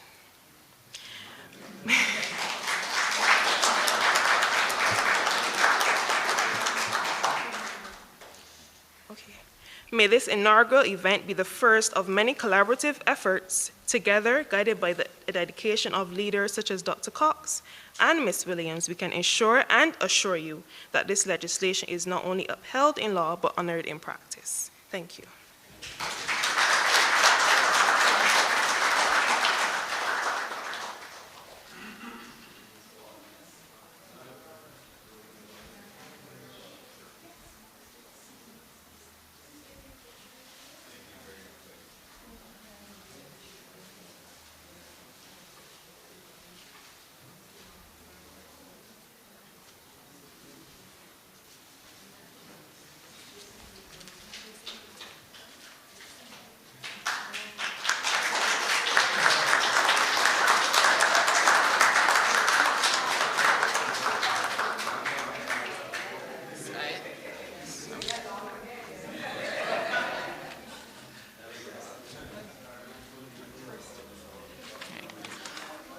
Okay, thank you everyone. So now I will invite Deputy Chief Fisheries Officer Christopher Parker to give our closing remarks. Well, good night everyone. Of course, thank you so much for what was a very lively, entertaining at many parts undertaking, but of course most importantly it was enlightening, informative. It exposed a number of deficiencies, loopholes, to use the common term, in the legislation that exists. I mean, just to give you an idea, way back when I joined the division, when dinosaurs still roamed the earth, I came in at a point when there was the 1993 Act was just in place. It was about 4 years old. And then the big thing was 1998 regulations coming in, which was subsidiary to the Act. So just give you a comparison, because all of it we've moved towards, of course, the heavier focus. I mean, the 1993 Act focused on sustainable fishing as well. But so many things have happened since then. We have so many international agreements that we have come into place, and just best practices in terms of sustainable fishing and managing our fisheries have changed, have evolved. Just to give you an idea, the 1993 Act had 47 clauses. The 2025 had the 2025 Sustainable Fisheries Management Act, and now we're not talking about the Markets Act, which is a sister act, but that act alone contains 444 clauses. So that's over 10 times, just to give you an idea of the depth that we've gone to. The 1993 Act had 31 definitions. The 2025 Act has 82 definitions, because we were trying to get as many proper, because definitions are critical, as was came out very clearly in this exercise. Our regulations in 1998 was 16 sections. The new regulations are 24, but the difference is, just to ensure that it was understood that we needed definitions tied down, there were 6 definitions in the 1998 regulations, and there were 44 definitions in the 2025 management regulations. So we recognized it, but now we see that there are more that has to come in that we have to add. But the good thing is, of course, whereas the Act is, the Act's already in place from May 12th, it was. Yeah, they went into force. We still have some time in terms of the regulations themselves to do the tweaking, the changing, to tighten them up.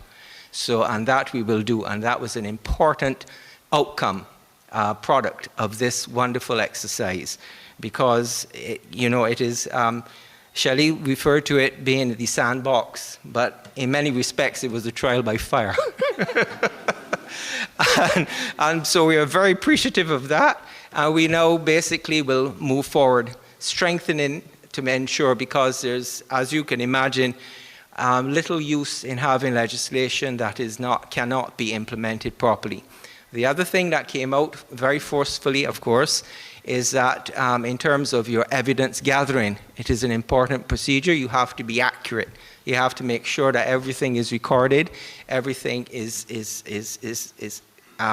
you can't just say that you have an average number of fish or whatever. You have to record everyone and have that available. So the information that you collect for to be used as evidence has to be concise, comprehensive, and importantly, you have to because of that, a product should be everybody who was a witness would agree. You don't want collusion, but you do want to understand that everybody has seen the same things, and that can only be done if it is accurately, painstakingly, and carefully recorded. And that is vital to ensure that it will go through the process of trial, of prosecution. It's nothing that anybody likes. You would like everybody to stick with the law and everything, but we know that that is not the case.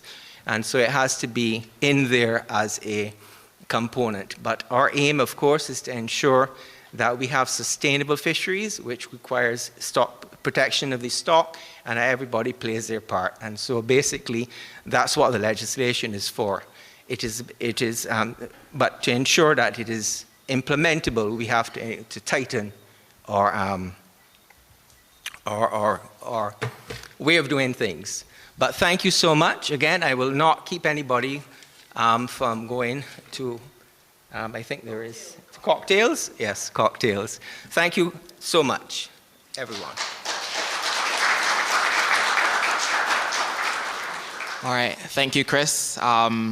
Just one last thing stands between you guys and the cocktails. I'll invite Ms. Michaela Williams to give the closing address and just sum up the entire process of what occurred this afternoon. So, Michaela.